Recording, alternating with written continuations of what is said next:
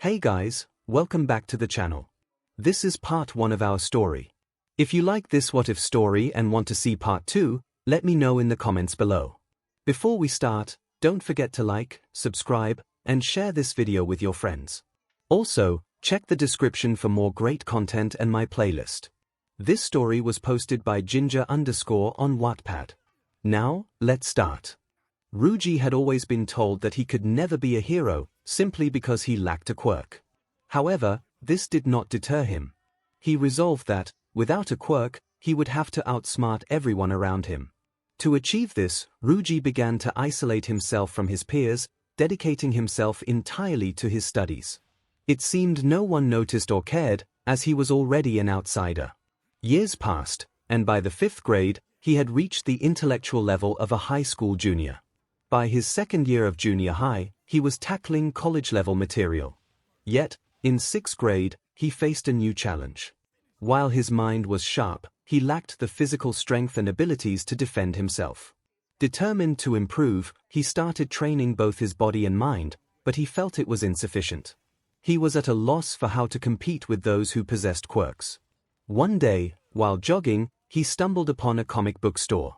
Although he wasn't particularly fond of comic books, something compelled him to enter. As he browsed, a specific comic caught his attention. The cover featured the words Iron Man, alongside an image of a man in an impressive suit of armor. Realization struck him, and he gathered every Iron Man comic he could find, purchasing them without concern for the cost, thanks to his wealthy parents who owned a successful support company. Once home, he immersed himself in the comics, excitement bubbling within him. He realized this was his answer. He could use technology to level the playing field against quirks. He felt foolish for not having thought of it sooner. Without delay, he began working on his own suit, using the comics as inspiration. He knew it would take significant time and effort, especially as a 6th grader, but he was undeterred. His determination to become a hero for the people fueled his resolve. Time passed, and 𝗧𝗏𝗧𝗏 found himself in his final year of junior high. During class, the teacher announced the distribution of career forms. When 𝗧𝗏𝗧𝗏 received his form, he quickly wrote down 𝗬𝗧𝗏𝗧𝗏 hero course. As he handed it in, the teacher chuckled.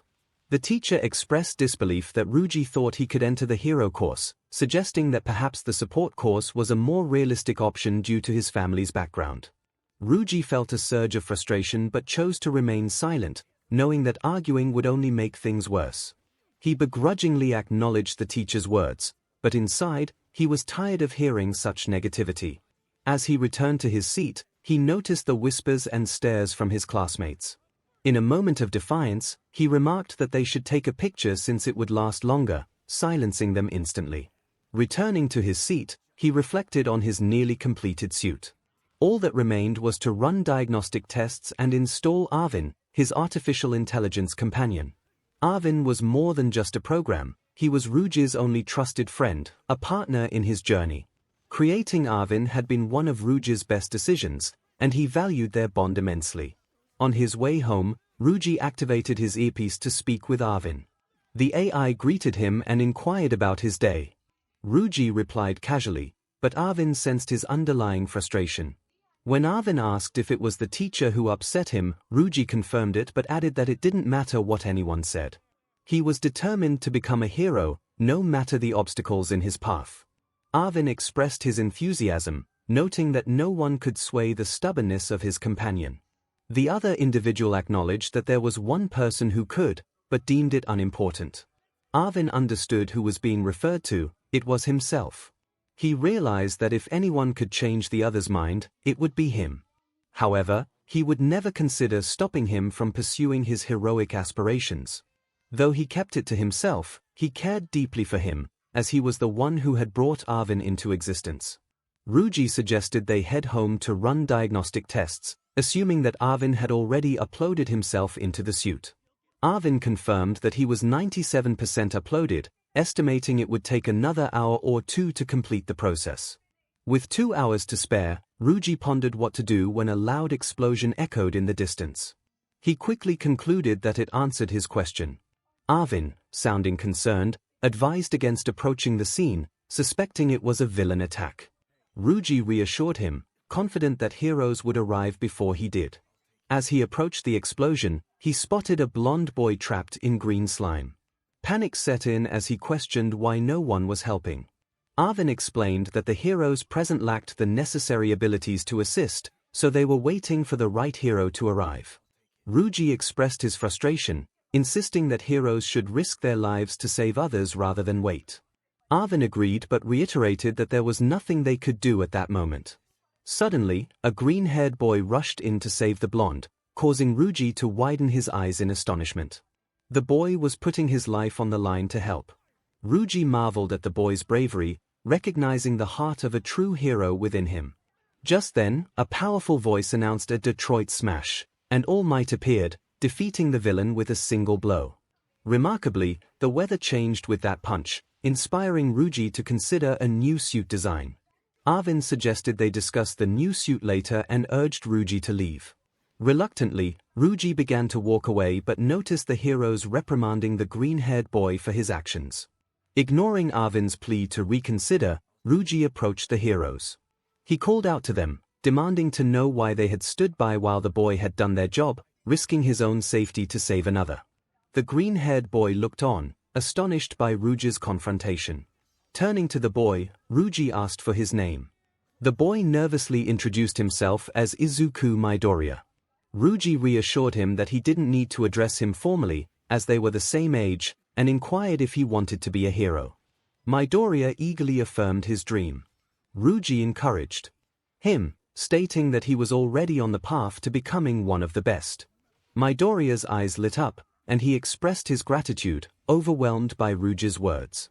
𝗧𝗓𝗧𝗏 then asked if Midoriya wanted to attend 𝗬𝗏 High School, to which Midoriya enthusiastically replied that it was his dream school. 𝗧𝗓𝗧𝗏 expressed his excitement at the prospect of seeing him there, but as he turned to leave, he heard Midoriya call out, asking for his name. 𝗧𝗓𝗧𝗏 playfully replied that he would have to find out. After departing the scene, 𝗧𝗓𝗧𝗏 headed home. 𝗬𝗏 chastised him for confronting the heroes, deeming it reckless. 𝗧𝗓𝗧𝗏 acknowledged the criticism, explaining that he couldn't bear to see Midoriya scolded. 𝗬𝗏 sighed, noting that what was done, and shifted the conversation to the suit, revealing he was fully installed and ready to discuss 𝗧𝗓𝗧𝗏's ideas. As they walked home, 𝗧𝗓𝗧𝗏 began to outline his new suit concept. Upon arriving home, he found the house empty, as usual. He loved his parents, who were often busy with work and unable to spend time with him. He recalled how nervous he had been to share his aspirations with them. A young version of the protagonist sat at the dinner table with his parents across from him. His father inquired about the important decision he wanted to discuss, while his mother expressed her curiosity as well. Despite being quirkless, his parents had always shown him love and support. Nervously, he began to speak, revealing that he did not wish to work at the support company. Instead, he aspired to be a hero. He had a plan in place to achieve his goal. Closing his eyes and looking down, he braced himself for their disapproval, but instead, he felt their warm embrace. His father expressed their happiness that he had shared his feelings, assuring him that they would always support him. Confused, he asked if they were truly not upset with him. His mother lovingly reassured him that they could never be angry, believing wholeheartedly that he would become a great hero. Overwhelmed with emotion, he began to cry as they held him close. After years of being told he couldn't become a hero, hearing his parents affirm his dreams was a revelation. He sobbed for 2 hours, repeatedly expressing his gratitude. In the present, he smiled at the cherished memory while making his way to the small lab his parents had gifted him for his 7th birthday. He prepared to conduct diagnostic tests on his suit, addressing his AI companion, 𝗬𝗏, who acknowledged his command. Approaching the suit, he admired its red and gold design, a choice influenced by his parents' favorite colors, opting against his own preference for orange and black to avoid a villainous appearance. As he donned the suit for the first time, he reflected on the journey that had brought him to this moment. Finally, he was on the verge of realizing his dream. He still needed to figure out how to condense the suit for easier transport, but that was a concern for another day. 𝗬𝗏 informed him that the suit systems were ready. Excitedly, he declared it was time to enjoy the results of their hard work and instructed 𝗬𝗏 to open the skylights. Watching them open filled him with joy. 𝗬𝗏 expressed concern about going straight into the sky, but the protagonist reassured him that it would be fine.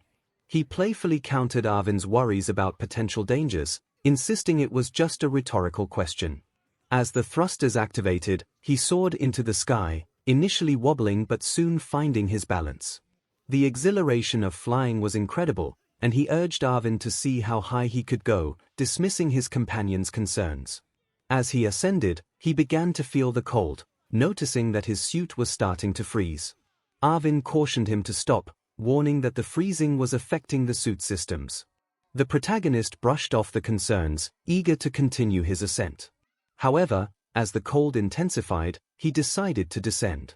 Suddenly, everything went dark, and panic set in as he realized he was losing control. Just before hitting the ground, the thrusters activated again, allowing him to land safely back in the lab. Arvin scolded him for the reckless decision, emphasizing that it had been a terrible idea. The protagonist acknowledged the need to refine their skills before embarking on a journey to different planets. They understood the importance of preparation. Arvin confirmed the urgency of their task, emphasizing that they had 10 months to make the suit ready for the UA entrance exams.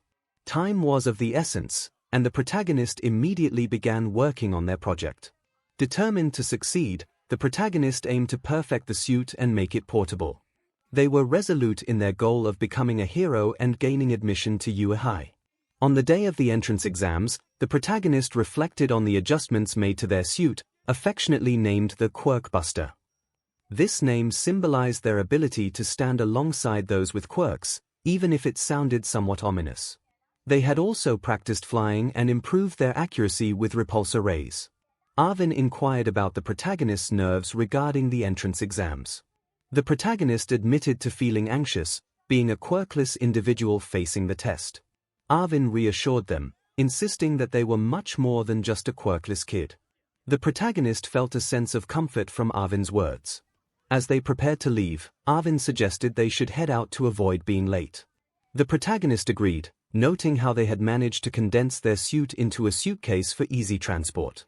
Upon arriving at UA High, they were struck by the imposing size of the front gate.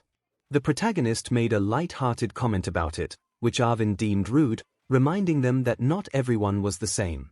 The protagonist teased Arvin about his lack of humor, prompting a playful exchange.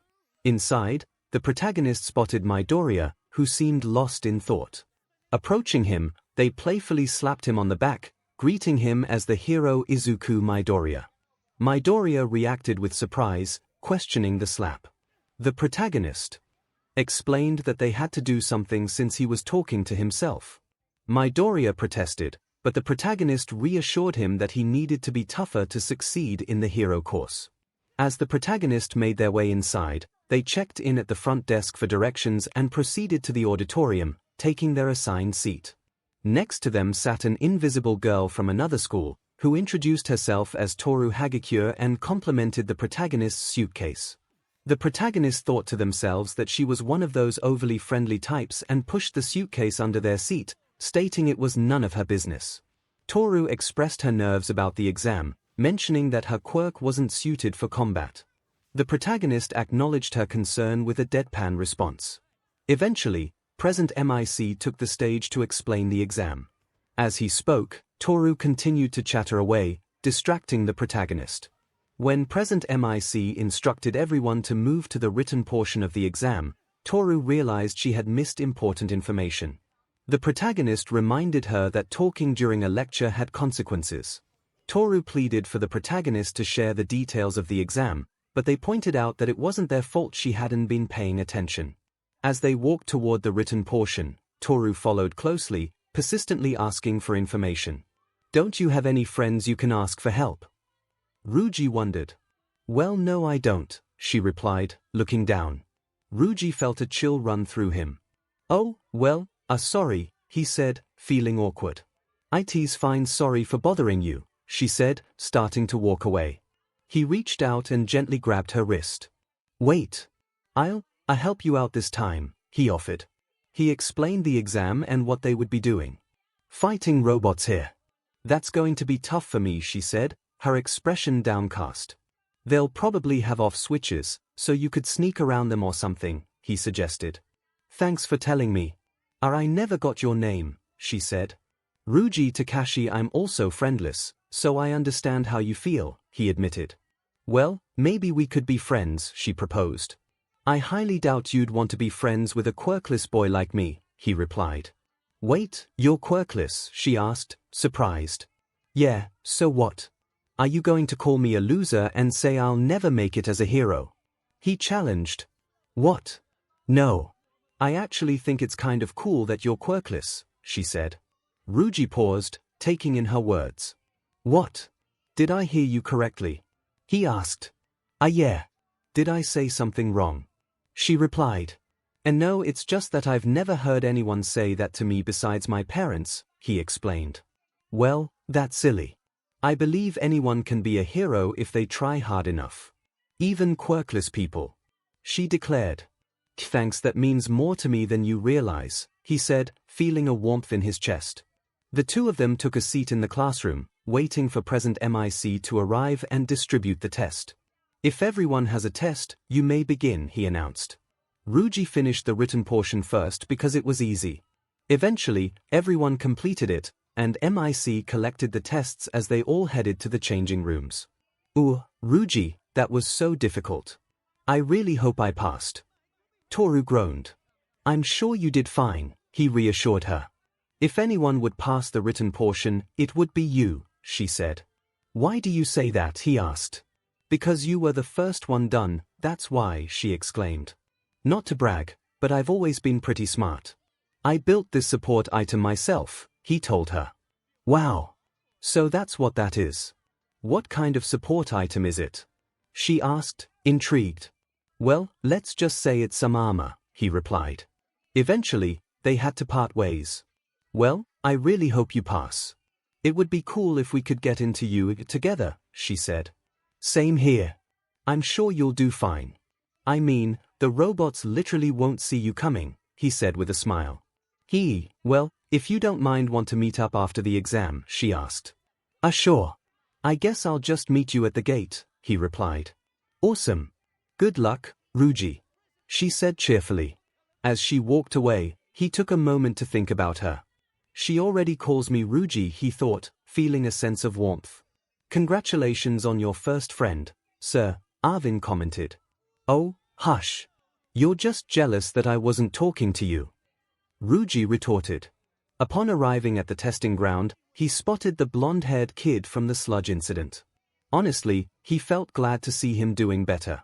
Maybe it's just because I'm in a good mood, but I actually don't feel like ignoring people right now, he thought. Before the test could start, he set his suitcase on the floor and began to suit up. Everyone stared in amazement at his suit. Yeah, stare and gawk at the person who's going to outperform all of you, he thought with a smirk. Hey, tin can, someone shouted at him. He turned to see the blonde-haired kid giving him a glare. And there goes my good mood, he thought. Don't ignore me, the kid yelled. Why are you yelling at me? 𝗧𝗓𝗧𝗏 asked. Because I remember your face from that sludge villain incident. Just know that I didn't need help during that. I had it under control. He shouted. Yeah, you almost dying definitely felt like you had everything under control, 𝗧𝗓𝗧𝗏 replied dryly. TSK, just you wait. I'll defeat both you and that Deku during this exam, the kid declared before walking away. 𝗧𝗓𝗧𝗏 finished running diagnostics on his suit as the countdown began. Start! MIC yelled. Caught off guard at first, 𝗧𝗓𝗧𝗏 quickly regained his focus and took to the skies, searching for points. Arvin, scan the city for 3-point targets, he instructed. Right away, sir, Arvin responded. He flew around the city, taking down numerous 3-point targets and a few 2-pointers along the way. Arvin provided the score, stating it was 76 points. The protagonist smirked, believing it should have been much higher than that of the blonde hedgehog. Suddenly, a rumble caught their attention, and they turned to see the massive 0-pointer approaching. Arvin advised caution, suggesting they move away from the threat, to which the protagonist agreed. Then, a weak voice called for help, prompting the protagonist to inquire about the 0-pointer's arrival time. Arvin estimated it would be there in about a minute. The protagonist sighed, thinking it could be worse, and flew off to the source of the voice. Upon arrival, they cleared the rubble off a purple-haired individual and pulled them away from the robot's path. The purple-haired person expressed gratitude, albeit hesitantly, and the protagonist asked them to get off. After setting them down, the protagonist transformed their suit back into its compact form. After the exam, the protagonist approached the entrance and noticed a floating pair of clothes waiting by the gate. Recognizing the unique sight, they mused that only one person could be responsible for it. Assuming Toru could see them, the protagonist noted that the clothes were facing their direction. Toru rushed over, eager to know how the protagonist had performed. The protagonist proudly shared their score of 76 villain points, which prompted Toru to exclaim how amazing that was, believing it guaranteed their acceptance into the hero course. The protagonist reassured her, confident she had also succeeded, despite her disappointment at having only scored 32 villain points. The protagonist encouraged Toru, insisting that if they could get in, she surely could as well. When she questioned their certainty, the protagonist simply attributed it to a feeling. As they prepared to leave you, the protagonist recalled the nickname Toru had used earlier and asked about it. She explained it was something she had come up with during the exam, nervously wondering if it bothered him. The protagonist clarified that it wasn't the nickname itself but rather the surprise of it that caught him off guard. In an attempt to lighten the mood, the protagonist teased her about already coming up with nicknames, suggesting she might be smitten. Toru, flustered at the remark, insisted it was merely a friendly gesture. They both laughed as they walked home, discussing various topics. Eventually, they exchanged phone numbers before parting ways. Arvin playfully teased the protagonist about giving their personal number to a girl, to which the protagonist retorted that they never expected to have a friend to share their number with. Arvin grumbled about the lack of fun in the situation. Once home, the protagonist headed straight to the lab, determined to modify their suit for easier transport. A week later, while working in the lab, the door burst open, and their father announced the arrival of a letter from Yue. Their mother asked if they wanted to watch the contents alone or with them, and the protagonist chose solitude. As their parents left, the protagonist opened the letter and placed the disc on the workbench. A projection of All Might appeared, announcing himself. The protagonist wondered if All Might had taken a teaching position. All Might confirmed this, explaining that the protagonist had achieved a perfect score on the written portion and 76 villain points in the practical, placing them second overall. The protagonist sighed at the thought of only being second place, but All Might insisted that there was more to the scoring system. A recording then played, showing the protagonist saving the purple-haired student, which they didn't even recall doing. All Might revealed that this heroic act had earned them an additional 10 hero points, making them the top scorer for both the written and practical portions. He congratulated the protagonist on being accepted into US Hero Course, Class 1A, and welcomed them to their Hero Academia. The protagonist stared at the disc for a moment before opening the door to find their parents waiting eagerly for news. "Mom, Dad," the child said. "Yes," both parents replied. "Would you both love me no matter what?" the child inquired. "Of course, sweetie. No matter what, we will always love you," the mother assured. "Yeah, son, we will always love you," the father added. "Well, I got in," the child exclaimed. "Oh, sweetie, I'm so proud of you," the mother cried out, enveloping the child in a warm hug. "Son, I'm so proud of you for making your dream come true," the father said, joining the embrace. "Thank you both so much for supporting me," the child sniffled, feeling a wave of gratitude. Finally, the child was one step closer to the dream of becoming a hero for the people.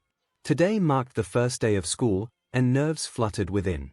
The child was about to embark on the journey of becoming a hero, even without a quirk. "To all those who doubted I could be a hero, you can just watch me," the child declared with determination. Sir, I don't think shouting is a good idea, especially this early in the morning," Arvin cautioned. The child glanced at the clock. It was 5 a.m. Rising early allowed for more time to work on the suit. For now, the case had to be carried, but there was hope for a more portable design in the future. "You're probably right, Arvin, but I'm just too excited. I'm finally achieving my dream," the child admitted. "Sir, I wish you would show this enthusiasm around others, not just Toru," Arvin whispered the last part. "Arvin, you know I dislike working with others," the child groaned. "It's just such a hassle, they always get in my way." "Sir, being able to work with others is part of being a hero," Arvin reminded. Not when I can build the help myself. I trust the robots I created far more than other people, the child replied. Also, what was that last part you whispered? Oh, it was nothing, sir, 𝗬𝗲 said quickly. Whatever. I want to work on the big project, the child stated. The big project was not the official name of the new suit, it was simply a placeholder until a proper name was decided. The idea stemmed from witnessing All Might change the weather with a single punch during the sludge incident. The child pondered what would happen if faced with someone like All Might. The normal suit would be inadequate. Thus, a suit was being designed to withstand powerful blows, especially since All Might was a teacher at U, making it easier to gather data on his punches. Sir, it's almost time for school. I suggest you start getting ready, 𝗬𝗲 advised. All right, 𝗬𝗲, I'll get ready now. Also, while I'm gone, could you get the builder bots up and running? The child requested. Right away, sir. They'll be ready when you return, 𝗬𝗲 confirmed. Dressed in the uniform and with backpack and suitcase in hand, the child stepped out the door. As the earpiece was being put in, a voice called out. Hey, Ryu, the voice shouted. There was only one person permitted to call the child Ryu. Oh, hey, Toru. What are you doing at my house? The child asked. Oh, I just wanted to walk to school with you, she replied bashfully. The child was usually adept at reading faces but found Toru's expressions difficult to interpret, relying instead on her tone. Well, I'm fine with that. You can come to my house anytime, the child offered. I'll be sure to hold you to that, she said. They walked to school together, discussing what the first day might entail. I'm so happy we're in the same class, Ryu, she expressed. A smirk appeared on the child's face. Oh, why's that, Toru, the child teased. Well, you're my friend, and I'd like to have at least one person I know in my class, she explained. Is that all, or could it be that you couldn't handle being without me, the child playfully probed. Her sleeves rose to her face in embarrassment. Jeez, Ryu, you've got to stop teasing me, she pouted. You make it too easy, the child thought for a moment. In all honesty, though, I'm glad we're in the same class too, the child smiled. Why, me too, she stammered. Upon arriving at UA, they navigated the hallways toward Class 1A. Geez, it's like a maze in here, the child remarked. 𝗬𝗲, show me a map of the place, the child instructed. Right away, sir, 𝗬𝗲 replied. The child studied the map, locating the path to Class 1A. She wondered about 𝗬𝗲 for some time and asked Ryu who he was. After a moment of thought, Ryu decided it was all right to share, but he requested her to keep it a secret for now. She nodded in agreement. He handed her an earpiece and whispered to 𝗬𝗲 to scan her and reveal what she would look like if she were visible. 𝗬𝗲 acknowledged the request. Ryu then gave her the earpiece, and she placed it in her ear. 𝗬𝗲 greeted her, and she was taken aback, responding with surprise. Ryu encouraged her to simply call him Toru. 𝗬𝗲 introduced himself as Ryuja's personal aide, and Ryu explained that 𝗬𝗲 might stubbornly refer to her as Miss. Toru expressed her admiration for Ryu's creation of an A, wondering how difficult it must have been. Ryu boasted that it was easy for him. 𝗬𝗲 chimed in, noting that it took Ryu 2 years to create him, which was quite a long time compared to Ryu's other inventions. Toru found it impressive. Ryu then had an idea. He wanted to give Toru an extra earpiece that would allow her to communicate with 𝗬𝗲, making it easier for her to reach out to him. Toru hesitated, feeling it was too advanced a gift, but Ryu insisted it was a thank you for her friendship, especially since he was quirkless. She reluctantly accepted the earpiece. As they prepared to head to class, Toru smiled softly, and 𝗬𝗲 remarked on Ryu's fondness for her, noting that he was usually protective of his technology. Ryu confided that Toru was special to him, though he couldn't quite explain why. They arrived at Class 1A early, finding the classroom mostly empty. Ryu scanned the room for competition and spotted a boy with red and white hair sitting alone, whom he deemed a potential threat. Toru noticed Ryu's gaze and encouraged him to sit next to her. He complied, but continued to observe the classroom. Their conversation was interrupted when a green-haired boy entered. Ryu asked Toru to save his seat while he approached the newcomer, Izuku Midoriya. He greeted Midoriya with a smile, and Midoriya recognized him, asking for his name now that they were in the hero course. Ryu agreed to share his name but requested that Midoriya keep it a secret. He introduced himself as 𝗬𝗓𝗧𝗏, and Midoriya's eyes widened in surprise. Ryu quickly placed a hand over Midoriya's mouth, emphasizing the importance of confidentiality regarding his family. Midoriya promised not to tell anyone, and Ryu excused himself to return to Toru. As he walked back, he noticed another boy with engine legs approaching Midoriya but paid no mind to their conversation. When Ryu returned to Toru, he found her speaking with a girl who had pink skin. He teased Toru about replacing him, but she assured him that she could never do that. The pink girl introduced herself as Mina Ashido, but Ryu ignored her and continued talking to Toru. Toru apologized to Ashido, explaining that Ryu wasn't fond of engaging with others. Suddenly, a yellow object rolled into the classroom, appearing to be a sleeping blob. The blob declared that if anyone was there to make friends, they should leave. Then, the sound of a zipper being undone filled the air. The homeroom teacher introduced himself as Aizawa-sensei and instructed everyone to change into their gym uniforms and meet him outside. The protagonist took a gym uniform and suitcase into the changing room, focusing solely on getting dressed, occasionally exchanging a few words with Midoriya. Midoriya, stuttering slightly, inquired about the suitcase. The protagonist explained that it was a support item. After changing, they made their way to the field, arriving first. Observing their teacher waiting for the others, the protagonist remarked on the slow pace of their classmates. Aizawa acknowledged the protagonist's early arrival and noted their lack of a quirk, expressing his impressed admiration in a confidential manner. The protagonist promised not to disappoint him. As the rest of the class arrived and formed a line, Aizawa emphasized the importance of punctuality for heroes and announced that they would be doing a physical test, this time utilizing their quirks. A brown-haired girl questioned the absence of orientation, to which Aizawa replied it was unnecessary. A pink-haired girl expressed excitement about the upcoming activities, but Aizawa warned that the last-place finisher would face expulsion. The brown-haired girl protested, but the protagonist simply stated that life isn't fair. Aizawa called the protagonist forward, recognizing their top score in the entrance exam and instructing them to throw a ball as far as possible. Noticing a blonde classmate glaring, the protagonist responded with a smirk and asked if they could use their equipment. Aizawa, slightly annoyed, confirmed this.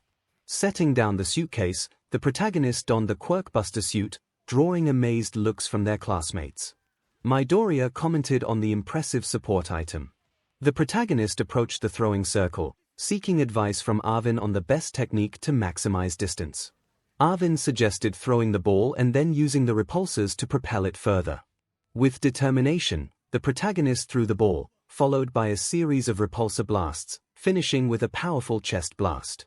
Aizawa announced the distance, 801 meters. The class erupted in astonishment. The tests continued, and the protagonist consistently scored in the top 3.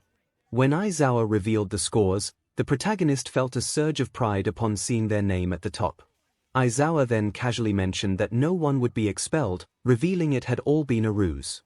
The protagonist recognized the deception but chose to remain silent. A ponytailed girl expressed surprise that no one had caught on, suggesting she should have pointed it out. Feeling competitive, the protagonist decided to speak up, eager to boast about their achievement despite being quirkless. With a loud laugh, they drew everyone's attention and challenged the ponytailed girl's intelligence. She confidently affirmed her cleverness, albeit with a hint of uncertainty. The protagonist countered that she still had much to learn, implying that Aizawa's warning about expulsion was serious.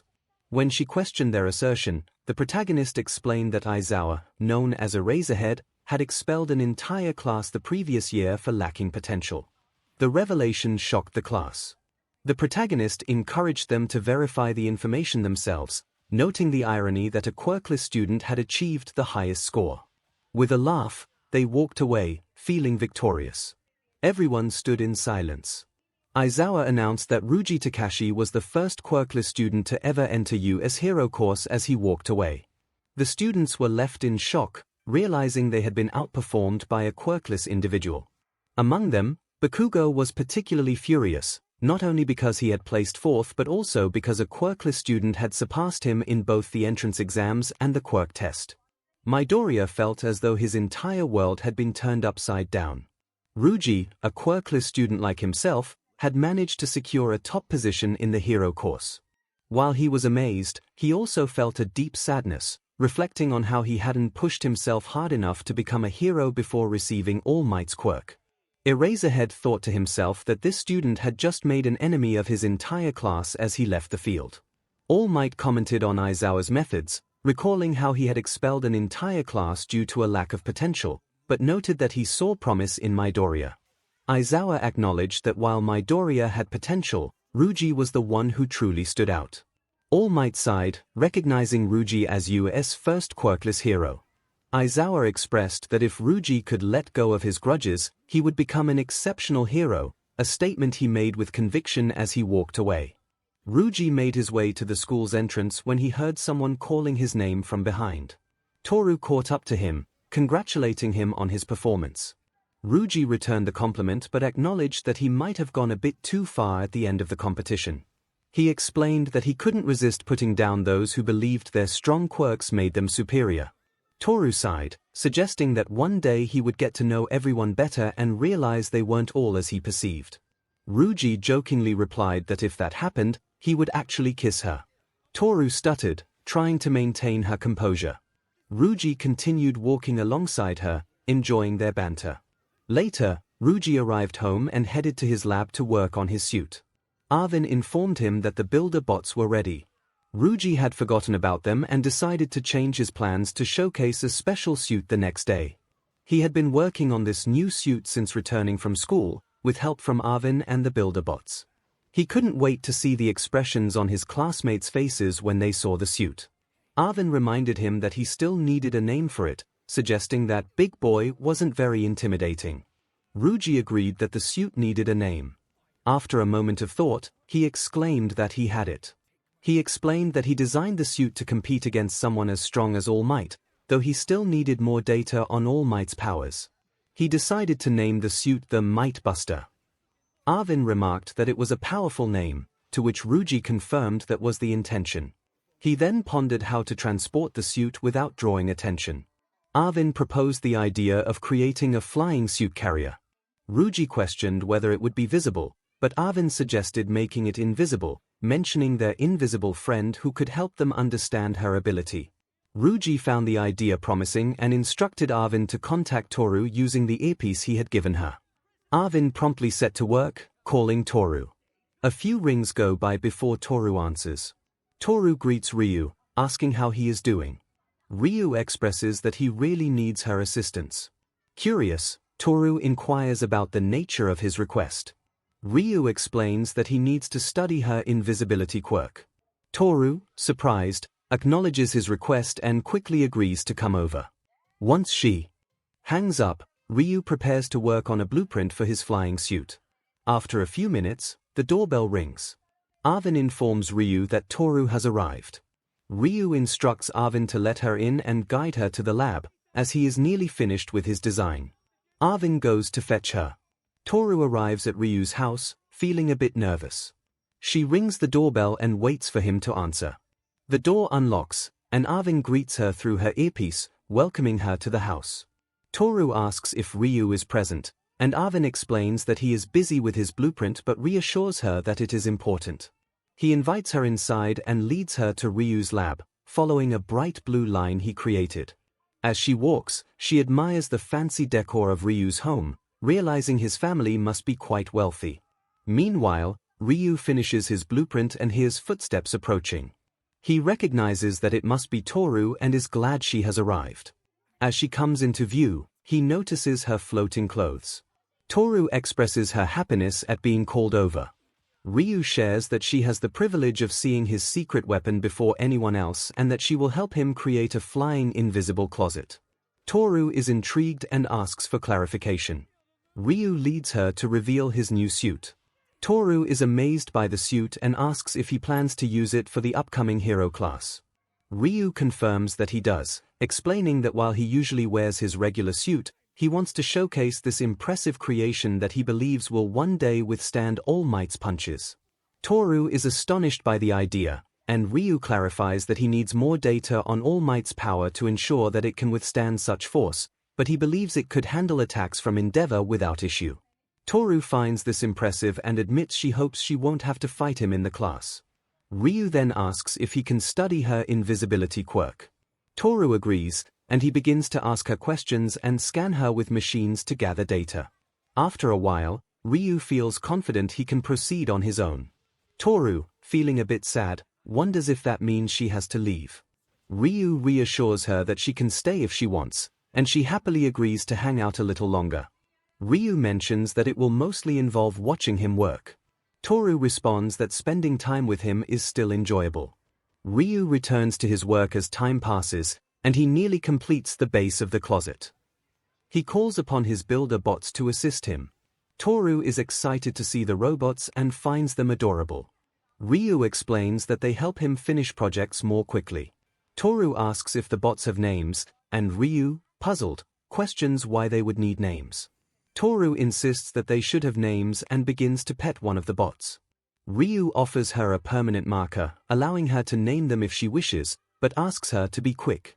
After a moment of thought, Toru names one Kevin, another Karen, one Kepler, and the last Rougi Jr. was mentioned, and the character noted that it didn't start with AK. The other character acknowledged this but explained that it meant the robot was special. Rougi reflected on how this particular robot had always been faster at building than the others. The character playfully suggested that this made the robot like a son to Rougi, leading him to ask if that made her the mother. She was taken aback by the suggestion, but he pointed out that she was his only female friend and had named the robot. Eventually, she agreed, albeit timidly, and he teased her about being the mother of their creation while returning to work with his builder bots. After some time, he completed his closet project. Toru admired the finished product, exclaiming how cool it looked. Rougi proudly demonstrated a feature that made the closet invisible. She realized this was why he needed to study her quirk. He explained that now it couldn't be detected, and he needed to inform the principal about the flying object to prevent any misunderstandings. Toru was confused about why he needed to call the principal if it was undetectable. Rougi clarified that he had registered the suit as a second hero costume, and only the principal was aware of it, allowing him to surprise All Might and some teachers. He also hinted that Nezu owed him a favor or two.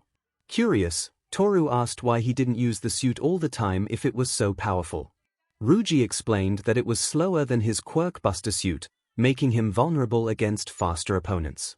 It also made him a larger target and could fly, but not as high or fast as his normal suit.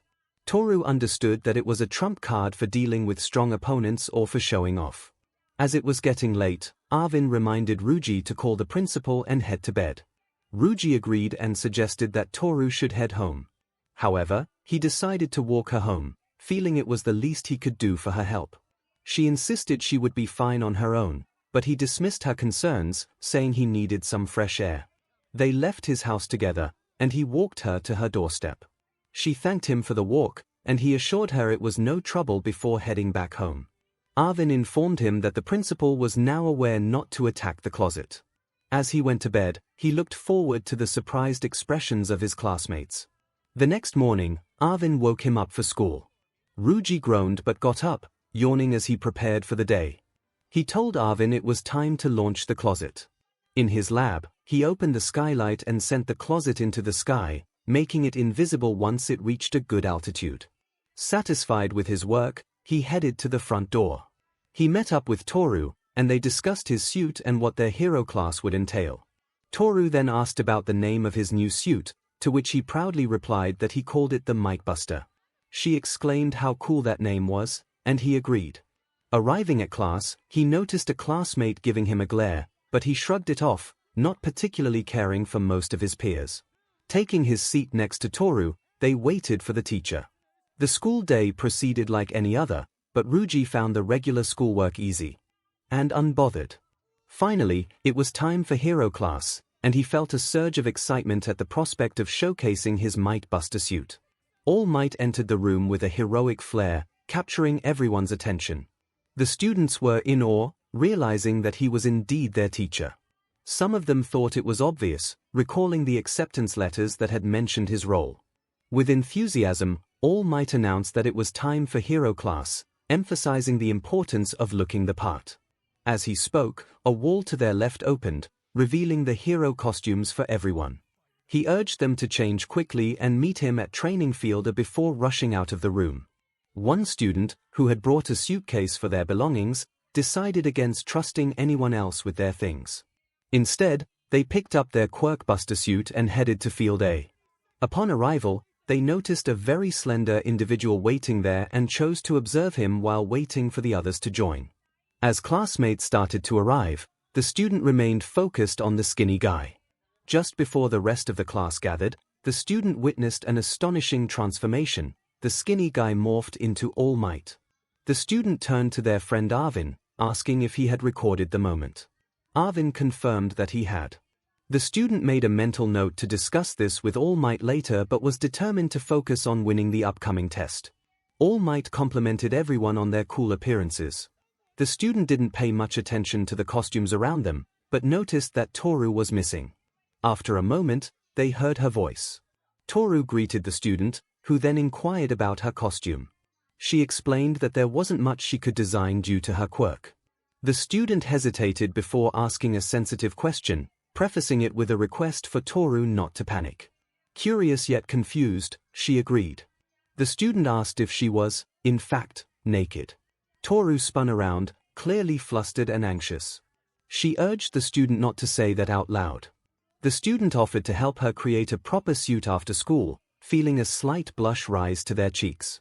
Toru responded shyly, agreeing to the plan. All Might then announced that it was time for combat training, prompting a flurry of questions from the students, which he did his best to address.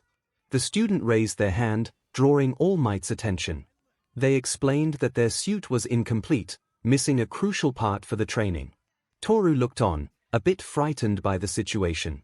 All Might acknowledged the issue and asked if the student could retrieve the missing piece. The student confidently stated that they could summon it, assuring everyone it would only take a minute or two to put on. All Might encouraged them to proceed. The student instructed Arvin to call in the Might Buster. Arvin promptly complied. Curious, All Might wondered about the Might Buster. Suddenly, everyone heard the sound of something approaching rapidly. They turned to see orange and black figures zooming toward them. Toru warned everyone to step back. As the metal components flew toward the student, they began to assemble into a towering figure. The students watched in awe as the student transformed into a giant version of their suit. With a sense of pride, the student introduced the Might Buster, explaining that it would eventually withstand hits from All Might himself, but for now, it was capable of taking some hits from Endeavor. All Might expressed surprise at the impressive creation. He then explained the details of their training, noting that they would be participating in an indoor simulation, which meant the suit wouldn't be utilized to its full potential, but the student was willing to make the most of it. All Might instructed the class to draw lots to determine their team members. The student approached and drew a piece of paper marked with the letter I. Toru asked what letter the student had drawn. The student replied, sharing their letter. To their delight, Toru revealed that she had also drawn I, meaning they would be on the same team. She expressed her excitement at the lucky pairing. Ryu expressed a preference for working with Toru over anyone else. Ojiro had been assigned to Team F alongside Koda and Soto. Everyone had received their team assignments, and All Might displayed a screen showing the opponents they would face. Ryu noted that they would be battling Team B, which included Shoji and Todoroki, both of whom were formidable opponents. Toru pouted, expressing her concern about facing them. Ryu felt less worried about Shoji but admitted to being somewhat apprehensive about Todoroki, acknowledging the significance of his feelings. He questioned what Todoroki's quirk was, to which Toru explained that he used ice. Ryu was surprised by the simplicity of the quirk and reassured himself that he could easily counter it with his blasters. Toru's excitement grew as she realized they had a strong advantage. They proceeded to the viewing room, where Midoriya was the first to compete against a blonde opponent. Ryu watched closely, observing Midoriya's quirk and noting that it seemed to cause him injuries when used. Determined to help, Ryu decided he needed to address that issue. He chose not to watch the remaining matches and instead waited for his own turn. All Might announced that in the next match, Team B would play the role of heroes while Ryu's team would be the villains. This arrangement worked to Ryu's advantage, allowing him to remain in one spot while waiting for the heroes to approach. He and Toru devised a plan near the fake bomb as they prepared for the match. When the match began, Ryu suggested to Toru that she might not want to stay on the ground. He encouraged her to climb onto his suit, and she complied, taking a seat on his shoulder. Ryu teased her about the unusual situation, and she playfully smacked his helmet in response. Suddenly, the room was encased in ice, and Ryu found his suit's feet stuck. Toru expressed her concern, but Ryu quickly freed himself from the ice and melted the surrounding area. He explained that they were waiting for Todoroki, who likely underestimated their abilities. Toru expressed her gratitude for being on Ryu's team, and he reciprocated the sentiment as they continued to wait. Moments later, Todoroki entered the room, surprised to see them unharmed. Ryu confidently informed him that his suit could easily handle the ice. As Todoroki unleashed a wave of ice, Ryu set Toru down and fired his repulsor, shattering the ice effortlessly. He advanced toward Todoroki, who continued to attack with ice, only for it to break apart. As Ryu approached, he grabbed Todoroki's leg and swung him back and forth, demonstrating his strength without being overly rough. He remarked that his earlier worries had been unfounded as he looked at Todoroki's unconscious form. Toru commented on the intensity of the encounter, but Ryu assured her that Todoroki would be fine. When Toru inquired about Shoji, Ryu explained that they could either wait for him to come up and face them or win by timeout. Either way, they had secured victory. Toru congratulated Ryu, who returned the compliment, even though she felt she hadn't contributed much. Ryu reassured her that her emotional support was valuable. After a few minutes, All Might declared that the villain team won by timeout. Ryu remarked on how easy the match had been. He dragged Todoroki's unconscious body to the entrance, where Shoji awaited his teammate. Ryu handed Todoroki over to him and left the area. Later, after practice had concluded, Ryu exited his Might Buster and stored it away. He changed back into his regular suit and returned to the classroom to gather his belongings. On his way out, he noticed Midoriya and the blonde opponent talking. Curious, he listened in and overheard Midoriya sharing the story of how his quirk had been bestowed upon him. Hedgehog expressed his frustration, feeling defeated after a recent loss. He lamented the chaotic explosion that had occurred, admitting that he had even found himself agreeing with a girl with a ponytail. He doubted his ability to defeat a formidable opponent, feeling the weight of his limitations. As Hedgehog's emotions overwhelmed him, tears began to form. Just as he was about to leave, a familiar voice called out from behind. All Might mentioned a meeting after class the following day, to which the protagonist acknowledged the plan. All Might then approached Hedgehog, leaving the protagonist to wait for Toru so they could work on her new suit. Toru arrived and inquired if he was ready to leave. The protagonist replied in a monotone, and she noticed he seemed distracted. He reassured her, sharing that he had a sense something significant was on the horizon. Toru comforted him, and he felt a bit more at ease. Upon arriving at his house, the protagonist crafted a proper suit for Toru, ensuring she remained invisible without compromising her comfort. After she left for home, he settled into a chair in his lab. He called out to Arvin, who promptly responded. The protagonist requested all available information on All Might, including footage from their recent encounter, as well as any recordings of Midoriya using his quirk. Arvin hesitated, concerned about the potential consequences, but the protagonist reassured him that the principal owed him a few favors. Reluctantly, Arvin complied and gathered the requested footage. The protagonist instructed him to analyze the moments when both All Might and Midoriya used their quirks against similar targets, aiming to measure their force output. The results confirmed his suspicions. Their power levels were too closely aligned to be mere coincidence. He resolved to discuss this with both of them the next day. He informed Arvin about his upcoming meeting with All Might and Midoriya, asking him to relay the message to Toru that he wouldn't be accompanying her home. After conducting more research, he retired to bed, mentally preparing for the important discussions ahead. The next morning, he got ready for school and walked alongside Toru. Upon arriving in class, they took their seats, and Aizawa-sensei entered to begin the lesson. He reviewed everyone's battles from the previous day, offering constructive feedback. Aizawa addressed the teams, noting the mistakes made during their matches. He advised 𝗧𝗏 and 𝗧𝗏𝗄𝗧 to rely less on their teammates and think independently. He pointed out Todoroki's underestimation of his opponents, emphasizing the dangers of such a mindset. Finally, he commended Takashi for his protective instincts and swift actions but reminded him that teamwork is crucial in battles. The protagonist nodded in acknowledgement. After several classes, lunch arrived, and he headed to the cafeteria in search of food. Spotting Toru at a table with Mina and Kirishima, he sighed, realizing he wouldn't be joining her that day. Interacting with new people was not something he preferred. Toru called out to him, inviting him to sit with them, but he declined, choosing to walk away instead. From Toru's perspective, she watched him leave, pondering her decision to sit with others in hopes of drawing him in. She recognized that his past might be a sensitive subject, and she hesitated to bring it up, but the thought of asking him lingered in her mind. Kirishima wondered what was troubling their classmate. He expressed his confusion about the apparent disdain their peer held for most of them. Mina echoed his sentiments, questioning why he seemed to harbor such negativity. Feeling the need to address the situation, the narrator offered an explanation, suggesting that the individual might be holding a grudge due to past experiences of being ostracized. Kirishima then inquired why this person seemed to engage in conversation primarily with the narrator. Mina added that while he occasionally spoke to Midoriya, it was nothing compared to the interactions he had with the narrator. The narrator had never contemplated this dynamic until now. It was puzzling why someone with such a strong aversion to others would choose to confide in them. Admitting uncertainty, the narrator recalled their first encounter during the entrance exam, noting how much the individual had already done for them. A smile crept across their face as they reflected on this. Mina teased that perhaps the individual had feelings for the narrator, which prompted a flustered response.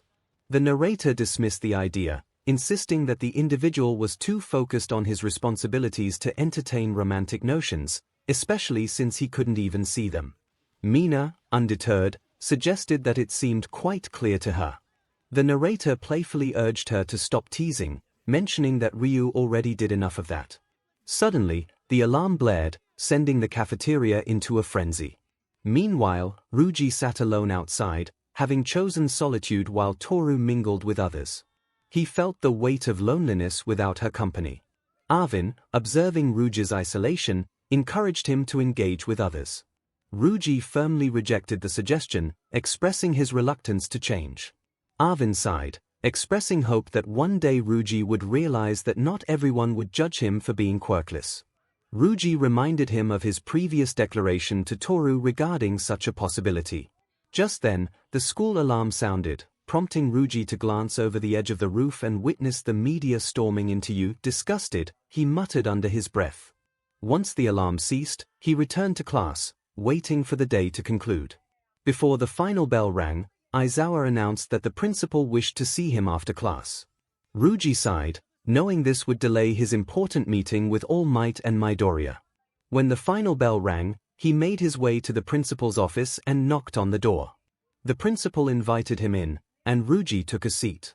He greeted Principal Nezu, expressing his longing for a swift meeting due to the urgency of his upcoming appointment. Nezu reassured him that the meeting would be brief, offering tea, which Ryuji accepted. Nezu explained that he had summoned Ryuji for two matters, starting with the more pressing issue. He informed Ryuji that, thanks to his efforts in enhancing security, they had uncovered something significant following the media's intrusion during lunch. Curious, Ryuji asked what they had discovered. Nezu presented a video showing a figure in a black hoodie using his quirk to decay one of US walls, reducing it to dust. The footage continued, revealing the same individual entering the principal's office and stealing files before abruptly cutting off. Nezu clarified that this person had broken into U and taken files related to an upcoming activity for Ryuji's class. Ryuji questioned why he was being informed about this. Nezu sought Ryuji's opinion on how to proceed. Ryuji suggested either cancelling the activity or bringing additional heroes for protection. Nezu thanked him for his input before transitioning to the next topic. He mentioned that someone had accessed information about Midoriya the night before and suspected Ryuji's involvement. Nezu inquired about the reason behind Ryuji's need for that information. 𝗧𝗓𝗧𝗑 explained that it was connected to his meeting that day, revealing that he had uncovered some insights regarding All Might and Midoriya. Nezu acknowledged this, indicating he would overlook the matter this time but preferred 𝗧𝗓𝗧 to ask for information rather than assume it was permissible. 𝗧𝗓𝗧 acknowledged the principal's request, and Nezu concluded the meeting, signaling that 𝗧𝗓𝗧 could leave. After getting up and leaving the office, I made my way to the room where All Might and Midoriya were waiting. Upon arriving, I could hear their conversation and decided to listen in. Midoriya was curious about their wait, asking All Might why they were there. All Might explained that they were expecting someone, and assured Midoriya that the person would arrive shortly. Taking that as my cue, I knocked on the door. All Might welcomed me in, and I quickly instructed 𝗬𝗲𝗏 to record everything that happened in the room. As I entered, I noticed Midoriya's eyes widen in surprise at my presence. Midoriya stammered, clearly shocked to see me. I responded, indicating that I was aware of the reason for my visit, and turned my attention to All Might, who appeared much thinner than his heroic persona suggested. Midoriya attempted to deny the truth, but All Might reassured him that I had likely seen and heard more than enough. I confirmed this, and All Might inquired about what I had discovered. I explained that I had seen his true form on my way to the training field and shared a video I had recorded. I also mentioned overhearing Midoriya discussing his quirk with another student, which piqued my curiosity. After conducting some research on the similarities between All Might's and Midoriya's strengths, I presented a chart comparing their power outputs, noting that they were nearly identical. I predicted that Midoriya would surpass All Might's prime strength in the future. Midoriya looked at me in awe, impressed by my findings. I continued, suggesting that either he was All Might's secret love child or that All Might had passed on his quirk to him, leaning towards the latter possibility. All Might confirmed that he had indeed transferred his power to Midoriya. All Might then elaborated on his quirk, One for All, which I recognized as incredibly powerful, especially since it caused Midoriya physical pain each time he used it. Midoriya explained that he could only use it at full capacity or not at all until he learned to control it. I acknowledged that this would be an issue but offered my assistance. I proposed creating a suit that could manage Midoriya's power until he gained control, emphasizing that he should not rely on it as a crutch. I made it clear that if I noticed him neglecting his training, I would take the suit away. Midoriya agreed, and I requested his help in analyzing his quirk to improve my Might Buster suit. He readily accepted, smiling at the prospect of collaboration. All Might expressed his gratitude for my assistance in training Midoriya, and I found the idea of helping him quite appealing, albeit with a hint of mischief. Midoriya sensed my enthusiasm and began to sweat nervously. I handed him a piece of paper with an address, instructing him to meet me there after their session. With that, I took my leave, stealthily placing a listening device in the room to capture their conversation before heading home to start designing Midoriya's new suit. As I left, Midoriya reflected on my impressive abilities. All Might noticed his distraction and inquired if something was on his mind. Midoriya expressed his admiration for me, noting that despite being quirkless, I had excelled in the 𝗧𝗏 course and achieved top scores in the entrance exams. He felt a pang of jealousy, believing he hadn't tried hard enough to become a hero before meeting All Might, and he struggled with his feelings of inadequacy in comparison to my success. Young Midoriya felt a mix of emotions as All Might reassured him that it was natural to feel jealous. He acknowledged his feelings, admitting that despite all the support he received, he couldn't shake off the envy. All Might suggested that Midoriya speak with Takashi to understand his perspective better. Midoriya agreed to meet Takashi at a specified address, feeling hopeful about the conversation. As he prepared to leave, All Might wished him luck with his training, mentioning that Takashi reminded him of his old teacher, which made Midoriya slightly anxious. He brushed off the concern, thinking it wouldn't be too intense. Little did he know how mistaken he was. From 𝗧𝗓𝗧𝗏's perspective, he observed Midoriya struggling during their training session, repeatedly falling to the ground as he adjusted to the training bot. 𝗧𝗓𝗧𝗏 teased him, noting that even someone like Toru could handle the first level better. Midoriya protested, insisting that it was indeed challenging. After some training, 𝗧𝗓𝗧𝗏 allowed Midoriya to take a break. Midoriya hesitantly approached 𝗧𝗓𝗧𝗏, wanting to apologize for his jealousy. 𝗧𝗓𝗧𝗏, already aware of the underlying reasons, chose not to mention them. Midoriya expressed regret for feeling anger towards 𝗓𝗓𝗓 due to his envy. 𝗓𝗓𝗓 reassured him that there was no need for an apology, revealing that he, too, felt jealous of Midoriya. This revelation surprised Midoriya, prompting him to ask why. 𝗓𝗓𝗓 explained that despite his hard work, Midoriya had received a quirk from the number one hero, which he found difficult to accept. He further clarified that even if he had been offered a quirk, he likely wouldn't have accepted it due to his personality. 𝗓𝗓𝗓 emphasized that he wanted to be a hero for the people, helping everyone regardless of the size of their problems. Midoriya pointed out that wanting to be a hero for the people didn't seem much different from being the symbol of peace. 𝗓𝗓𝗓 clarified that the symbol of peace represented hope, while he aspired to be a different kind of pillar, one he had yet to define. They agreed that their mutual jealousy balanced things out, and Midoriya smiled, suggesting they both strive to become pillars for society. 𝗓𝗓𝗓 encouraged Midoriya to return to training, knowing that he would eventually become the number one hero and the symbol of peace he desired to be. However, 𝗓𝗓𝗓 was determined to challenge him along the way, as he also aimed to be a hero. As Midoriya trained, 𝗓𝗓𝗓 worked on a new suit designed to accommodate Midoriya's powers without causing injury. Midoriya had requested a design similar to his old suit, adding another layer of complexity to the task. After some time, 𝗓𝗓𝗓 completed the design. He called out to Midoriya, who approached to examine the new suit. Midoriya was impressed, marveling at its advanced features and questioning if it was truly meant for him. 𝗓𝗓𝗓 confirmed that he had created it specifically for Midoriya, making adjustments to provide a tactical advantage. He also suggested that Midoriya's mother could consider working at his family's company, recognizing her potential. "Thank you, I will inform her," he thought. He explained how he had replaced the old face mask with new earpieces. When a button on the side was pressed, a mask would envelop his face and nose, allowing him to breathe underwater for about 20 minutes while also functioning as a gas mask. He insisted that if Midoriya ever had ideas about the suit, he should come directly to him and not anyone else. Midoriya was curious about the reason behind this instruction.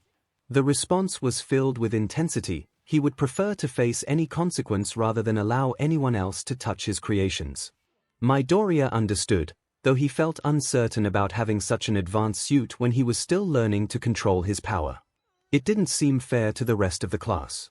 He reassured Midoriya that he had only had his quirk for a short time and needed all the assistance he could get to master it.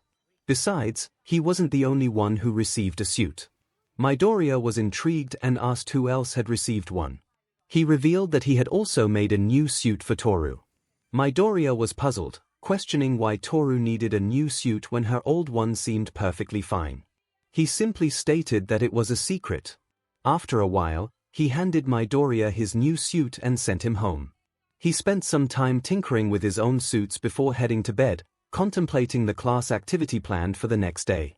The following morning, Arvin announced that it was time to wake up. He groaned but eventually got up, preparing for school. He followed his usual routine of meeting Toru at his door, and they walked to school together. Time passed, and soon it was time for their heroics class. He felt ready for the upcoming activity when Aizawa entered the room. Aizawa informed the class that he and two other teachers would accompany them to the USJ for rescue training. They could wear either their gym uniforms or hero costumes. He also mentioned that Midoriya needed to update Power Loader about his new suit after school. Midoriya acknowledged the instruction while holding his case. He grabbed his suitcase and headed toward the buses. As usual, he was the first to arrive and waited for the others. Spotting Midoriya, he decided to approach him to discuss the suit. He greeted Midoriya and inquired about how the suit was fitting. Midoriya responded enthusiastically, expressing excitement about trying it out. Noticing the rest of the class beginning to leave, he decided to let Midoriya go talk to his friends. He wished Midoriya well and stepped back to allow him some space. He was confident they would talk again later. As he moved to the back of the group, he caught sight of Toru in her new suit, feeling a sense of pride in his work. Toru waved and made her way toward him. She thanked him again for the new suit, expressing how much better it felt to be visible rather than invisible.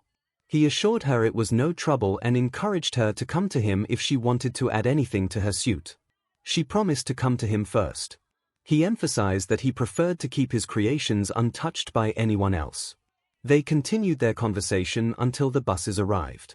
Stuck-up Sonic attempted to organize everyone into a line, but the different style of the buses made that challenging. He boarded the bus and chose a seat on the side. Looking to his right, he expected to see Toru but found 𝗏𝗏 sitting next to him instead. He sighed and turned his thoughts to upgrades and new suit ideas. 𝗏𝗏 spoke up, mentioning that he always shared what was on his mind and had some questions. Midoriya encouraged him to ask away. 𝗏𝗏 began by questioning what was special about Midoriya's suit. Midoriya panicked at the inquiry, wondering if something was wrong with it. The frog inquired about the fancy suit, asking who had made it. Midoriya glanced at his friend, who nodded in encouragement. He hesitantly revealed that Takashi had crafted the suit to help him manage his quirk without causing harm to himself until he could fully control it. The frog, with wide eyes, expressed disbelief that Takashi would create something for them. An irritable mark appeared on the narrator's forehead as Toru chimed in, confirming that Takashi had also made her new suit. Another student, full of energy, suggested that if Takashi was making such impressive suits, perhaps he could get one too. The narrator retorted with a strong refusal, emphasizing that they would rather not have anything at all. Another student with red hair questioned why the narrator had made suits for Midoriya and Toru if they weren't going to help anyone else. The narrator met his gaze directly, stating that there was a reason for those two, and questioned whether the others truly needed assistance despite their powerful quirks. With that, the narrator closed their eyes, returning to thoughts about how to make their suit portable without a suitcase. Eventually, they arrived at the USJ. After a speech from 13, the narrator donned their suit and prepared to enter. As 13 detailed the various parts of the facility, a purple portal suddenly opened, unleashing a group of villains. One of them, a man with hands for a face, demanded to know where All Might was, expecting him to be present. The portal's butler reassured him that All Might would arrive soon. The narrator informed Aizawa that these were likely the same individuals who had infiltrated you. Aizawa instructed 13 to evacuate everyone while he dealt with the villains. Midoriya, concerned about the overwhelming number of foes, pointed out Aizawa's expertise in stealth and one-on-one combat. Aizawa reminded Midoriya that as a professional, he needed to be versatile. The narrator urged Midoriya to focus, and they made their way toward the exit. Suddenly, a portal appeared, blocking their path.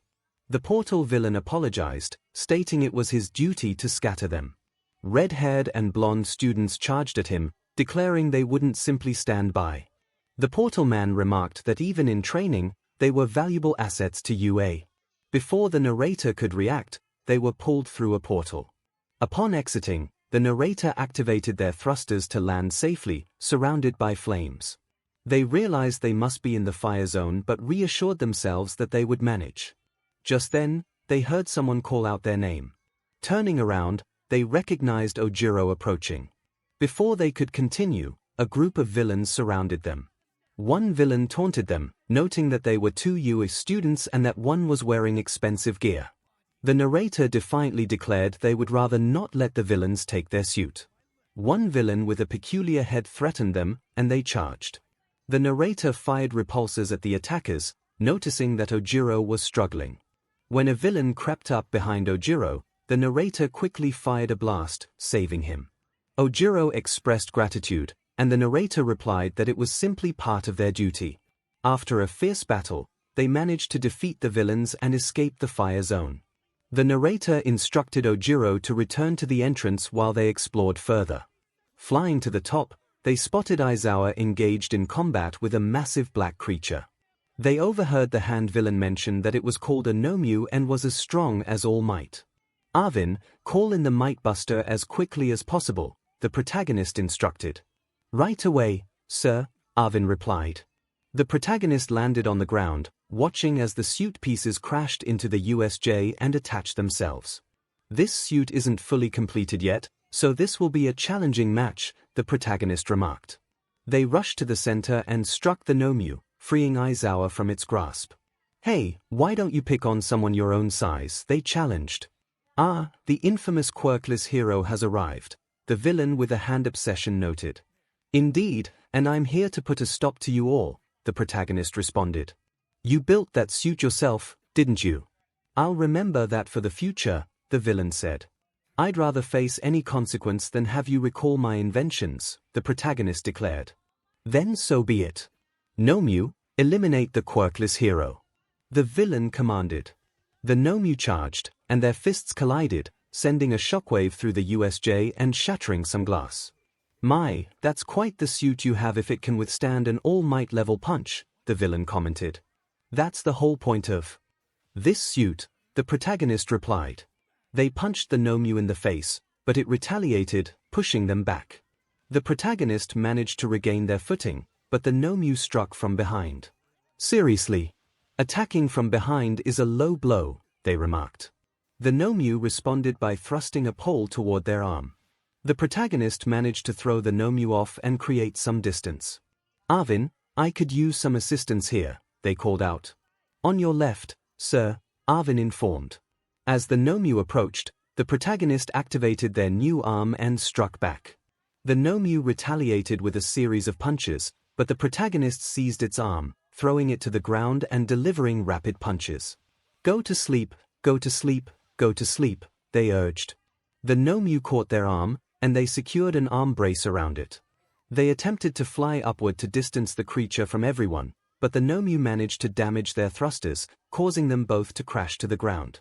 Sir, things are not looking good, Arvin said. I'm aware of that, Arvin, the protagonist replied. Toru's perspective shifted as she looked toward the center, spotting Ryu in his 𝗵𝘃𝗲 suit battling the 𝗵𝗲. When she saw him crash down, panic surged through her as she witnessed the creature starting to tear at his armor. Ryu, she shouted, determined to help him. You can't. Momo interjected. Why not? He's my friend and he's in danger. Toru insisted. I don't think he'd want you to put yourself at risk, he would want you to stay safe, Momo explained. Toru couldn't help but agree. You better be okay when this is over, she pleaded. Rouge's perspective shifted as the 𝗵𝗲 began to tear through his 𝗵𝘃𝗲 suit. Arvin, eject me from the suit so it remains salvageable after this, he instructed. But sir, then you'll be even more exposed, Arvin protested. Just do it. Rouge insisted. He was ejected from the suit and activated his thrusters to ascend, but the 𝗵𝗲 seized his leg, slamming him back and forth against the ground. Karma really knows how to hit hard, he groaned. The 𝗵𝗲 then slammed him into a wall, and he struggled to defend himself in his normal suit. Just as the 𝗵𝗲 prepared to crush him, he heard the USJ door burst open. All Might, he murmured before losing consciousness. Toru's perspective returned as she watched in horror, seeing the 𝗵𝗲 about to crush Rouge when All Might burst through the entrance. All Might, Rouge is over there, still in danger, she exclaimed. Do not worry, young 𝗧𝗪𝗀. He will be fine because I am here. All Might declared. In a flash, he dashed over, dispatching the smaller villains and placing Rouge's unconscious body in front of her. He's currently unconscious, so take good care of him while I handle this, All Might instructed. Wise, sir, she replied. All Might returned to the center, and Toru looked at Rouge's unconscious form, tears welling in her eyes as she removed his faceplate, revealing his injured face. If she hadn't known he was merely unconscious, she might have feared the worst. Time skipped to after the fight. Rouge woke up to a world of white, confusion clouding his mind. He wondered if he had found himself in heaven.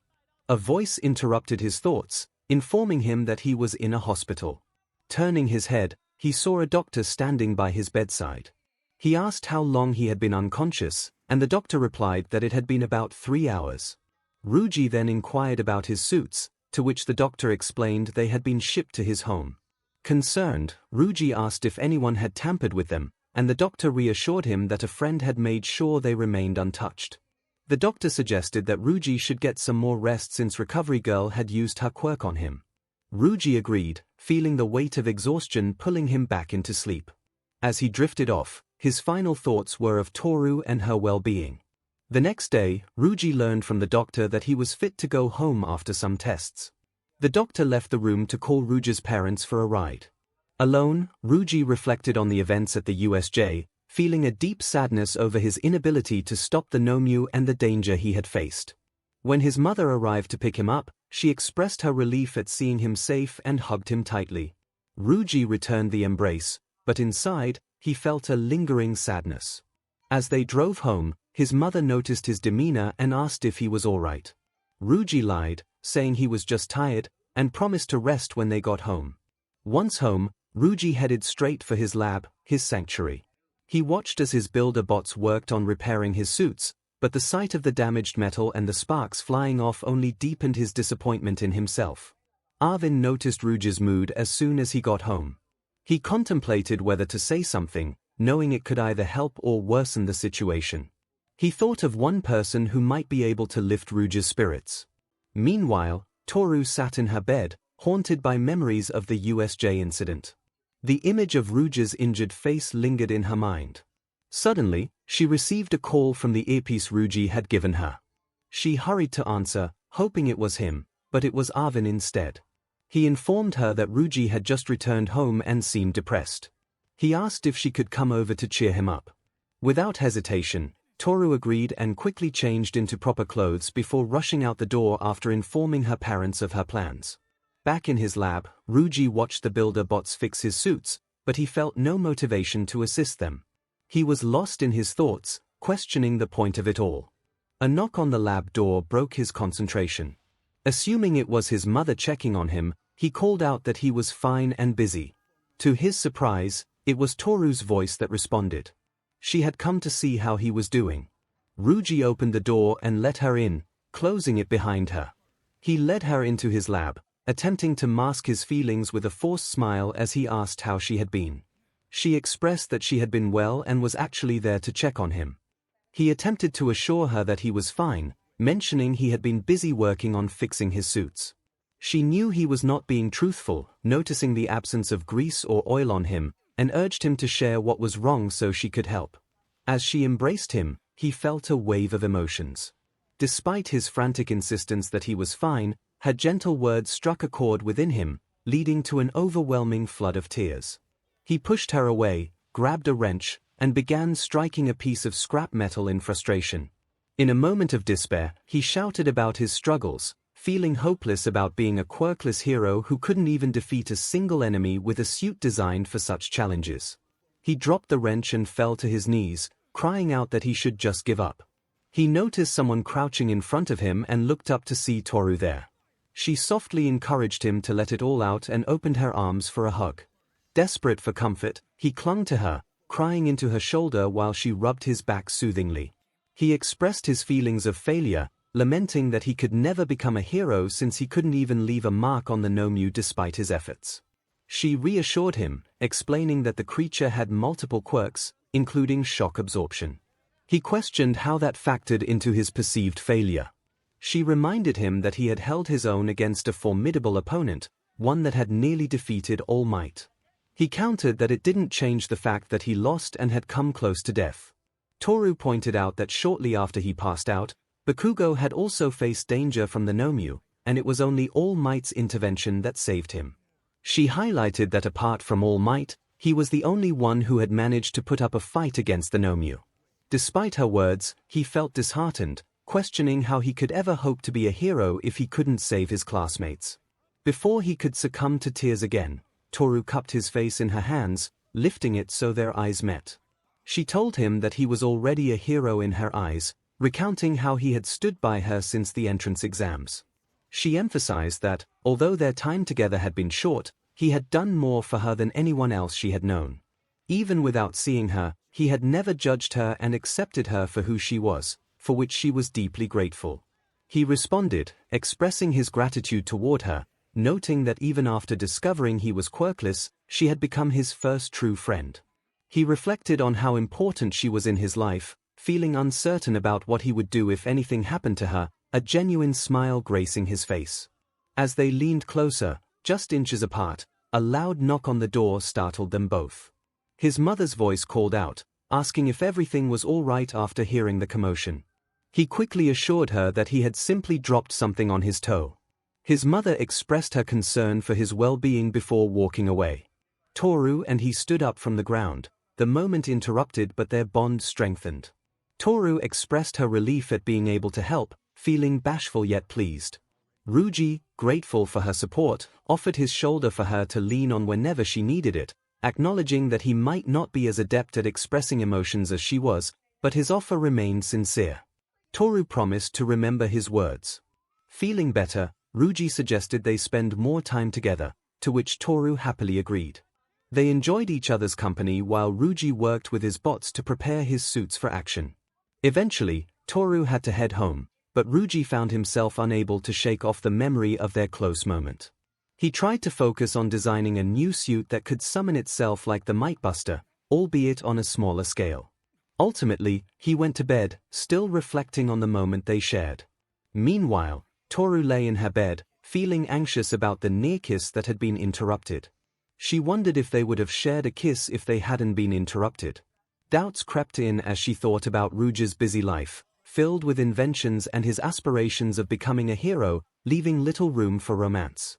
Yet, she couldn't dismiss his kind words about her, nor could she forget the moment they almost kissed. Toru wished she had a quirk that allowed her to read minds, hoping to understand 𝗧𝗓𝗧𝗏's feelings.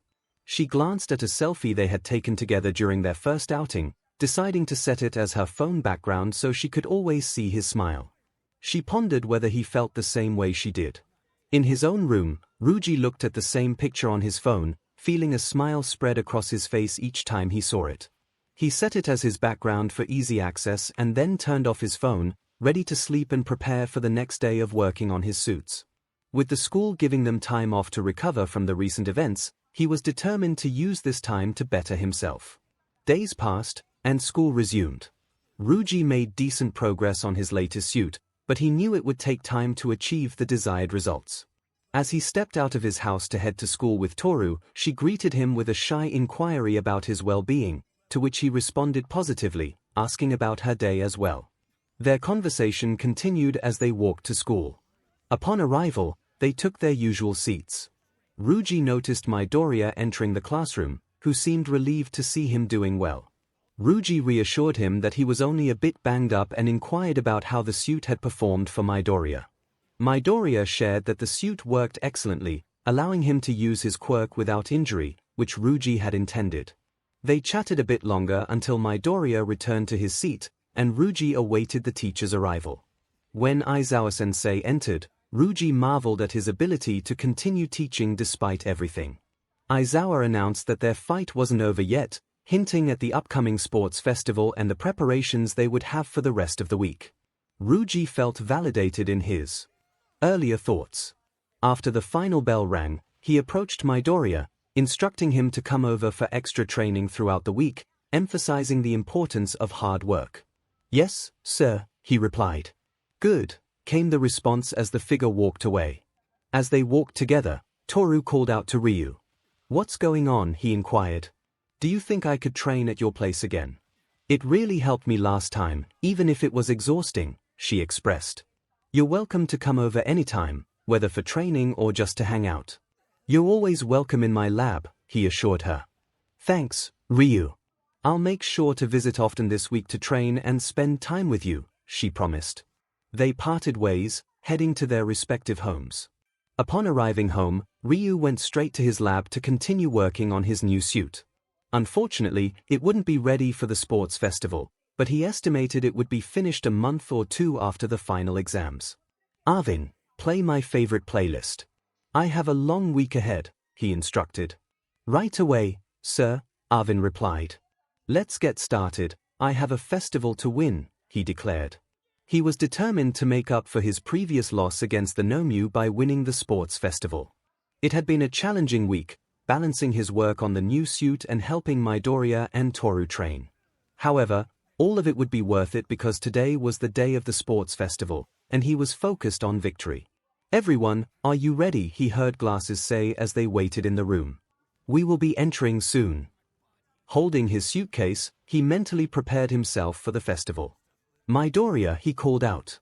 "Why, what is it?" Midoriya responded. "You need to be smart out there.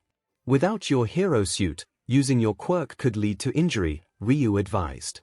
"Why, I'll be careful," Midoriya assured him. "I'm not worried, just know that if we face each other, I won't go easy on you," Ryu stated as he exited the room. He left, anticipating that he would be the first-year representative since he had placed first in the entrance exams. He planned to make a memorable debut. Toru's perspective shifted as she walked with the rest of the class onto the field, hearing present MIC introducing all the classes. She couldn't help but wonder where Ryu was. Hey Hagakure, have you seen Takashi? I can't seem to find him, Midoriya asked her. Yeah, I'm looking for him too, but I can't find him either. I hope he's okay, she replied. I'm sure he's fine. We're talking about Takashi, he tried to reassure her. Yeah, you're right. I'm sure he's fine, she agreed. And for the first years, we have Midnight as the ref. MIC announced. Is it really okay for the R-rated hero to be the ref for us first years? Someone questioned. Representing the first-year students, we have Ryuji Takashi from Class 1A, Midnight declared. There was a moment of silence before rock music blared from the speakers. Everyone looked up to see someone soaring through the sky. The figure landed dramatically on the stage, revealing Ryuji. Of course he would do something like this, Midoriya remarked, unimpressed, as fireworks erupted from Ryuji's suit. Ryuji executed an impressive superhero landing, fireworks bursting from his suit. Hello everyone. I'm thrilled to be up here, he exclaimed. After that fantastic entrance, Takashi will now deliver the student pledge, Midnight announced. He took the microphone from her, silencing the music and fireworks. Ever since I was a little boy, I've dreamed of being a hero, he began, lifting his faceplate. Now, I'm not one for grand speeches, so I'll just say this, you all stand no chance against him, he proclaimed. The crowd reacted with a mix of shock and some boos. Go ahead and boo me, but when a quirkless kid like me wins this festival, I don't want to hear any apologies, he stated as he stepped off the stage to join his class. Murmurs and whispers circulated about him being quirkless, but he chose to ignore them. Midnight announced the start of the first game, revealing an obstacle race on the screen. She explained that anything was allowed as long as participants stayed on the course, and quirks could be used. The protagonist felt confident, thinking the race would be easy. They considered flying over the obstacles but decided to aim for second place instead, believing it would be a safer strategy. With the signal to start, the protagonist activated their thrusters and sped toward the first obstacle. As they raced, they noticed Candy Cane and Dynamite closely behind. A voice shouted in frustration, demanding the protagonist return, but they simply accelerated. Everything was going smoothly until the protagonist collided with a large metal leg, causing them to stumble. They groaned, realizing they should have been more aware of their surroundings. They turned to Arvin, who smugly pointed out that they weren't aiming for first place. Determined to catch up, the protagonist blasted off toward the second obstacle. Upon arrival, they saw Midoriya and Toru struggling. Being helpful, the protagonist decided to assist them by lifting them over the cavern. Midoriya and Toru were surprised by the sudden flight. Midoriya asked to be set down at the next obstacle, and Toru expressed a longing to tackle the challenge on their own. The protagonist assured them this was a one-time assistance. After dropping them off at the third obstacle, the protagonist noticed Candy Cane and Hedgehog battling for first place. They decided to hold back and secure second place instead. Suddenly, a loud explosion occurred as Midoriya soared into first place, colliding with the other two competitors and halting their progress. The protagonist smirked, flying behind Midoriya as he sprinted toward the finish line. They playfully encouraged him to run faster, knowing it was all in good spirit.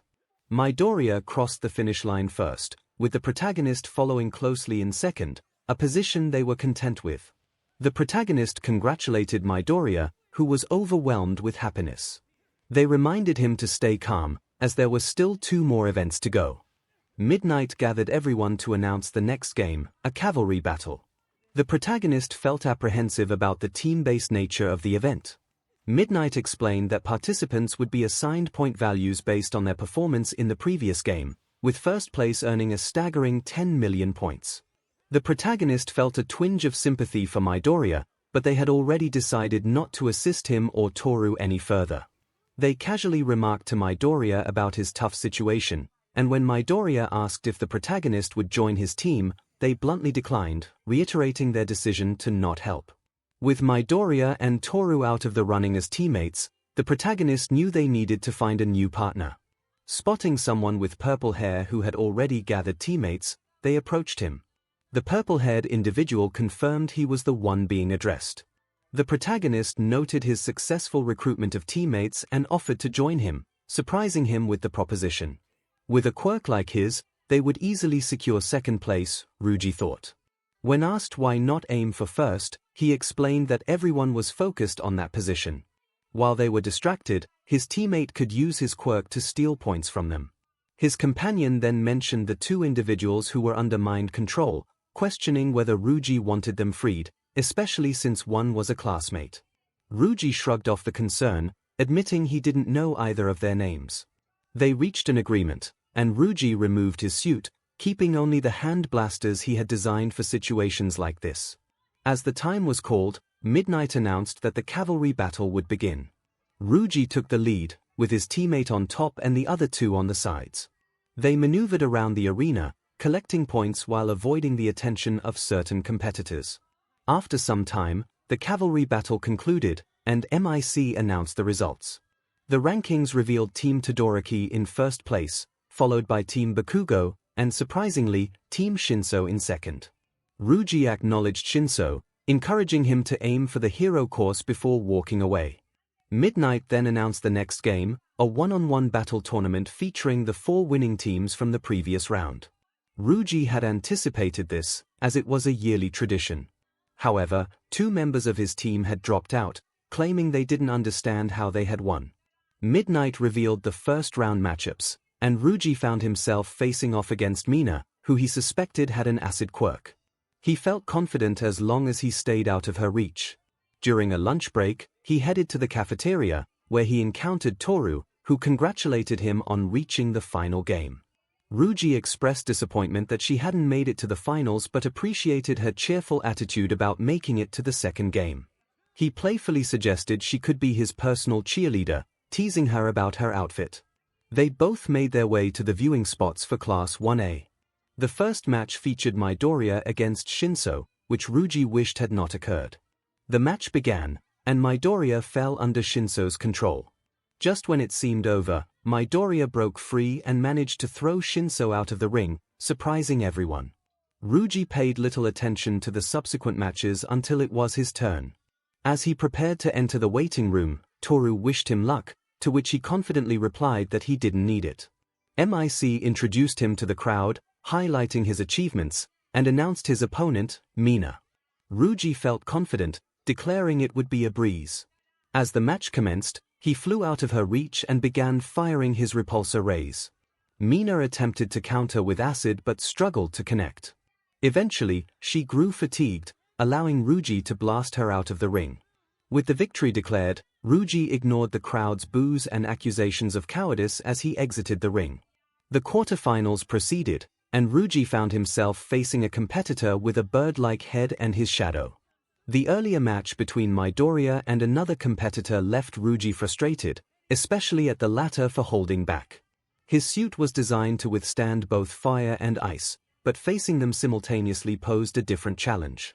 It was time for the match, and 𝗧𝗓𝗧𝗏 decided to channel his frustration against Bird Boy's shadow. With a loud announcement, the match began. Bird Boy called forth Dark Shadow, which charged at 𝗧𝗓𝗧𝗏. He quickly fired a shot, discovering its vulnerability to light. 𝗧𝗓𝗧𝗏 smirked, realizing he had found the shadow's weakness. He unleashed a blast that caused the shadow to shrink, and after several more shots, he directed one at Bird Boy, sending him flying out of the ring. The announcer declared 𝗧𝗓𝗧𝗏 the winner by ring out. He exited the ring and made his way back to the waiting room. As the other matches unfolded, he learned he would face the hedgehog in the next round.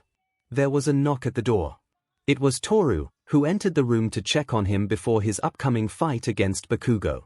𝗧𝗓𝗧𝗏 admitted he felt a bit anxious, as his previous opponents had been manageable, but 𝗵𝗃𝗀𝗏 was a formidable opponent with few weaknesses. Toru turned his face toward hers, questioning if he was truly the 𝗧𝗓𝗧𝗏 she knew.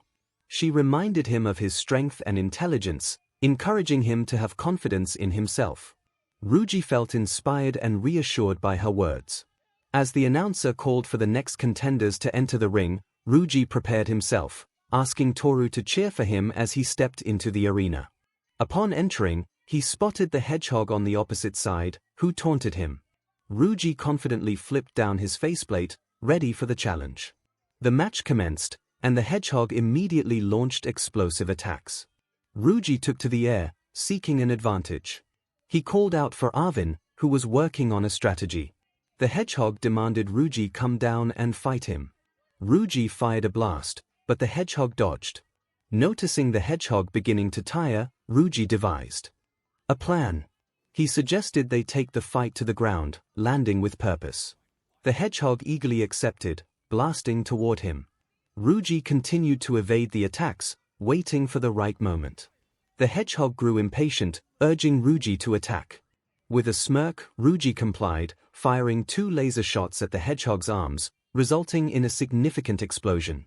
He taunted the hedgehog about his explosive nature, knowing the risks involved. As the smoke cleared, the hedgehog was seen unconscious on the ground. The announcer declared 𝗧𝗍𝗍 the winner by knockout. He exited the ring and returned to his waiting room, where he removed his suit and collapsed from exhaustion. He reflected on the match, acknowledging that while he had avoided many hits, the ones that landed were impactful. Toru's voice broke through his thoughts, asking how he felt.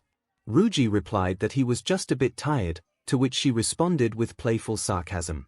As he started to drift off to sleep, he asked Toru to wake him for his final match. She joked about the time it would take to repair the ring from the explosion. Moments later, a voice called him awake. 𝗧𝗍𝗍 groaned, wondering how long he had been out. It had only been about 15 minutes, but it was time for the match. She informed him of this as he approached his suit to put it on. He wished her luck, to which she playfully remarked that he didn't need it. He chuckled, acknowledging her comment, and stepped out of the room. Upon arriving at the ring, the announcer began introducing them. He confidently declared that this match would end just like their combat training had. His opponent retorted that this time, he wasn't hiding in a giant suit. He acknowledged the jab with a smirk. The announcer shouted for them to get ready and fight. Candy Cane immediately unleashed a massive wave of ice toward him. He responded with a teasing remark, firing missiles at the ice, shattering it effortlessly. Without hesitation, he flew toward 𝗵𝗃𝗵𝗃, who was caught off guard. He unleashed a repulsor blast that sent 𝗵𝗃𝗵𝗃 hurtling toward the edge of the ring. Just before he could fall out, 𝗵𝗃𝗵𝗃 created an ice wall to save himself. Undeterred, he continued his assault with blasts. He urged 𝗵𝗃𝗵𝗃 to stop holding back. The opponent hesitated, glancing at his fireside, and declared he wouldn't use it. He warned that if 𝗵𝗃𝗵𝗃 didn't, he would lose again. In response, 𝗵𝗃𝗵𝗃 launched a large wave of ice at him. He charged straight toward it, extending his hands and firing a laser shot, effectively drilling through the ice. He broke through and collided with 𝗵𝗃𝗵𝗃, grabbing his shirt and throwing him out of the arena. He remarked that perhaps once 𝗵𝗃𝗵𝗃 overcame his personal issues, he might finally be able to defeat him. As the dust settled, 𝗵𝗃𝗵𝗃 was seen unconscious outside the arena. The announcer declared him the winner by knockout, making him this year's champion for the first years. He exited the arena and returned to his waiting room, reflecting that if 𝗵𝗃𝗵𝗃 had used both his fire and ice, he would have lost. He recognized the need for self-improvement. Now, he stood on the first-place podium, awaiting his medal. Despite the victory, he felt undeserving, knowing that 𝗵𝗃𝗵𝗃 had held back. The announcer introduced All Might, who landed in the arena with the medals. He approached the third-place stand, which was meant for Hedgehog and Glasses, but Glasses had left. All Might then offered advice to 𝗵𝗃𝗵𝗃 while handing him his medal. Finally, he reached him. All Might praised him as the first-place winner, acknowledging that despite being quirkless, he had managed to defeat formidable opponents like Bakugo and Todoroki. He encouraged him to feel proud of his accomplishments. He expressed gratitude but voiced his uncertainty about deserving the medal since 𝗵𝗃𝗵𝗃 had not fought at full strength. All Might reassured him that if he didn't view this as a victory, he should see it as a lesson to grow stronger, so that when Todoroki did use both his fire and ice, he would be ready. He thanked All Might, resolved to take the advice to heart as he accepted the medal. He gazed at it, then looked over at 𝗵𝗃𝗵𝗃, no, Todoroki. He recognized that Todoroki was stronger, but he was determined not to fall behind. He vowed to get stronger to achieve his goal of becoming a hero for the people. A few days had passed since the sports festival, and the school granted them 2 days off to rest. After the festival, he received an interesting request. In a flashback, he was preparing to head home after the exhausting event when he heard someone call his name. Turning around, he saw Aizawa-sensei and Shinso. He acknowledged them, curious about the favor Aizawa wanted to ask. Aizawa explained that he needed someone to train Shinso in his absence to ensure he didn't fall behind. When asked why he chose him, Aizawa mentioned that he was already helping All Might train Midoriya, so adding one more trainee wouldn't be a problem. He agreed but set a condition: he wanted the freedom to train Shinso as he saw fit. Aizawa accepted his condition, and the arrangement was made. Aizawa remarked that it was amusing how Midoriya would start to sweat nervously whenever he mentioned training at his home.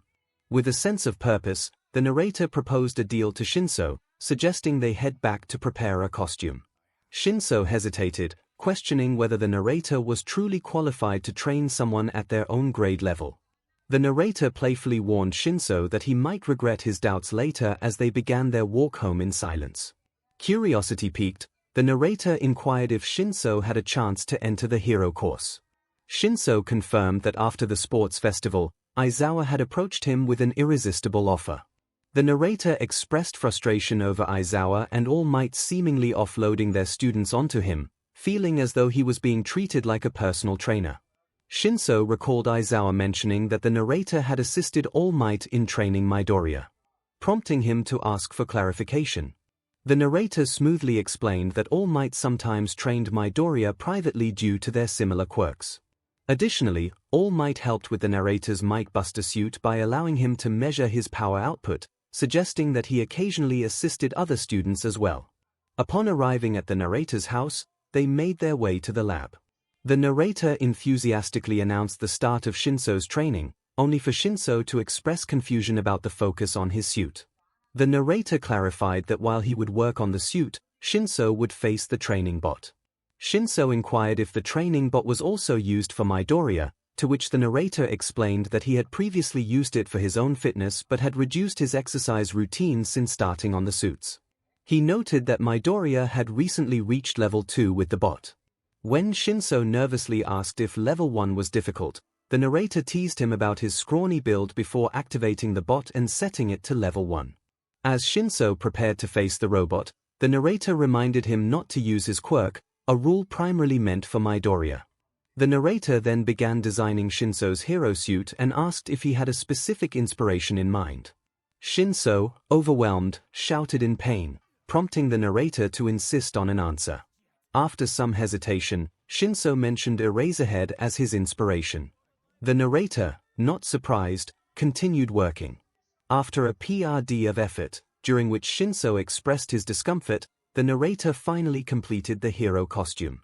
He explained that while the design was based on Eraserhead, it had been modified to ensure Shinso had his own unique identity as a hero.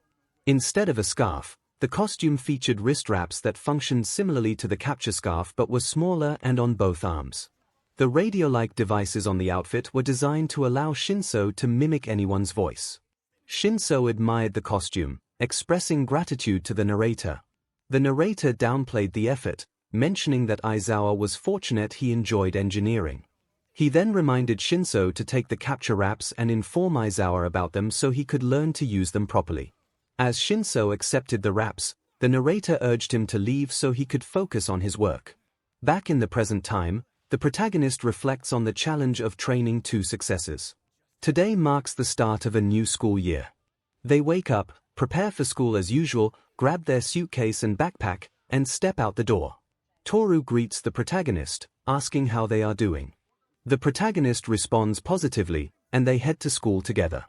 Upon arrival, they take their seats, and soon the bell rings. Aizawa enters the classroom, noticeably without his bandages. He announces that today is crucial because the students will need to choose code names. The class erupts in excitement, but Aizawa quickly uses his quirk to silence them.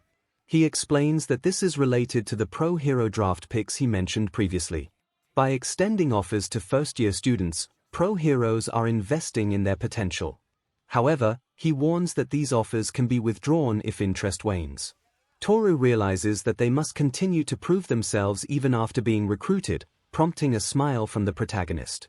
Aizawa then displays a screen showing the internship offers. Todoroki has the most, followed by Bakugo. The protagonist searches for their name and finds only one offer. Surprised by even receiving a single offer, the protagonist thinks about how others might perceive the situation. Froggy questions why the protagonist received only one offer despite winning the festival. The protagonist speculates that the heroes might overlook the achievements of a quirkless individual. Toru unexpectedly expresses her belief that the protagonist should have received more offers, leaving them flustered. Aizawa reassures everyone that even those without offers will still intern with professionals.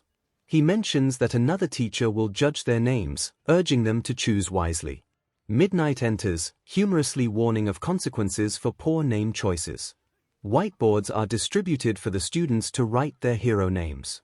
As others present their names, the protagonist struggles to come up with one. Toru proudly announces her name, Stealth Hero, Invisible Girl, and receives approval from Midnight. The protagonist compliments her name and admits to having difficulty thinking of their own. Toru suggests the name Avenger, explaining that it could symbolize avenging the dreams of quirkless individuals. The protagonist is taken aback by her insight, questioning how she could come up with such a profound name. Toru playfully pouts, reminding the protagonist that she thought it was good. The protagonist decides to adopt the idea and feels inspired. Confidently, they approach the front of the class to present their name, declaring, "My hero name is the people's hero, Avenger." Midnight expresses interest in the meaning behind the name. The protagonist explains that the first part reflects their dream of being a hero for the people, ready to tackle any challenge.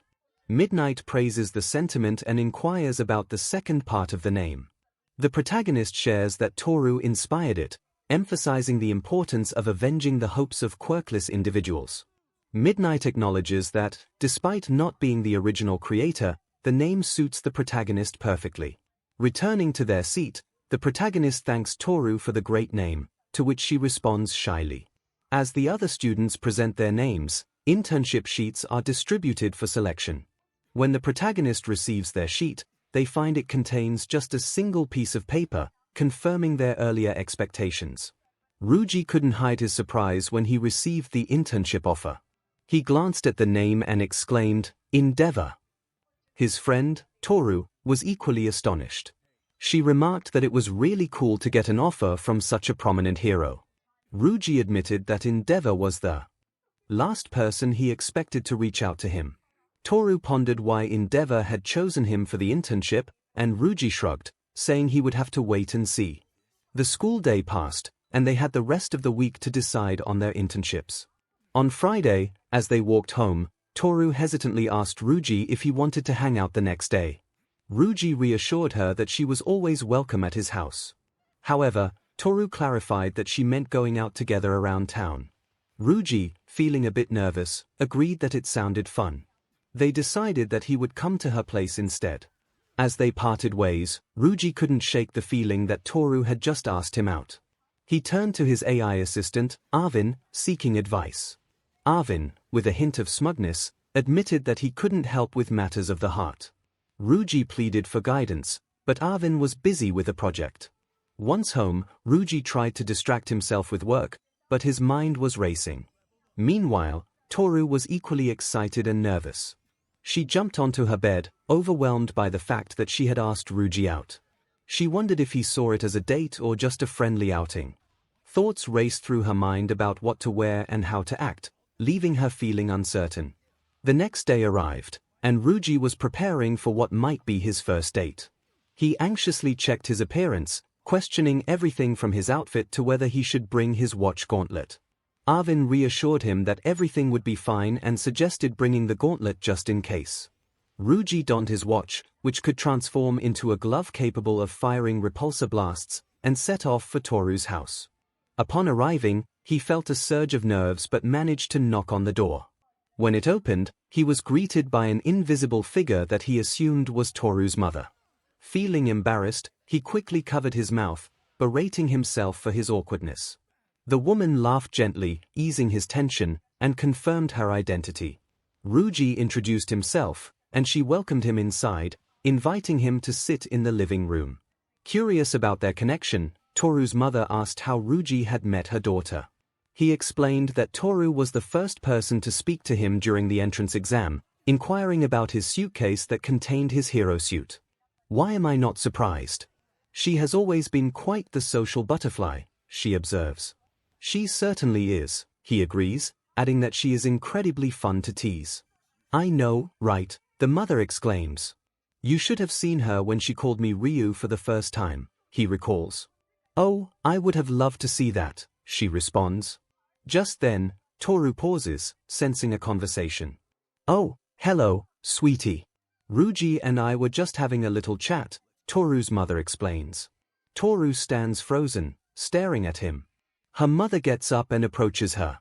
Toru's thoughts race as she realizes 𝗧𝗓𝗧 had been there the whole time without her mother mentioning it. She can't help but remain still, captivated by 𝗧𝗓𝗧's dreamy appearance. Her mother leans in closer. "He's definitely a keeper," she whispers. Shut up, Mom." Toru protests, pushing her away. "All right, I'll let you two go now. Go out and have some fun," her mother encourages. 𝗧𝗓𝗧 assures her that they will have a great time. "Geez, my mom is always such a tease," Toru pouts. He suggests they get going, and she agrees. They leave her house and head to the mall. Upon arrival, they decide to explore and see what the place has to offer. "Honestly, I'm not very familiar with this area," he admits. "That's okay, I've been here plenty of times. I can show you all the best spots," she replies. "Thanks, Toru. Lead the way," he says. As they wander through the shops, he spots 2 pairs of matching necklaces that he thinks Toru would love. Unable to choose, he buys both, planning to save one for a future occasion. One pair is heart-shaped, while the other features 2 pieces of bread, one with jelly and the other with peanut butter. He figures she would appreciate the cuteness. "Hey, Ryu, what do you have there?"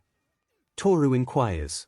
"It's a gift for you," he replies, pulling out the necklaces. "I know you like this kind of stuff, so I wanted you to choose which one you wanted. That way, we could match." Toru gazes at the necklaces for a moment. Do you not like it?" he starts to say, but she interrupts him with a hug. "Oh, Ryu, these are adorable," she exclaims. "Thanks," he stutters, then asks, "So, do you want the peanut butter or the jelly?" "I'll take the jelly," she decides, putting it on. "How does it look?" "It looks great," he replies, putting on the peanut butter necklace. They continue walking together, and soon decide to visit a cafe for some food. "We should do this more often. I'm having a blast," Toru says. "I would like that too," he agrees. "Hey, Ryu, there's something I want to ask you," Toru begins. "What's on your mind?" he prompts. "Well, I was wondering if maybe you wanted to G." She is interrupted by a sudden commotion as a villain bursts into the cafe. Everyone on the ground now, the thug demands. Toru and he quickly drop to the floor as instructed. "Toru, I need you to stay calm and trust me," he urges. "Oh, okay, I trust you," she replies, her voice trembling. He cautiously rises and crouches behind a booth, attempting to sneak up on the thug. However, the thug unexpectedly turns around and spots him. In a split second, he activates his watch gauntlet and fires a blast, but the thug also fires a shot. The sound of the gunshot echoes, and he feels a jolt in his chest just as the thug is knocked out by the repulsor blast. "𝗧𝗓𝗧𝗧!" Toru screams, rushing toward him. Oh boy, this probably isn't good," he groans. "Toru, are you okay? Did the bullet hit you?" She stammers, panic in her voice. "Oh, it hit me all right," he replies. Toru's face pales in horror. "Good thing I always wear my bulletproof vest," he says, unbuttoning his shirt. She looks from him to the vest and then starts to cry. Hey, what's wrong?" "I'm perfectly fine," he reassures her. "Why, you idiot?" Toru scolds him, her voice shaking. "I thought you had gotten shot." I tried to reassure her, stating that I was perfectly fine and not a single scratch marred my skin. She insisted that wasn't the point, expressing her deep concern for what she would do if I had been harmed. Overcome with emotion, she clung to me, tears streaming down her face. I gently cupped her face in my hands, mirroring her earlier gesture. I told her that I wasn't going anywhere anytime soon and asked if she truly believed that some petty thug could defeat me. She sniffled, responding with a soft no. I affirmed her thoughts, reminding her that I was always at least 3 steps ahead of all the villains out there. A light laugh escaped us both as the police arrived to question us about the thug. Eventually, we were released, and it was time to head home. I walked Toru to her front door. I remarked on how eventful the day had been. She agreed but added that she still had fun, glancing at her necklace. I echoed her sentiment, sharing that I had enjoyed myself too. Just as she was about to enter her house, she quickly turned around and planted a kiss on my cheek before disappearing inside. I stood at the door for a moment, processing the day, before turning to walk home. Once I arrived, I headed straight for my room. I couldn't contain my excitement and let out a cheer. Eventually, I lay down in bed, experiencing one of the best sleeps I had in a long time. Today marked the first day of our internships, and I still couldn't fathom why 𝗵𝗃 had sent me an offer. I hoped I wouldn't be disappointed. While waiting at the train station for the rest of my class, I spotted Toru.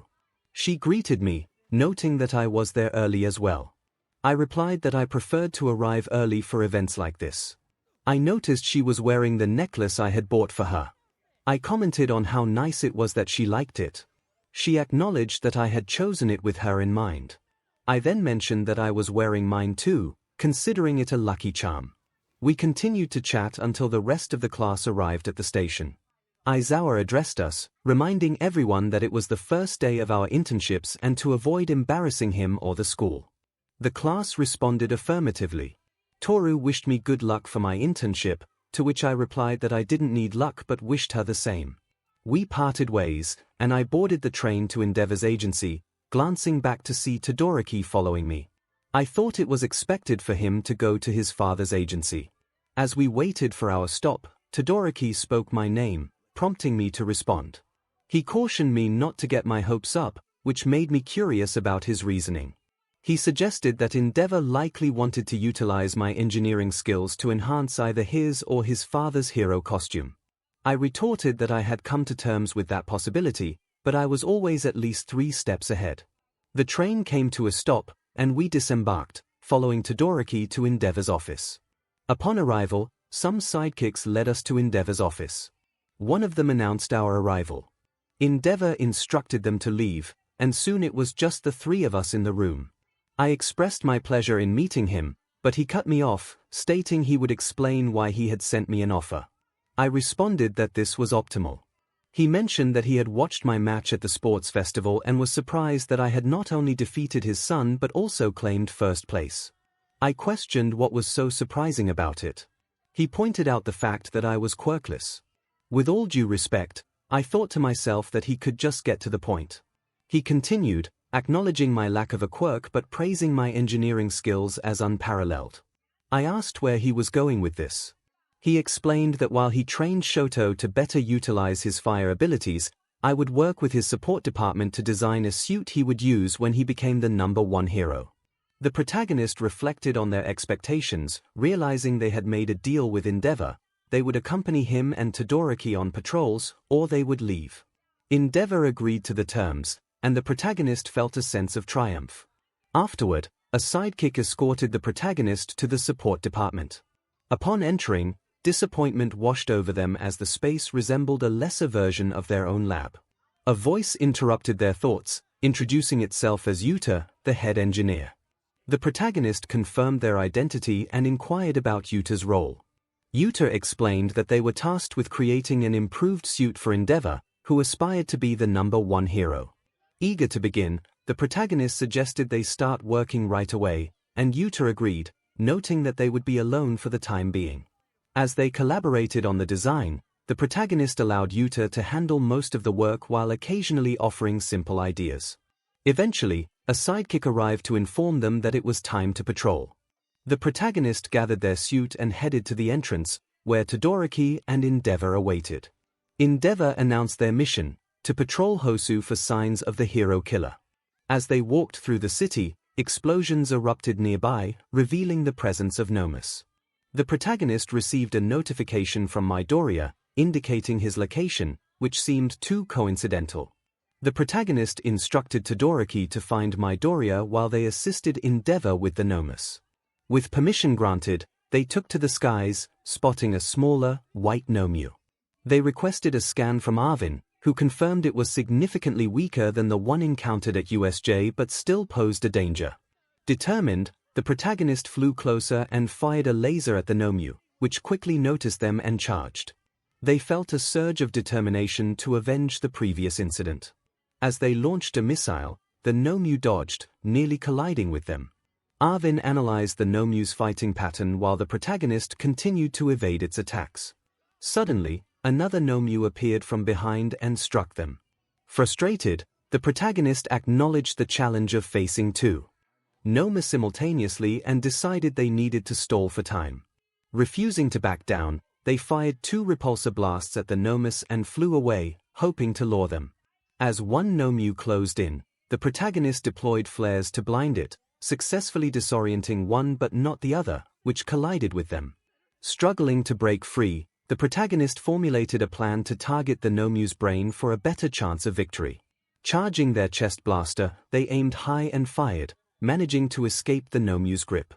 They glanced back to see they had narrowly missed its head, leaving a significant hole just below its neck.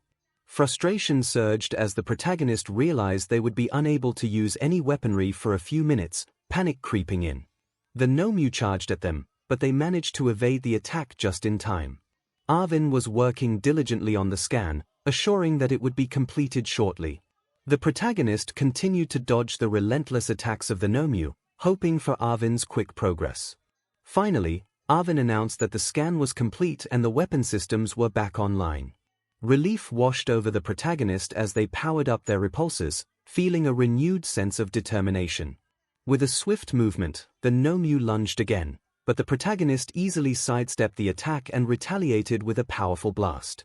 Confidence surged as they declared that the tide of battle had turned in their favor, skillfully dodging and countering the creature's strikes. The protagonist decided to aim for the 𝗵𝗏𝗏's brain, knowing that it could likely end the fight. As the 𝗵𝗏𝗏 charged once more, they deftly moved aside and fired their chest blaster, hitting the creature's head. The 𝗵𝗏𝗏 crashed to the ground, defeated. With one down, the protagonist scanned the area for the other 𝗵𝗏𝗏, but confusion set in when they realized it was missing. Arvin, too focused on the scan, had not tracked its movements. The urgency of the situation became clear, and the protagonist took to the skies for a better vantage point. Spotting the 𝗵𝗏𝗏, they instructed Arvin to power up the thrusters to full speed. As they soared toward the creature, it suddenly dove down and grabbed someone. The urgency intensified, and the protagonist urged Arvin to accelerate. Just as they approached, another figure leaped up and struck the 𝗵𝗏𝗏 in the head, causing the individual in its grasp to begin falling. The protagonist quickly adjusted their trajectory to catch the falling person. To their surprise, the person turned out to be Midoriya, who urgently insisted they needed to return to the fray. The protagonist safely brought Midoriya to the ground and turned to thank the mysterious hero who had taken down the 𝗵𝗏𝗏, only to be startled by the sight of the hero killer lying unconscious nearby. The surrounding crowd appeared frozen in shock. An ambulance arrived to transport the hero killer to a secure hospital, while Midoriya, 𝗧𝗏𝗏𝗧𝗏, and another ally were also taken for medical attention. Connecting the dots, the protagonist realized that the trio had confronted the hero killer and managed to subdue him. After assisting with the aftermath and ensuring that there were no fatalities, though some civilians had sustained serious injuries, the situation was finally under control. The protagonist felt a wave of relief as they prepared to exit their suit. Reflecting on the chaotic events, they noted that it had certainly been an eventful start to the internship. As they transformed the suit back into its compact form, they decided to head to the hospital where Midoriya was being treated. Suddenly, a voice called out, and the protagonist turned to see 𝗧𝗏𝗏𝗧𝗏 approaching. Acknowledging the hero, they confirmed that they had taken down one of the flying 𝗵𝗏𝗏s. 𝗧𝗏𝗏 offered a brief compliment before walking away, leaving the protagonist to ponder the exchange. In silence, they returned to 𝗧𝗏𝗏𝗧𝗏's agency. Once inside their designated room, they changed into more comfortable clothing.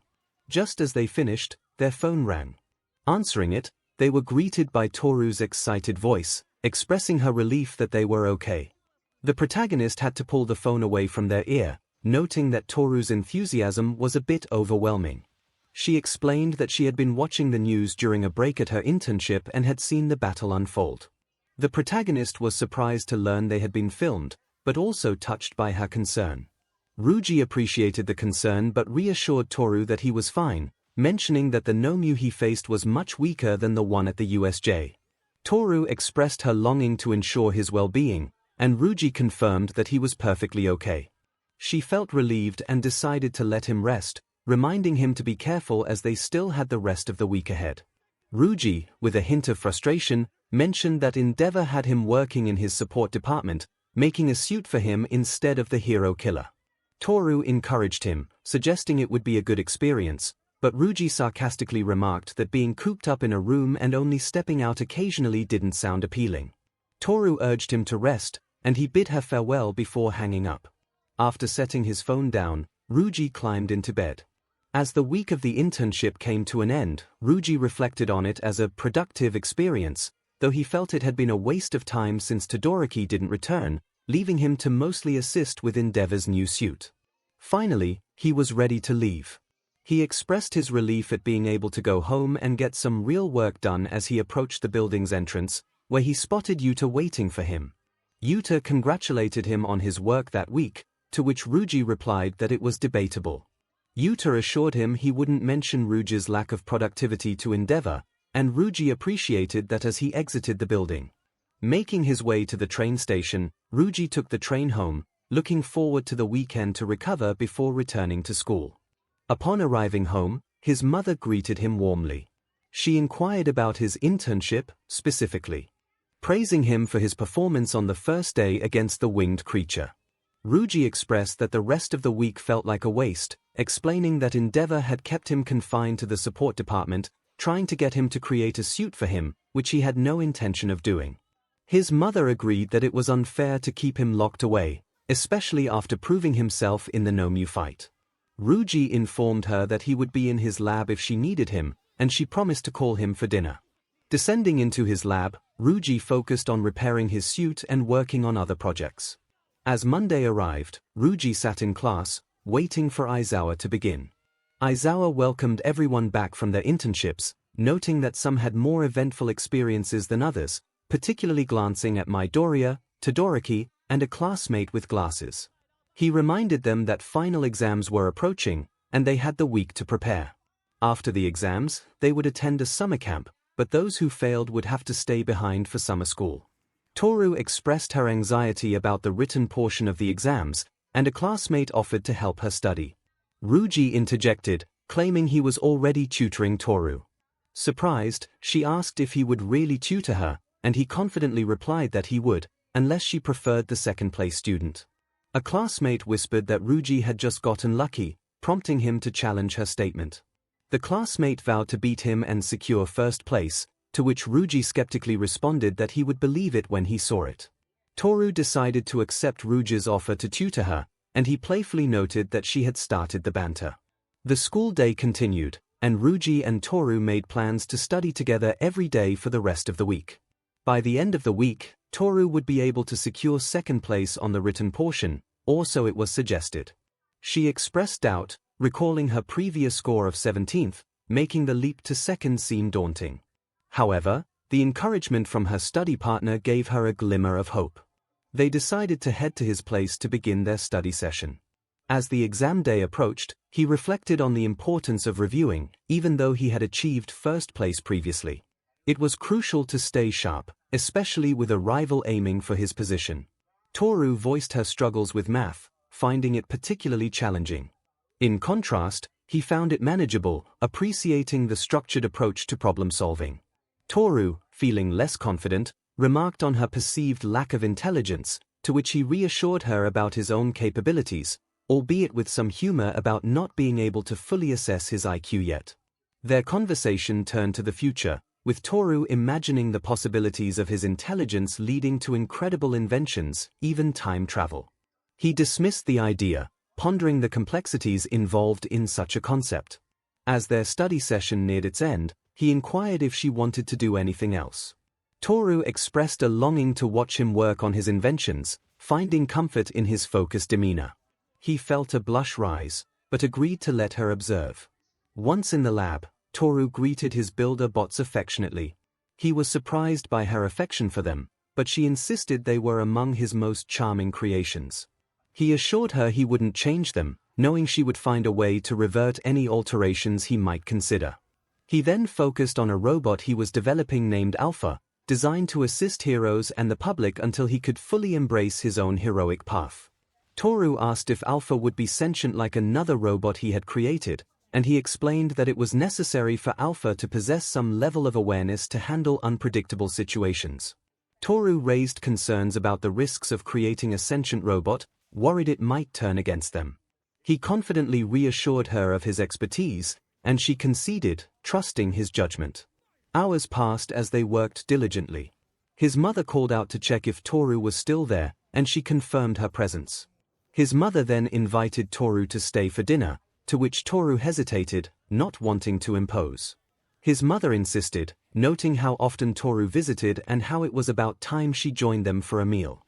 He teased Toru about his mother's determination, joking that she would use her quirk to ensure Toru stayed. His mother had the ability to create strings from her fingertips, allowing her to manipulate objects with ease.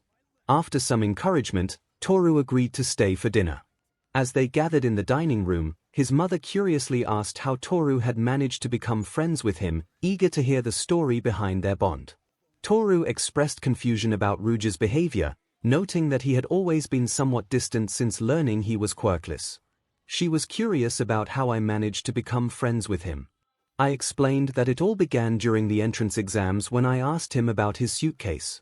I continued to engage him while present MIC was explaining the exam details, even though I admitted I wasn't fully focused on what was being said. Toru was surprised to hear that I hadn't been paying attention, insisting that I had claimed to be listening to both her and present MIC. I confessed that my mind was occupied with thoughts about the practical exam. She questioned why I had helped her if I wasn't paying attention, to which I shrugged, unsure of the answer. After the written portion of the exam, 𝗬𝗧𝗪𝗧 revealed to Toru that he was quirkless. She recounted her surprise at his response, noting that he thought she was cool. Toru insisted that she genuinely thought he was cool, prompting my mother to tease me about how 𝗬𝗧𝗪 had captured her heart. I playfully told my mom to be quiet. We continued our dinner conversation, and once it was over, Toru mentioned she needed to head home. My mom suggested I walk her back, emphasizing the dangers of the night. I had already planned to do so. After escorting Toru home, I returned to my own house and went to bed, knowing that the final exams awaited me the next day. The next day, I found myself waiting for my class to arrive at the fields, growing impatient with their slow pace. Eventually, everyone gathered, and we awaited Aizawa's arrival. Aizawa informed us that we would be participating in the practical portion of the exam, and I wondered why the other teachers were present. It seemed we would be facing them instead of robots. Aizawa explained that due to the recent events at the USJ, we had experienced more than we should have, prompting a change in the final exams. Principal Nezu then announced that we would be forming teams of 2 to battle against 1 teacher. I felt a wave of unease wash over me at the thought of facing the teachers. Aizawa proceeded to announce the teams. I heard the brown-haired girl express her disbelief at the idea of fighting against the teachers. Aizawa clarified that the pairings had been determined based on various factors such as fighting style, grades, and interpersonal relationships. As he listed the teams, I felt a sense of dread. I realized that facing ectoplasm would be a significant challenge, especially given the numbers against us. In a flashback, Aizawa explained to ectoplasm why he would be facing Asui, Tokoyami, and Takashi. He detailed their strengths and weaknesses, emphasizing that Takashi's reluctance to work as a team would be tested in this scenario. Aizawa hoped that this experience would help him understand the value of teamwork and that not everyone was out to get him. Returning to the present, I heard Froggy suggest we start planning our approach for the fight. I reluctantly agreed to cooperate, motivated by my longing to maintain my perfect record. Together, we devised a strategy focused on reaching the exit gate, knowing that confronting ectoplasm directly would be unwise given the odds against us. Team Asui, Tokoyami, and Takashi made their way to their exam area, guided by Recovery Girl's voice. They entered a building that resembled a mall, realizing that flying directly to the exit would not be an option. As they lined up at the start, 𝗏𝗏 reminded everyone to stick to the plan. Takashi thought to himself that he was the one who had devised the strategy.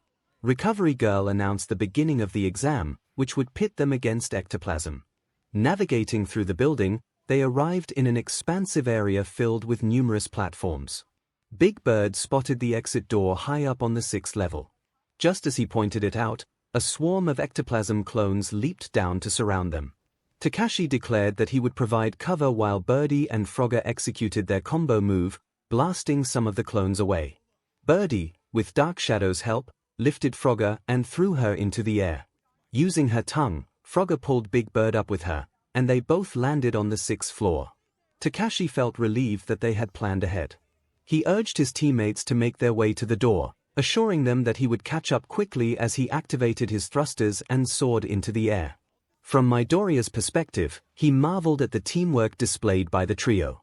He noted that while their escape plan might have worked on its own, Takashi's presence ensured its success. Recovery Girl emphasized the importance of communication and trust among teammates, particularly for Takashi. Midoriya reflected on the finals, pondering how each student was meant to confront their weaknesses. Recovery Girl confirmed this, prompting him to question what challenges the three would face against ectoplasm. She explained that while ectoplasm's quirk posed difficulties for Tokoyami and Takashi, it was crucial for them to observe the unfolding events.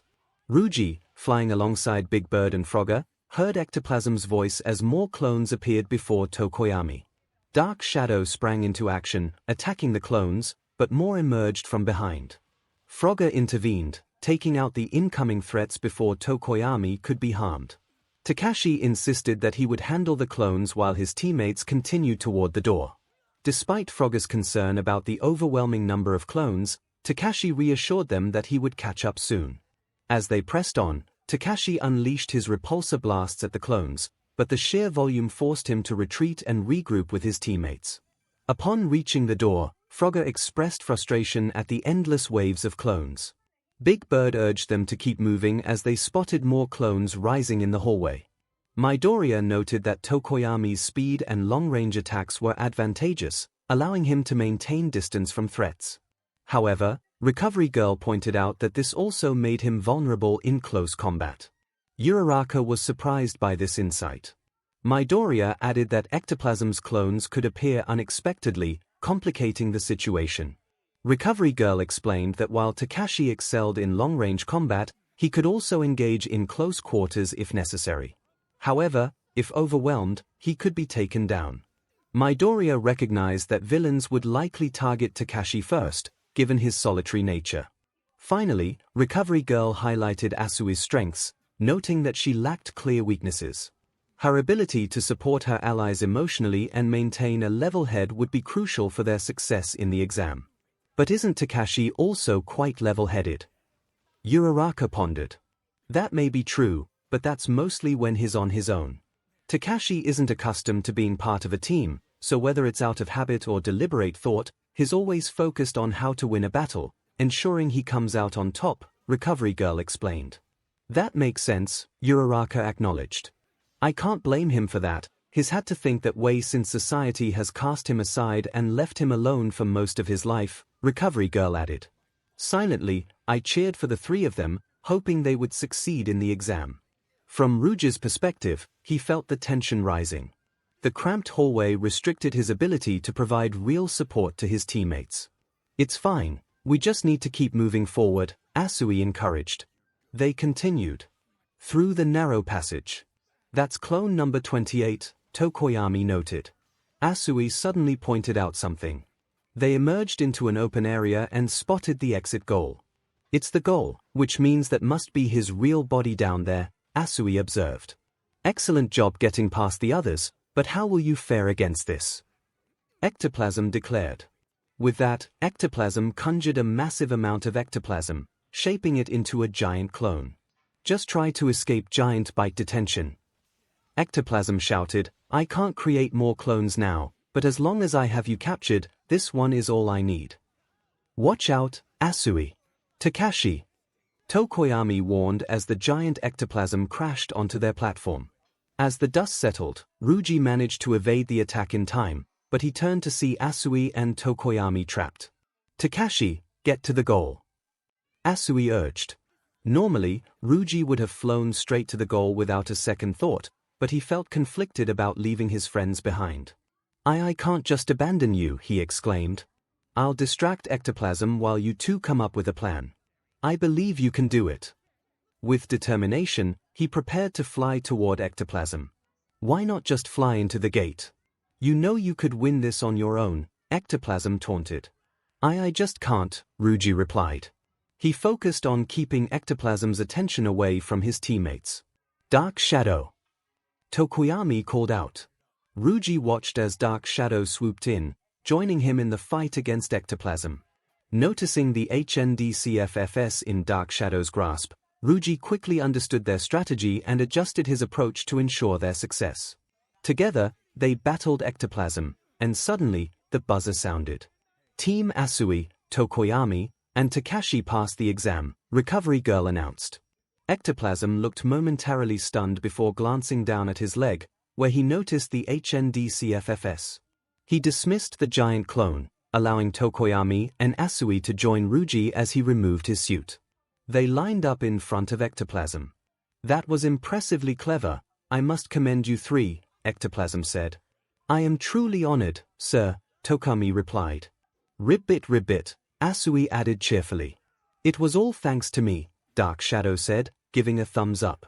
Yeah, I couldn't have done it without you too, 𝗧𝗓𝗧 expressed. 𝗧𝗵𝗲, 𝗧𝗓𝗧, and even you, Dark Shadow, I appreciate you all. Hey, you even said our names, 𝗧𝗓𝗧 joked. You three may be alright, but don't get too comfortable, 𝗧𝗓𝗧 warned as they walked away. From ectoplasm's perspective, he watched the trio head toward the exit together. It seems 𝗧𝗵𝗧 has learned a valuable lesson, he mused. Back to 𝗧𝗓𝗧's perspective, they arrived at the viewing room, where they were congratulated on their victory. As the other matches unfolded, 𝗧𝗓𝗧 found himself reflecting on his outlook on life. It might not happen overnight, but perhaps he should gradually become more open to others, and he knew just how to begin. As the school day came to an end, the final bell rang. 𝗧𝗓𝗧 packed his things and approached 𝗧𝗵𝗲 and 𝗧𝗓𝗧. 𝗧𝗓𝗧, 𝗧𝗵𝗲, come here for a moment, he called. They both walked over to him. What's up, Ribbit? 𝗧𝗓𝗧 asked. 𝗧𝗓𝗧 handed them each a piece of paper. What's this for? 𝗧𝗵𝗲 inquired. It's my address. Tomorrow, I want both of you to come to my house so I can make you a better hero suit, 𝗧𝗓𝗧 explained. I thought you said you'd only make these if you had a good reason, 𝗧𝗓𝗧 remarked. After reflecting on their recent exam experience, the character decided to adopt a more open attitude towards others. They felt a bit embarrassed about their past behavior and recognized the need to make amends. One of their friends expressed skepticism about this unusual apology, but the character insisted it was the best they could come up with. Another friend, 𝗧𝗵𝗲, mentioned that they would appreciate a high-quality hero costume crafted by the character, and 𝗧𝗓𝗧 agreed, expressing her gratitude as well. The character then insisted that they should arrive at their house promptly at noon before hurriedly leaving. On the way home, the character felt determined to start designing the costumes as soon as possible. Upon arriving home, they were greeted by 𝗬𝗲, who expressed pride in the character for becoming more sociable. The character acknowledged 𝗬𝗲's support and reflected on how not everyone would judge them for being quirkless. They recognized that while it would take time to fully open up to others, creating the costumes was a positive step forward. The next day, the character had completed the designs but needed measurements to begin the actual work. Their father announced that 2 visitors had arrived, and the character confirmed they should be let in. Moments later, 𝗧𝗵𝗲 and 𝗧𝗓𝗧 entered the lab, clearly impressed by the surroundings. The character welcomed them and encouraged them to explore, with a caution to avoid anything that looked dangerous. As they wandered through the lab, 𝗧𝗓𝗧 noticed some roller skates and inquired about them, noting they didn't seem like the character's usual activity. The character explained that those were jet-powered rollerblades, a concept they had initially developed to move faster on land. However, they ultimately decided against it, realizing they could simply fly, even in tight spaces, by hovering above the ground. After a while, the measurements were taken, allowing the costume-making process to begin. The suggestion was made to use the training bot while waiting. 𝗬𝗬𝗍 expressed her eagerness for more training, and 𝗬𝗬𝗍𝗲 agreed to join her. A warning was issued about the training bot's restrictions, emphasizing that quirks were not permitted during its use. It was noted that a bot capable of withstanding continuous attacks from various quirks had yet to be developed. 𝗬𝗬𝗍𝗲 seemed unfazed by the challenge, while 𝗬𝗬𝗍𝗲 was reminded that he could benefit from some additional physical training, even if it meant working on close combat skills. 𝗬𝗬𝗍𝗲 acknowledged the truth in that statement. 𝗬𝗬𝗍𝗲 requested to be called 𝗧𝗜𝗧𝗏, explaining that it was a common nickname. The realization dawned that this detail had gone unnoticed before, prompting a light-hearted exchange about attention to such matters. With a playful reminder of this oversight, the training bots were activated. One was set to level 3 for 𝗧𝗜𝗧𝗏, confident in her abilities, while 𝗬𝗬𝗍𝗲𝗏's was adjusted to level 1. 𝗧𝗜𝗧's training device was set to level 3 on the left, tailored for her proficiency in close combat. On the right, 𝗬𝗬𝗍𝗲's device was set to level 1, as he had limited experience in that area. After explaining this to them, they moved to their mats to begin their training. Meanwhile, I approached my work table to focus on their costumes. Hours passed, and I eventually completed the suits. Once finished, I called out to them, announcing that their costumes were ready. As I approached, I noticed 𝗧𝗜𝗧 was only slightly out of breath, while 𝗬𝗬𝗍𝗲 was sprawled on the floor, panting heavily and leaving the mat damp from his efforts. I remarked to 𝗬𝗬𝗍𝗲 about the condition of the mat, to which he apologized, explaining that he was unable to get up at that moment. I then went to my mini fridge and retrieved 2 water bottles. Tossing one to 𝗧𝗜𝗧, she skillfully caught it with her tongue and began to drink. I knelt beside 𝗬𝗬𝗍𝗲, offering him a bottle, which he accepted gratefully and quickly consumed. 𝗧𝗏𝗄𝐴 appreciated the water and asked if he could have some more. He was told to help himself to the mini fridge, with no worries about running out. Grateful, he hobbled over to get what he needed. While waiting for him, the idea of trying on her costume was suggested to 𝗧𝗜𝗧𝗏. She agreed, and they walked over to the workbench. After retrieving her suit, 𝗧𝗜𝗧𝗏 went to the bathroom to try it on. A minute later, she emerged, excited about how well it fit and looked. 𝗧𝗏𝗄𝐴 explained that he had kept the base design mostly intact, only adding some upgrades. He had moved her goggles to the side of her head to prevent them from falling off and to help her stay hidden. He also added reinforced knee pads for protection during combat, as well as elbow padding. Lastly, he mentioned a feature that would allow her suit to heat up with the press of a button, making it suitable for colder weather. 𝗧𝗜𝗧𝗏 complimented his work, and 𝗬𝗬𝗍𝗲𝗏, who had just returned, echoed her praise. 𝗧𝗏𝗄𝐴 handed him his new hero costume, and 𝗬𝗬𝗍𝗏 went to try it on as well. When he returned, he expressed his admiration for the design and attention to detail. 𝗧𝗏𝗄𝐴 explained that he had maintained the all-black design but added hints of BLD red to enhance it. He had also incorporated armor into the arms, legs, and chest, along with claws on the fingertips for close combat. A pitch-black cloak with carbon fiber woven into it was added for maximum coverage without restricting movement. The cloak could be easily folded and stored when not in use. 𝗧𝗜𝗧𝗏 was impressed, and 𝗬𝗬𝗍𝗏 agreed, acknowledging 𝗧𝗏𝗄𝐴's remarkable skills. 𝗧𝗏𝗄𝐴 assured them that he always put in his best effort into his creations. Once they changed out of their new costumes, 𝗧𝗏𝗄𝐴 provided them with suitcases to carry their outfits. He reminded them that they had a day off to rest and instructed them to register their new costumes with Principal Nezu the following day.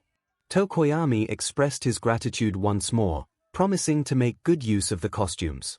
𝗧𝗏𝗄𝐴 emphasized that he didn't make suits for just anyone. 𝗬𝗬𝗍𝗏 then asked if they could return to train with his robots, to which 𝗧𝗏𝗄𝐴 happily agreed. As they left, 𝗧𝗏𝗄𝐴 reflected on the value of friendship and meeting new people. In 2 days, the long-awaited 𝗳𝗏𝗧𝗏 would open to the public. 𝗧𝗏𝗄𝐴 had always wanted to attend but had never had the opportunity. His father, who graduated from the college there, usually received invitations but was often too busy to go. This year, however, he offered his invite to 𝗧𝗏𝗄𝗏, believing he was old enough to attend alone. Interestingly, 𝗧𝗏𝗄𝗏 had already received an invitation after winning the sports festival but had chosen to pass it on to someone else, assuming Todoroki already had one due to his family's connections. 𝗬𝗏𝗏, please call Toru, Ryu instructed. Right away, Sir, Arvin replied. After a moment, Toru answered the call. Hey Ryu, what's going on? She inquired. Toru, are you familiar with what 𝗧𝗵𝗲 is? Ryu asked. Of course. Everyone knows about it. It's when 𝗧𝗏 opens to the public and showcases all their new developments, she explained. Have you ever wanted to attend? He continued. Absolutely. It would be amazing to see all the exciting things there. They even have rides. It's like an amusement park, but 1,000,000 times better. She exclaimed. Well, I received an invitation and can bring a +1. Would you like to join me? He offered. There was a pause on the line. Toru! Ryu called out. Give me a couple of minutes, she replied before hanging up. Ryu wondered if that was a yes. A short while later, he heard a knock on his door. Who could that be? He pondered. He opened the door, only to be enveloped in a tight hug. Ryu, thank you so much for inviting me. I've always wanted to go, but my family has never had the chance. Toru said enthusiastically. While I appreciate the hug, you're squeezing me a bit too tightly, he managed to say, feeling the pressure. Oh, right. Sorry about that, she said, releasing him. You should head back home and pack quickly. We really need to leave soon, he urged. Right now, she exclaimed. Once you're ready, come back here, and we'll head to the plane, he instructed. Toru hurried back home while Ryu returned to his room to pack. He made sure to grab his watch gauntlet just in case. He considered taking his Quirkbuster suit but ultimately decided against it, wanting to relax and enjoy his time at 𝗧𝗏 without the hassle of carrying it around. He packed a suit for their visit to the Central Tower and asked his mom for a party dress for Toru, knowing she likely didn't have one and might not realize they needed formal attire. Fortunately, Ryu remembered Toru's measurements from when he designed her hero costume. After packing, he heard a knock at the door, assuming it was Toru. He opened it to let her in. Mom, we need to head to the plane now, he said. All right, you both go to the car, and I'll meet you there, she replied. They made their way to the car, placed their suitcases in the trunk, and settled into the back seat. Toru, did you bring a party dress? Ryu asked. Oh no, I forgot to get one. Can we stop by my house quickly so I can ask my mom for one? She requested. It's okay, I actually got one for you, he reassured her. Thank you so much, Ryu, she said gratefully. No problem, he replied. All right, you two, let's get this show on the road, his mom said as she joined them in the car. She drove them to the airport and dropped them off at a private plane. Wow, Ryu. I didn't know we'd be taking a private plane, Toru exclaimed. Yeah, my dad graduated from the college on 𝗧𝗏 and worked there for a while, Ryu explained. Does your dad know David Shield? Toru asked curiously. Sadly, he doesn't, Ryu replied. They boarded the plane and waited for takeoff. Once in the air, Toru marveled at the luxurious interior. This is so fancy. I've never been on a private plane before, she said, her eyes wide with excitement. I've been on a private plane once or twice, Ryu mentioned casually. Wow, Ryu, is your family rich or something? Toru asked, her curiosity piqued. Geez, Toru, haven't you figured it out yet? He teased. Figured out what? She asked, confused. Have you ever heard of Takashi Industries? Ryu inquired. Toru paused for a moment, her eyes widening in surprise. She exclaimed that her friend's parents owned one of the largest support companies in the world. The response was a simple confirmation. Toru was taken aback, questioning why this information had not been shared sooner. The reply was that it was a test to see how long it would take her to realize. Toru pouted, feeling that it was unfair, as she often felt she wasn't the sharpest tool in the shed. The other person encouraged her to give herself more credit. Toru mentioned her ranking of 17th in the practical portion of the entrance exams, to which the response highlighted that it was still an impressive achievement among hundreds of candidates. She acknowledged that, but compared to her friend, she felt less intelligent. The response pointed out that comparing herself to the top scorer was like comparing one's physical strength to that of a renowned hero. Toru accepted this but still wore a sad expression. The thought crossed her mind that it was now or never. She proposed the idea of creating a device that could make her visible. Toru paused again, expressing appreciation for the thought but indicating that she would decline the offer. The question arose as to why she would refuse. Toru explained that, thanks to her friend, she had grown content with her invisibility and no longer cared about it. A smile spread across the other's face, pleased with her answer. They both agreed that it was good, and the friend admitted to preferring her invisibility as well, but wanted to offer her the chance. Toru muttered her thanks, and as they looked out the window, darkness began to settle in. It was suggested that they should get some sleep, and travel pillows and eye masks were retrieved. Time passed, and upon waking up on the plane, Toru was alerted that they were nearing their destination. She mumbled a question about taking someone to school, which led to confusion. After confirming that it was time to prepare for landing, Toru hurriedly checked her belongings. Eventually, the plane landed, and they made their way to the entrance of Island. Toru expressed relief at their timely arrival, while her friend reassured her that there was still plenty of time before the event began. Curiosity arose about why they had left so early, and the explanation was that they wanted to explore the attractions without the crowds. From Toru's perspective, she wondered how they managed to arrive so early. Her friend revealed that his father had used some connections to ensure a special experience for them. Toru felt as if they had the entire park to themselves, which she found quite romantic. Shaking her head, she reminded herself that it wasn't the time for such thoughts, especially after a recent dream that had embarrassed her. Her friend suggested heading to their hotel first to drop off their luggage, pulling her back to reality. They arrived at the hotel and checked into their room. Toru was taken aback upon realizing they would be sharing a room. Her friend apologized for the arrangement, explaining that as her +1, it was necessary. Toru reassured him that it was fine, though she had never shared a room with a boy before. He mentioned that they would have separate beds, which eased her mind slightly. However, she internally panicked at the thought of sharing a bed with him. Entering the room, she was amazed by its elegance. Her friend suddenly spoke up, questioning if she remembered their arrangement for separate beds. She confirmed this, wondering what he meant. He explained that the invitation was likely intended for his parents, resulting in a room with only one bed, possibly set up as a prank by his mother. Toru's heart raced at the realization that there was only one bed. Internally, she lamented the unfairness of the situation. Ryuji insisted that he could take the couch. He glanced at the small couch, which seemed insignificant compared to the bed. The other person, however, was determined to take the couch instead, reminding Ryuji that he was the one who had invited them. Ryuji firmly stated that he wouldn't allow that, as his pride wouldn't permit it. In a timid tone, the other person suggested they share the bed.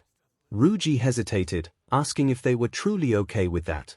The other person reassured him that the bed was spacious enough for both of them. Ryuji conceded, agreeing that they should put their things away and then head out to explore the attractions. Once they had stored their belongings, they exited the hotel. Ryuji pulled out a map of Island and asked where they should go first. The other person suggested they grab something to eat, and Ryuji agreed, noting his own hunger. They arrived at a restaurant and took a seat at a table. The other person expressed excitement about trying the local cuisine, and Ryuji echoed that sentiment, having heard it was exceptional. Their waitress approached with menus and asked what they would like to drink. Ryuji ordered a cookies and cream milkshake, and the other person followed suit. The waitress then proposed a special couples deal for sharing a drink, but they both politely declined, preferring their individual orders. The waitress chuckled and left them to ponder their meal choices. Ryuji sighed, wondering what the waitress had been thinking. The other person suggested they focus on their food selections. Ryuji browsed the menu and decided on the Island burger, which featured high-quality ingredients. He inquired about the other person's choice, and they mentioned they would go for the Island chicken parmesan. Ryuji shared his preference for cheeseburgers, while the other person admitted that caramels were their favorite, though more suited for dessert. After a few moments, the waitress returned to take their orders. Ryuji requested a medium-rare Island burger with fries, while the other person ordered the chicken parmesan. The waitress assured them their meals would be prepared shortly. As they waited, they chatted about what to do after eating.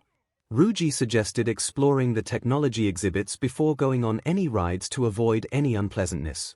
The other person agreed, and they looked forward to checking out the cool gadgets after their meal. When their food arrived, the waitress reminded them to call if they needed anything. They thanked her and enjoyed their meal, engaging in light conversation. After finishing, they left a generous tip for the waitress. The other person expressed how delicious the food was, and 𝗓𝗓𝗓 concurred, noting the unique charm of street burgers.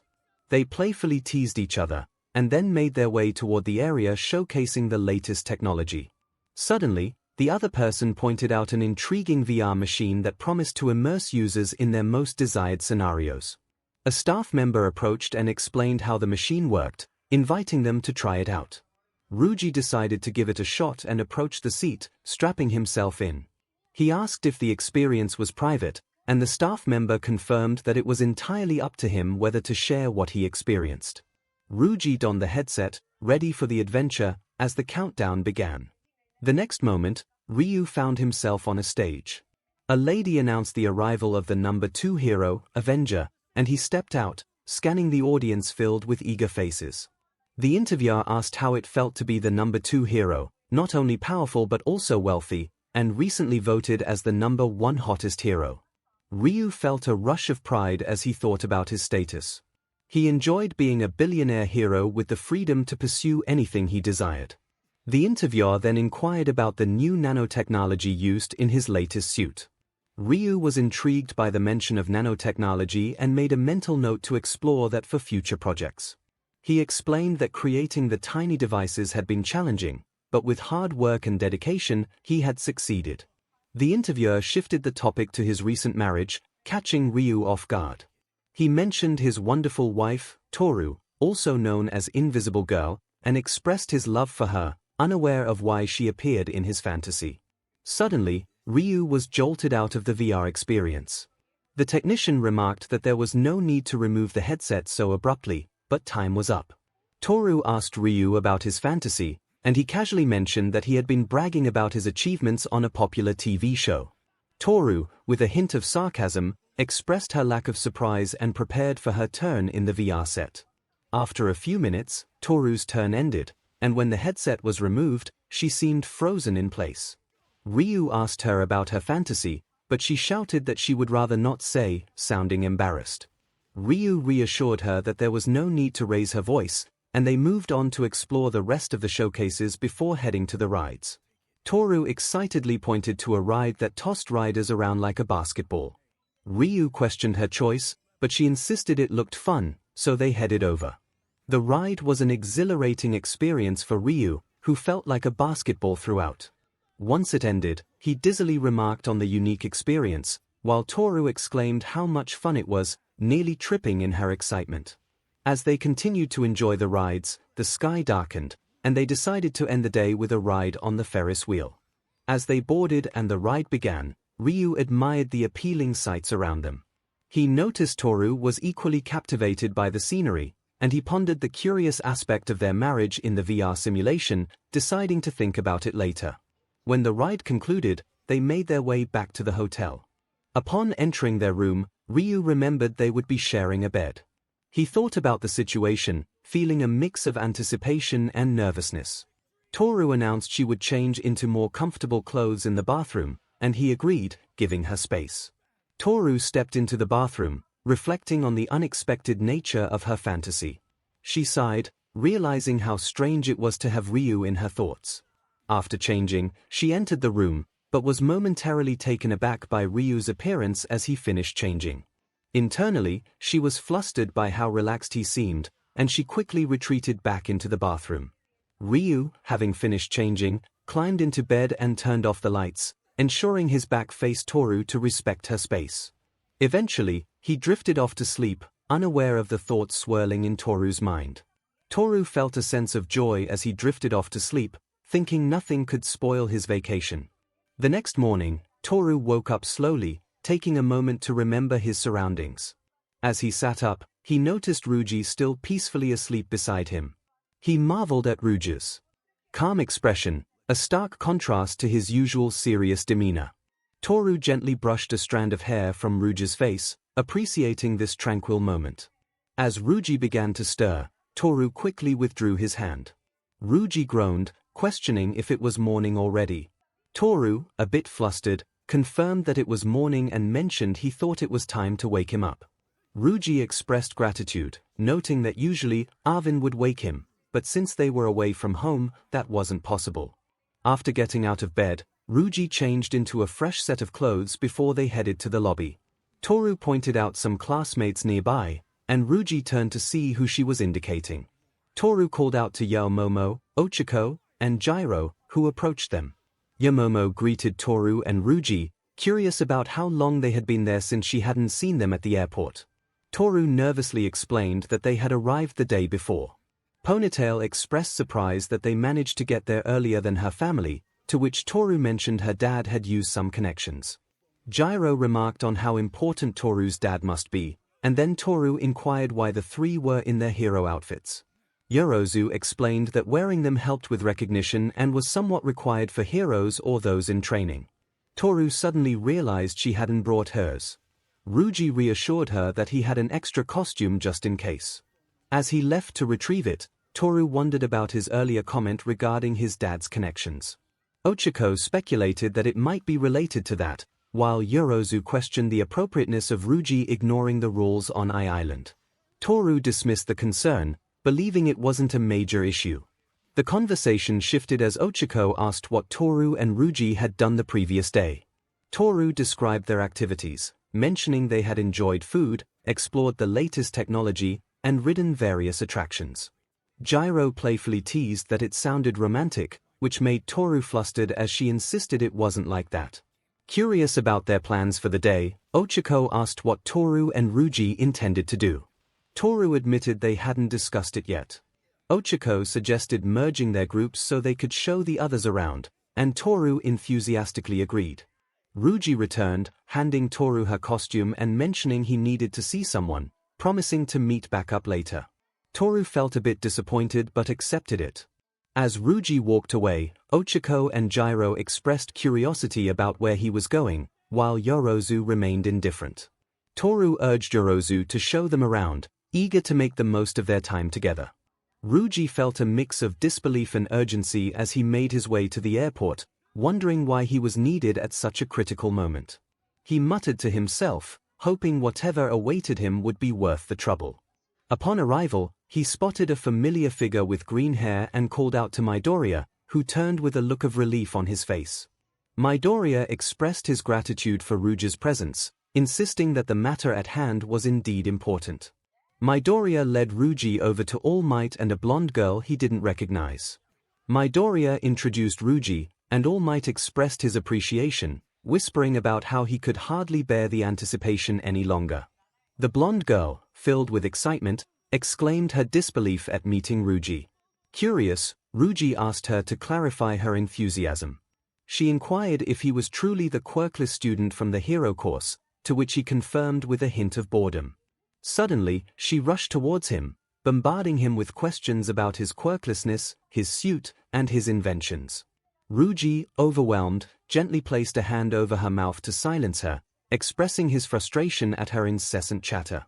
Apologizing for her excitement, she introduced herself as Melissa Shield. 𝗧𝗧𝗧 was taken aback to learn she was the daughter of the renowned David Shield, someone he had always dreamed of meeting. Melissa revealed that her father wanted to meet 𝗧𝗧𝗧 as well, leaving him in disbelief at the prospect. All Might encouraged 𝗧𝗧𝗧 to join them, and he eagerly agreed. As they walked toward David Shield, 𝗧𝗧𝗧 felt a surge of excitement. This was a dream come true. They entered a building and approached a room where Melissa announced she would introduce them. Moments later, they heard All Might's name being called, and as they entered, they witnessed a heartfelt reunion between All Might and David Shield. Midoriya and 𝗧𝗧𝗧 stood by the door, observing the warm exchange. All Might introduced David as one of his closest friends, and 𝗧𝗧𝗧 felt a twinge of jealousy at being overlooked. Midoriya, filled with admiration, recognized David as the genius behind All Might's hero costumes. 𝗧𝗧𝗧, feeling somewhat sidelined, thought to himself about his own significance. All Might then introduced 𝗧𝗧𝗧 as U.S. first Quirkless student in the hero course, prompting David to acknowledge him. Internally, 𝗧𝗧𝗧 was elated that David knew who he was. He expressed his admiration for David's work, and to his astonishment, David reciprocated the sentiment, declaring himself a fan of 𝗧𝗧𝗧's creations. 𝗧𝗓𝗧𝗏 felt a rush of pride at the recognition. David inquired if 𝗧𝗓𝗧 had brought his suit, expressing a longing to collaborate on upgrades. 𝗧𝗓𝗧 regretted not bringing it but mentioned his watch gauntlet, activating it to showcase his invention. David was intrigued, marveling at the device. All Might, sensing the need for a private conversation with David, suggested that 𝗧𝗓𝗧 and Melissa explore the area while they caught up. David agreed, encouraging 𝗧𝗧𝗧 to enjoy the tour with Melissa.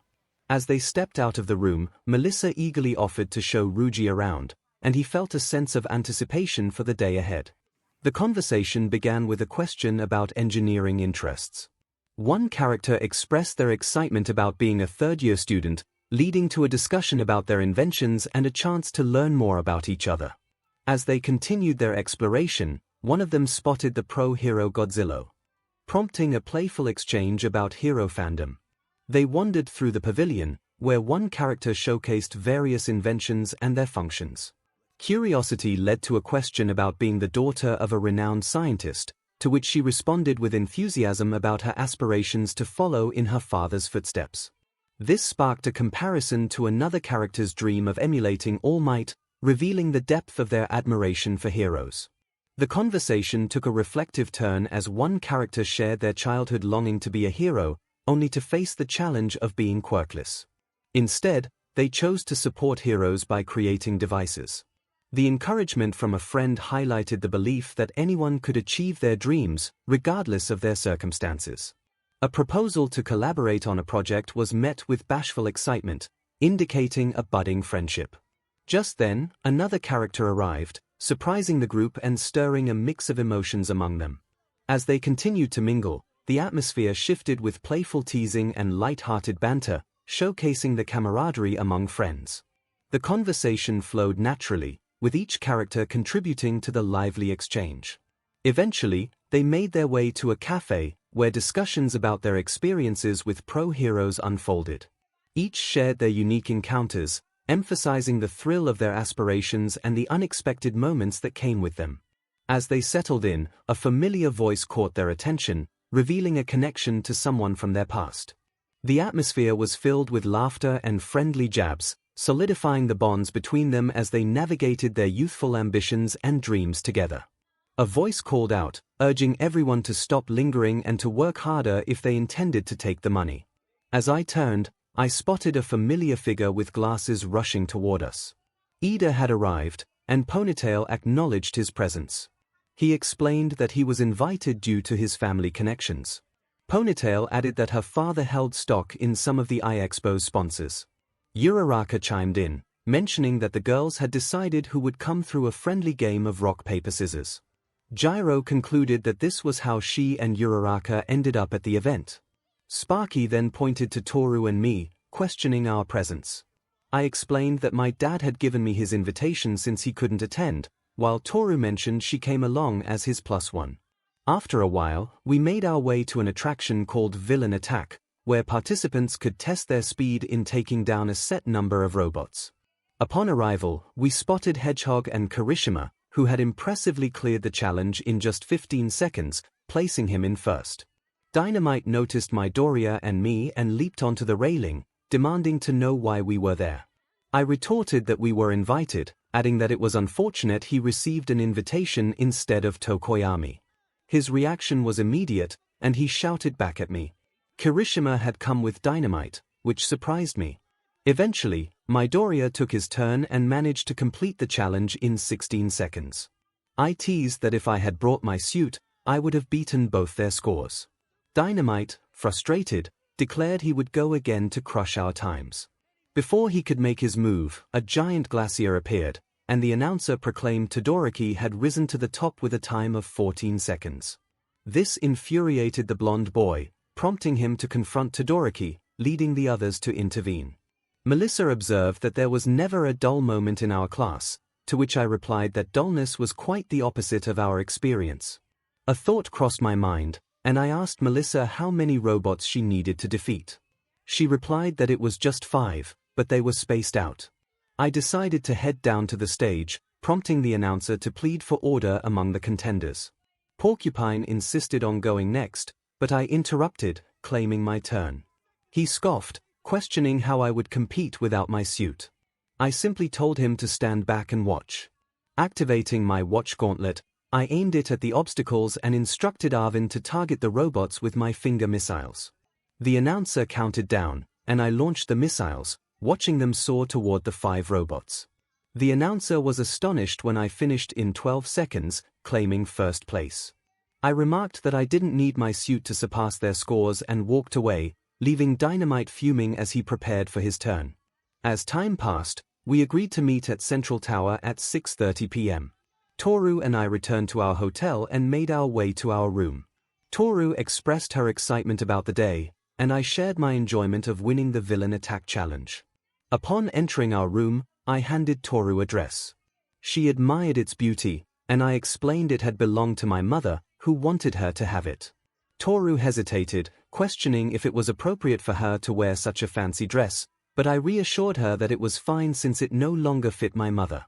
I let her use the bathroom first, and when she emerged, I couldn't help but blush at her appearance. She asked how she looked, and I jokingly replied that she looked invisible. She pouted, insisting she was serious, and I quickly assured her that she looked great. Afterward, I changed into my suit and noticed Toru staring at me as I exited the bathroom. I asked for her opinion, and she complimented my appearance. I thanked her, noting that red wasn't a color I usually wore, but the other options had seemed odd. Checking the time, I realized it was only 5:30. I suggested we hang out for a bit to pass the time, mentioning that I needed to refill my finger missiles. Toru felt a mix of excitement and distraction as she observed Ryuji. Inside her mind, she couldn't help but marvel at how attractive he looked, wondering why he had to be so appealing. She shook her wrist lightly, trying to regain her composure. She struggled to understand why Ryuji's appearance affected her so much. The way he dressed suited him perfectly, and her thoughts drifted back to a fantasy she had the previous day. She questioned why that particular thought had become her deepest longing. Her mind then shifted to Melissa, the girl who had quickly become friends with Ryuji. It baffled her how Ryuji wanted Melissa's help designing a suit, something that felt significant given how long it had taken her to build her own friendship with him. It seemed unfair that Melissa had managed to connect with him in such a short time. As she watched Ryuji reload his finger missiles and test his glove, she sighed, feeling a mix of admiration and frustration. Eventually, the clock struck 6, and they decided to head to the party. Toru expressed her excitement about the upcoming event, and Ryuji reminded her to be prepared for a more upscale atmosphere than she might be used to. She reassured him that as long as he was by her side, she would be fine. Ryuji mentioned that he had attended a few fancy parties before, which only heightened her anticipation. Upon arriving at the Central Tower, they spotted Ida waiting for them. He greeted them with a sense of duty, emphasizing the importance of punctuality as class representative. After some time, everyone except Midoriya and Melissa had arrived. Ida called Midoriya to scold him for being late, and soon they joined the group. Ryuji complimented Melissa on her appearance, and she shyly returned the compliment. J.I.R.O. inquired about Kirishima and Bakugo, noting their absence. Ida mentioned that they weren't answering their phones, and Uraraka speculated that Bakugo might not join them at all. Ryuji suggested they head inside without them, but Ida insisted they wait. Suddenly, an alarm blared, startling everyone. A robotic voice announced a security alert regarding an explosive device in the iExpo area, urging residents and tourists to return to their homes or evacuate. The situation felt dire as the windows began sealing shut. Todoroki noted that his phone had no signal, indicating that communications were being blocked. J.I.R.O. confirmed that the elevator was unresponsive, causing frustration among the group. Melissa expressed skepticism about the security system's abrupt high alert, suggesting it was unusual. Ryuji agreed, stating that they wouldn't want to incite panic at such a large event. Midoriya proposed they head to the party location since All Might was there, which eased some of their concerns. Melissa offered to guide them through the emergency stairs to get closer to the party. They ascended the stairs and arrived at the party venue, only to find heroes restrained and civilians held hostage. Midoriya was instructed to use his phone to get All Might's attention, and J.I.R.O. utilized her quirk to listen in on the situation. J.I.R.O. reported that villains had taken control of Island. They retreated to discuss their next steps. 𝗧𝗪 suggested they follow All Might's instructions and find a way to escape. Ponytail expressed agreement with 𝗧𝗪's viewpoint, noting that they were still students and lacked hero licenses to confront villains. Sparks attempted to suggest escaping to inform the heroes outside but was interrupted. Melissa pointed out the difficulty of escaping, mentioning that the facility was secured like Tartarus. Sparky concluded that their only option was to wait for help. 𝗧𝗪 inquired if Kaminari was comfortable with this plan, to which he responded with confusion. 𝗧𝗪 pressed further, questioning whether Kaminari felt the need to assist. 𝗧𝗪𝗏 chimed in, highlighting that even All Might had been captured, emphasizing their inability to rescue anyone on their own. Todoroki reminded them of their aspirations to become heroes, but Ponytail interrupted, stating they were not permitted to act as heroes yet. Todoroki questioned if that meant they should remain inactive. Midoriya expressed his longing to save the captured individuals, prompting Uraraka to acknowledge his determination. Midoriya reiterated his intention to rescue them, which surprised 𝗧𝗪𝗏, who reminded him of the lessons learned from the USJ incident. Midoriya clarified that he had considered a strategy to save All Might and the others without directly confronting the villains. Pikachu questioned the feasibility of such a plan, but Midoriya remained resolute, insisting he wanted to find the best way to help everyone. He turned to Melissa, asking if they could restart the security system. Melissa confirmed that if the villains had taken control, the authentication locks would likely be disabled, but they would need to reach the top floor without being detected. Midoriya felt they had a solid plan that allowed them to assist without engaging in hero work. He addressed Melissa and Takashi, pondering how they could bypass the villains unnoticed. He suggested that since none of them were injured, the villains might not be accustomed to the security system. Todoroki noted their strategy of avoiding conflict to restore the system, and Kaminari expressed optimism about their chances. Ponytail reminded them that the villains were stationed on the top floor, but Midoriya insisted that if they could restore the system, All Might and the hostages would be freed, turning the situation in their favor. Uraraka enthusiastically agreed to join him, stating she didn't want to remain idle when they could take action. She believed helping others was more crucial than their status as heroes. Todoroki and 𝗧𝗪𝗏 also volunteered to assist, and 𝗧𝗏 offered to join as long as he could step back if necessary. Toru expressed her readiness to help with stealth, and Yorozu decided to join as well. Kaminari and 𝗧𝗏 quickly followed suit, rallying together. Midoriya encouraged everyone to do their best, while he asked Melissa and Takashi to stay behind. Melissa insisted on joining, and Takashi affirmed he wouldn't be left behind, despite Midoriya's concerns about their lack of quirks and Takashi's missing suit. Melissa asked if anyone could adjust the security system settings, prompting a moment of silence among them. She identified herself as a student at the academy, confident in her usefulness, while Takashi highlighted his technological skills and the advantage they could provide. Midoriya hesitated, but Takashi urged him not to underestimate those without quirks. Melissa pleaded to be allowed to help protect everyone, and Midoriya ultimately agreed to move forward with their plan to save everyone. As they ascended the stairs, 𝗧𝗏 noted they had reached the 30th floor. Midoriya asked Melissa about the top floor, to which she replied it was the 200th floor. 𝗧𝗏 reacted with disbelief at the distance they had to climb, but Ponytail reassured him that it was preferable to encountering villains. They continued their ascent, and Uraraka looked back, noticing Melissa and Takashi lagging behind. She offered to use her quirk to assist them. Melissa expressed her gratitude while catching her breath, stating that she was fine. The narrator acknowledged their own fatigue, noting that it had been a while since they had climbed so many stairs. As they continued their ascent, they encountered an obstacle. 𝗧𝗏 pointed out the shutter, prompting Todoroki to question whether they should break it. Melissa cautioned against that, explaining that it would trigger the security system and alert the villains. 𝗧𝗏, however, suggested going through a nearby door, but the narrator shouted a warning just as 𝗧𝗏 opened it, causing a red light to activate. The narrator scolded 𝗧𝗏 for the mistake, realizing that their presence had been revealed. Todoroki urged everyone to move quickly, and they all dashed down the hallway. 𝗧𝗏 inquired about alternative routes, to which Melissa responded that there was another emergency staircase on the opposite side. The narrator communicated with Arvin through their earpiece, asking him to keep an eye out for any approaching villains. Arvin confirmed he would do so, but then the shutters began to close, prompting concern from the narrator.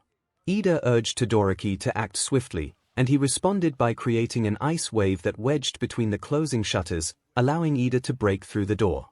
He called for everyone to hurry inside as they entered a plant factory. Midoriya expressed confusion about their location, and Melissa explained that it was a facility researching the influence of quirks on plants. Toru then pointed out the elevator that was on its way up, causing Grape to panic about whether the villains were in pursuit. Midoriya suggested hiding to let them pass, and they all concealed themselves behind a large bush. The narrator noted the convenience of their hiding spot, while Ida urged silence.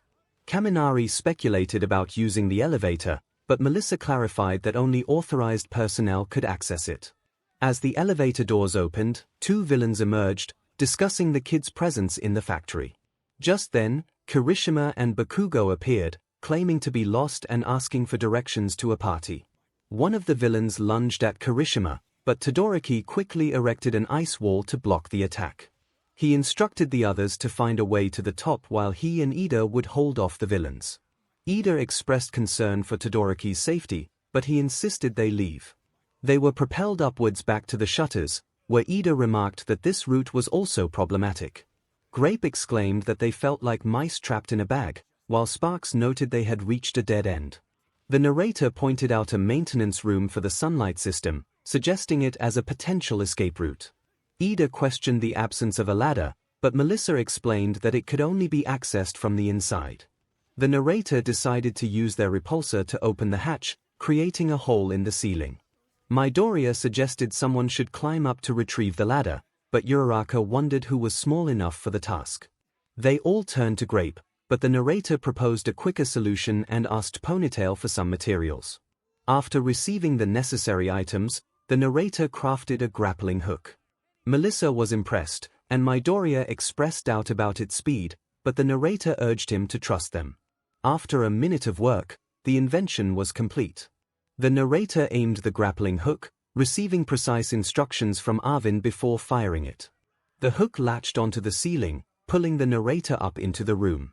Once inside, the narrator spotted the lever and pulled it, causing the ladder to descend. They called for everyone to come up, and one by one, the group climbed the ladder. Melissa praised the narrator for their ingenuity, and Midoriya echoed her sentiment, expressing gratitude for having them along.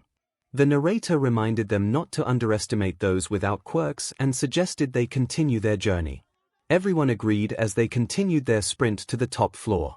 Kaminari questioned whether the shutters had been raised since they passed the 100th floor. Uraraka wondered if they could have lost their pursuers. Gyro suggested that it was unlikely, proposing instead that they might be leading them somewhere. Ida concurred, and Midoriya noted that they would have to go where the enemy wanted them to go to get just a little further up. Eventually, they reached the 130th floor, where a multitude of robots awaited them. Uraraka expressed her surprise at the sheer number.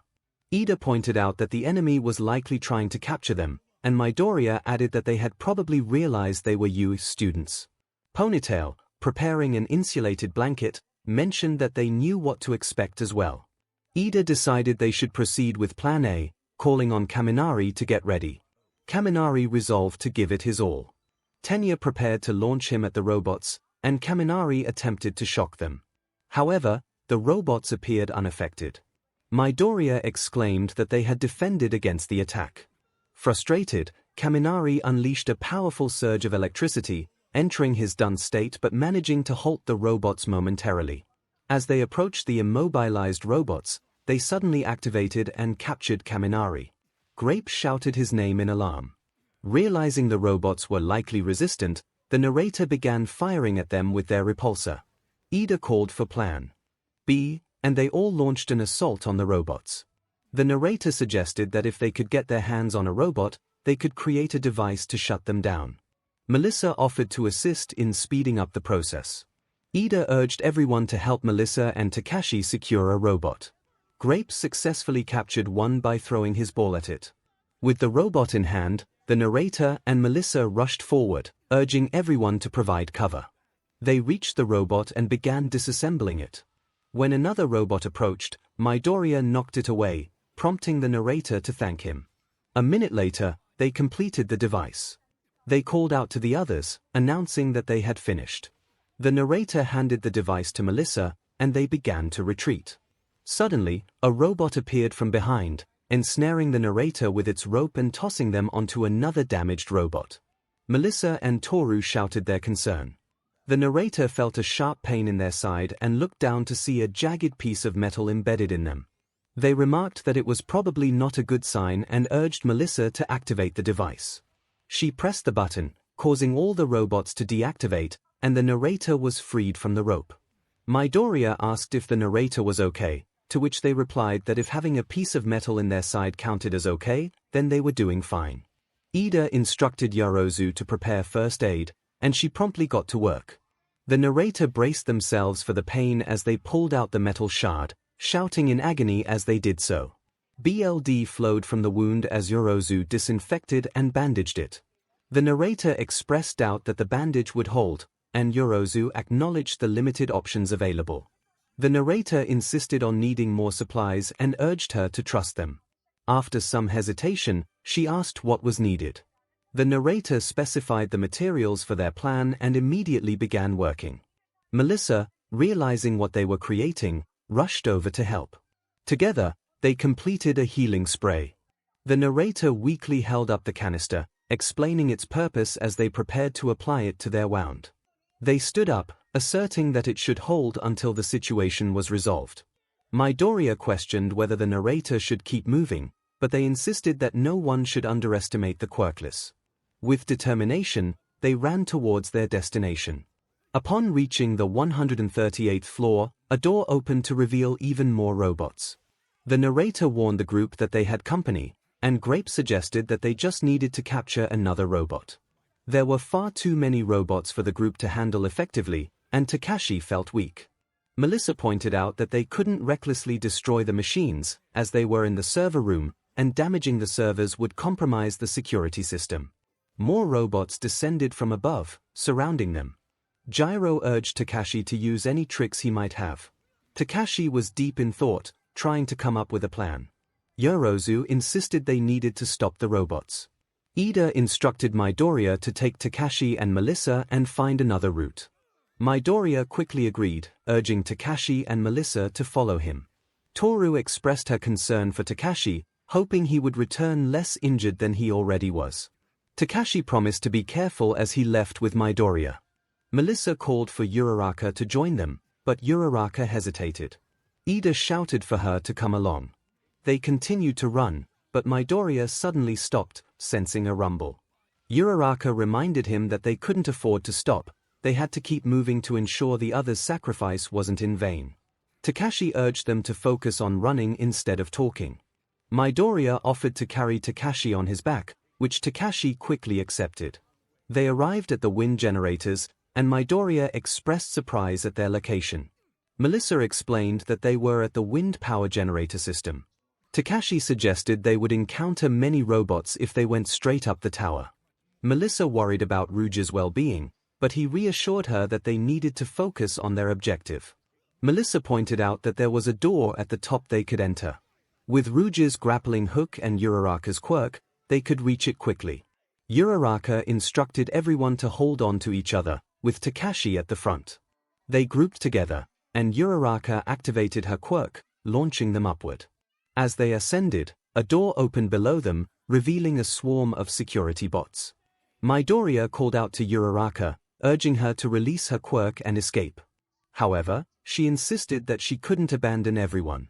Takashi agreed that they needed to reach the top. Just as Takashi aimed his grappling hook, Melissa shouted for him to wait. He fired the hook, and they shot toward the door, landing safely. They looked down at Uraraka, who was almost hit by a robot when Bakugo intervened, blowing it up. Midoriya called out to Bakugo, and then a wave of ice swept in, taking out more robots. Uraraka recognized Todoroki and Kirishima.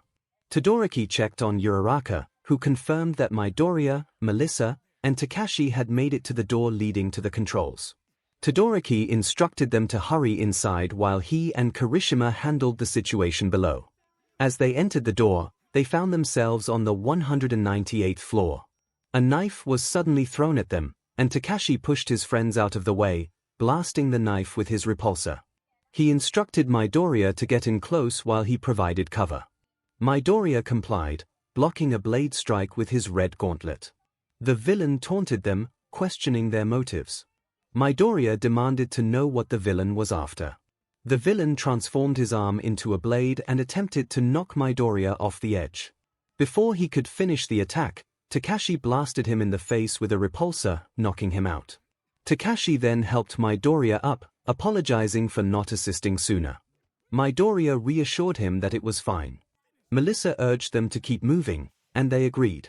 As they climbed the stairs, they spotted 2 armed guards at the top. Takashi proposed they take one each, and Midoriya nodded in agreement. Midoriya powered up, dodging bullets and kicking one guard in the face. While the other was distracted, Takashi blasted him, and they continued up the stairs. Finally, they reached the top floor. Midoriya asked Melissa where the control room was, and she informed him it was in front of the central elevator. As they checked around a corner, they spotted David's shield. Melissa exclaimed in surprise, and Midoriya recognized him as well. They wondered why he was on the top floor. The villains likely brought him here to compel him to take action, the narrator thought. Melissa expressed her determination to save him, her voice filled with urgency. Midoriya, stealthily approaching the door, nodded in agreement. They overheard David and Sam engaged in conversation. Melissa called out to her father, her concern evident. David acknowledged her presence, while Sam questioned her unexpected arrival. Melissa pressed for answers, her voice trembling as she confronted David about the incident. She couldn't believe he would be involved in such a scheme to obtain the device. The narrator, filled with disbelief, insisted that David, renowned as David's shield, would never stoop to such actions. Melissa sought confirmation from her father, and he hesitated before admitting the truth. The narrator's heart sank as they struggled to accept the revelation. Melissa's distress mirrored their own as she questioned her father's motives. David explained that the professor was merely trying to reclaim what had been taken from him, a groundbreaking invention designed to amplify quirks without harming the user. He elaborated on the potential consequences of this technology being exposed, explaining the pressure from governments that led him to agree to the plan. The narrator vehemently rejected the notion that David could be involved in such wrongdoing, while Melissa pleaded for reassurance that it was all a lie. David's silence confirmed their worst fears. Melissa's anguish grew as she insisted that her father would never betray his principles. David revealed that the situation was for All Might, whose quirk was fading. He believed that his device could restore All Might's abilities and allow him to continue his heroic work. The group fell silent, absorbing the weight of David's words. He expressed his desperation to help All Might, willing to face any consequences afterward. Melissa, fueled by anger and fear, recounted the sacrifices made by her friends to save the hostages, highlighting Rouge's injuries in the process. Midoriya called out, alarmed by the unfolding events. David questioned the authenticity of the villains, realizing they had been deceived. Suddenly, a voice revealed the truth behind the act, and the group turned to face 2 figures approaching them. One, wearing a metal mask, confirmed their role in the deception. Before Midoriya could react, he was ensnared by metal poles, prompting Melissa and the narrator to rush to his aid. The masked villain demanded the device, and Sam reluctantly handed over the case, revealing his betrayal. David confronted Sam, who felt wronged after his loyalty was disregarded. The villain presented Sam with a grim reward, pulling out a weapon and firing at him. Melissa cried out in horror, while the narrator expressed their frustration. As Sam questioned the villain's motives, the narrator intervened, using a repulsor blast to disarm the threat momentarily. However, the villain retaliated, injuring the narrator. Melissa screamed in panic, and Midoriya struggled against his restraints, desperation in his eyes. The villain taunted the narrator, threatening further harm. Melissa's cries echoed as the villain prepared to shoot again, but David heroically stepped in front of the bullet, sacrificing himself for his daughter. Melissa rushed to her father's side, her heart breaking as she witnessed the unfolding tragedy. The villain struck her with the butt of his weapon, causing her to collapse to the ground. Midoriya activated his quirk and began to break free. The villain taunted them, stating that they were too late and that their only option was to mass-produce a device for him. He acknowledged the hero in training, noting how impressive the suit he had created was and suggesting that he could replicate it for the villain's purposes. In a sudden move, the villain pulled her closer, knocking both of them unconscious. From Midoriya's perspective, he felt a surge of desperation as he thought about 𝗧𝗵𝗃𝗍 and Takashi, wishing he could save them. He struggled against the railings, feeling helpless. The villain ordered his accomplices to take them away, while Melissa cried out for her father and Ryuji, pleading for their return. The villain, fixated on eliminating their connections, aimed his weapon at Melissa, prompting a surge of panic within Midoriya. Finally breaking free, he launched a powerful attack at the villain, but a barrier blocked him, sending him crashing into it. Determined to save Melissa and Sam, he thought of her and saw her nod before she dashed away. The villain commanded his henchmen to stop her. Midoriya ceased his assault on the wall and attempted to confront the other villain, but was met with more barriers. He leaped off the ceiling and landed in front of the henchmen, declaring that he would not let them pass. As he prepared for an incoming attack, he blocked it just in time. The villain warned him not to get overconfident. With a surge of power, Midoriya unleashed a devastating blow that shattered the pillars around him. He realized he could only perform such a feat a couple more times without his hero suit. Dodging additional attacks, he focused on keeping both villains contained in the room, determined to save everyone. He heard the security system returning to normal and felt a rush of hope. The villain expressed frustration at the situation, realizing that their plans were being disrupted. Suddenly, he was struck by falling debris while distracted. The boss villain inquired about the helicopter's status, and the henchman confirmed it had landed. The boss declared their intention to leave, taking Takashi, 𝗧𝗵𝗃𝗍𝗓, and the device with them. Midoriya struggled to rise from the ground, pushing himself to pursue the villains. He thought about his purpose and resolved to do everything he could. From Melissa's perspective, she had just reset the security system and realized she needed to contact Uncle Might. She reached for her phone and called him. Uncle Might answered, and she quickly explained the dire situation, informing him that her father and Ryuji had been taken and that Deku was pursuing them. Uncle Might assured her that he would take action. Meanwhile, Ryuji began to regain consciousness, realizing he was being carried toward a helicopter. He heard David's voice, expressing a wish for release from their predicament. The villain responded, promising that his desires would soon be fulfilled. Ryuji firmly stated that he would rather not assist the villain in creating suits. They were unceremoniously thrown onto the helicopter, and Ryuji spotted Midoriya at the door, calling out for the professor and Takashi. Weakly, Ryuji acknowledged Midoriya's presence. The villain mocked Midoriya's intentions, questioning why he would come to rescue those who had made mistakes.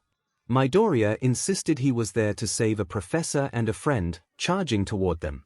The villain scoffed at the notion of saving a quirkless individual and a criminal, launching an attack at Midoriya. Undeterred, Midoriya declared his commitment to saving everyone. As the villain sent a massive pillar toward him, Midoriya countered with a powerful punch, shattering the obstacle and continuing his advance toward the helicopter. The villain, now alarmed, aimed his weapon at David and Ryuji. David urged Midoriya to escape, while Ryuji expressed his regret for not being able to keep his promise to Toru. The villain lamented the challenges of being a hero, mocking Midoriya's struggles as he struck him with another pillar. He continued to strike Midoriya, expressing frustration about their situation as he boarded the helicopter. The pilot responded promptly, taking off into the sky. Watching Midoriya grow smaller in the distance, feelings of regret washed over him for not being able to protect his friends. From Midoriya's perspective, he observed the helicopter's ascent and activated his quirk, sprinting up a pillar. He realized that the villain shouldn't be able to use his quirk without physical contact. With determination, he leaped off the pillar, reaching for the helicopter. He called out for the professor and Takashi, urging them to hold on. The professor instructed him to leave, while Takashi echoed the sentiment. Midoriya insisted that Melissa was waiting for them, showcasing his unwavering spirit. The villain, aiming a weapon at him, acknowledged Midoriya's heroism but dismissed him as foolish before pulling the trigger. In a moment of desperation, Takashi and the professor lunged at the villain, intercepting the bullet, which struck the gauntlet instead. Midoriya lost his grip and plummeted from the helicopter, crashing to the ground. Melissa's voice reached him, filled with concern. Meanwhile, Ryuji witnessed the villain incapacitate David, who was left unconscious. Ryuji stood defiantly, vowing that the villain would not escape justice, but he too was soon knocked out.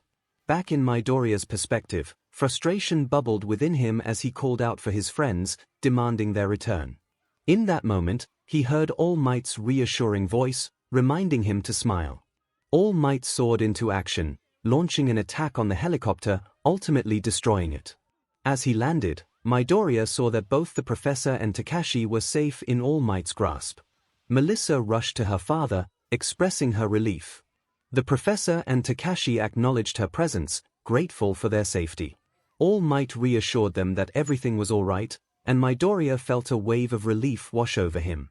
Ryuji regained consciousness to find Melissa in tears before him. He attempted to lighten the mood, but their situation was dire. All Might was suddenly struck by a falling pillar, prompting Midoriya to shout in alarm. Wires emerged from the ground, ensnaring both Ryuji and David, pulling them away as Melissa cried out for them. As darkness enveloped them, Ryuji remained alert and called out for the professor, who responded from nearby. They realized they needed to escape, but the professor lamented their predicament. Ryuji refused to accept defeat, reminding the professor of his brilliance and past achievements. Determined, Ryuji activated his gauntlet for illumination, scanning their surroundings filled with metal wires. He spotted a potential escape route and focused on maneuvering his hand to propel himself toward the edge. With a blast from his gauntlet, he managed to shift closer to freedom. He instructed the professor to prepare for his next move, and after a brief moment of hesitation, the professor agreed. Ryuji aimed his palm at himself, blasting the wires away. He then shot a grappling hook toward the edge, catching himself just in time. Once free, he pulled the professor up, both collapsing onto the ledge. Ryuji reassured him that they were safe for the moment. The professor expressed regret for being an idolized failure, but Ryuji countered that he understood the reasons behind their struggles. The professor encouraged Ryuji, believing in his potential to become a great hero. Ryuji appreciated the support but reminded him that they were still in a precarious situation, with time running out. He encouraged the young one to hold on, assuring him that All Might and Deku would come to their rescue. The young man felt a wave of despair wash over him, knowing he might not make it. He wished for someone to convey his apologies to his classmates, expressing regret for not being a better friend. He wanted them to tell Melissa that he couldn't finish the advanced suit with her and to let Toru know he was sorry for not keeping their promise. As he began to drift off, he felt the weight of his impending fate. His companion reassured him that everything would be all right, that he would achieve his dreams and reunite with everyone he cared about. Yet, the young man's vision blurred, and he sensed a bright light approaching as he heard the powerful rallying cry of All Might and Midoriya. He witnessed the two heroes strike the villain, their combined strength overwhelming the foe. As the battle concluded, he and David fell from their perch, landing in different spots. Darkness began to envelop him, and he felt his consciousness slipping away. Suddenly, he heard Toru's voice calling out to him. Weakly, he acknowledged her presence. Toru rushed to his side, her concern evident as she cried out for help, desperate to know what had happened to him. He expressed his sorrow for not being able to keep his promise to her. Toru urged him to stay awake, her voice filled with determination. He felt the pull of sleep, but she insisted he keep his eyes open. Despite her pleas, he succumbed to the exhaustion, closing his eyes. From Toru's perspective, panic set in as she urged him to stay awake, calling him by his full name. He weakly joked about needing a nap, but she was frantic, calling for assistance. A medic arrived, assuring her that they would take care of him. Toru pleaded with them, fearing for his life. As the medics took him away, Toru was left feeling helpless. She turned to see Melissa approaching, asking about Ryuji's condition. Toru informed her that the medics had taken him, and uncertainty filled the air as they both began to cry. A day later, Rougi awoke to a bright, white environment. Confused, he wondered if he had entered heaven. A doctor clarified that he was in a hospital on Island. The doctor informed him that he had been unconscious for an extra day, while his friends had to leave since the Expo was over. However, he would soon be able to return home. Relief washed over him as he learned that everyone else was fine, and he was the only one who required extensive care. After a quick checkup, the doctor confirmed he was ready to go. As he exited the hospital, he spotted David and Melissa waiting for him. Melissa rushed to him, enveloping him in a warm embrace, expressing her relief that he was okay. David explained that Melissa had made a significant decision. She revealed her longing to transfer to you and graduate alongside him. Rougi was taken aback, questioning how that would work since she was already a third-year student. David reassured him that Principal Nezu had agreed to transfer her credits to US support course. When Rougi asked where she would stay, Melissa admitted she needed to stay at his house. He was shocked, but David explained that he had already spoken to Rougi's father, who had given his approval. Rougi inquired about David's connection to his father. David explained that they had graduated at the top of their class and had worked together briefly before David met 𝗬𝗏, who then started a support company in Japan. Rougi was surprised that his father had never mentioned this. David shrugged, leaving the reason unknown. Rougi felt he had no choice but to accept the situation, clarifying that it wasn't a negative feeling. David was excited about the prospect of collaborating on inventions with Rougi. They made their way to the car, where Rougi's bags were already in the trunk, and headed to the airport. After saying goodbye, they boarded a private plane and began discussing their upcoming projects. Rougi expressed his eagerness to see everyone once they arrived at his home, reflecting on his first experience at Island, which had been tumultuous. Melissa reassured him that the important thing was that he was safe now. Rougi resolved to always carry his suit with him from that point on, hoping that things would become easier. Upon landing, they headed to Rougi's house, where he noted the need to repair both his earpiece and watch gauntlet, which had taken longer to create than expected. Melissa offered her assistance, which Rougi appreciated, recognizing that her help would be invaluable. As they entered the house, Rougi's mother greeted him with a warm hug, expressing her relief that he was okay. She inquired why he hadn't called her to pick him up from the airport, to which Rougi explained that his phone was broken and Melissa didn't have her number. Rougi's mother was delighted to meet Melissa and urged her to take care of Rougi, sending a playful wink in her direction. Melissa blushed at the comment, unsure of how to respond. Rougi's mother noted that they reminded her of how she and Rougi's father had met, which prompted Rougi to steer the conversation back to their work. He led Melissa to his lab, where they found his builder bots working on one of his latest suits. Rougi thanked Arvin, his AA, for keeping things running smoothly while he was away.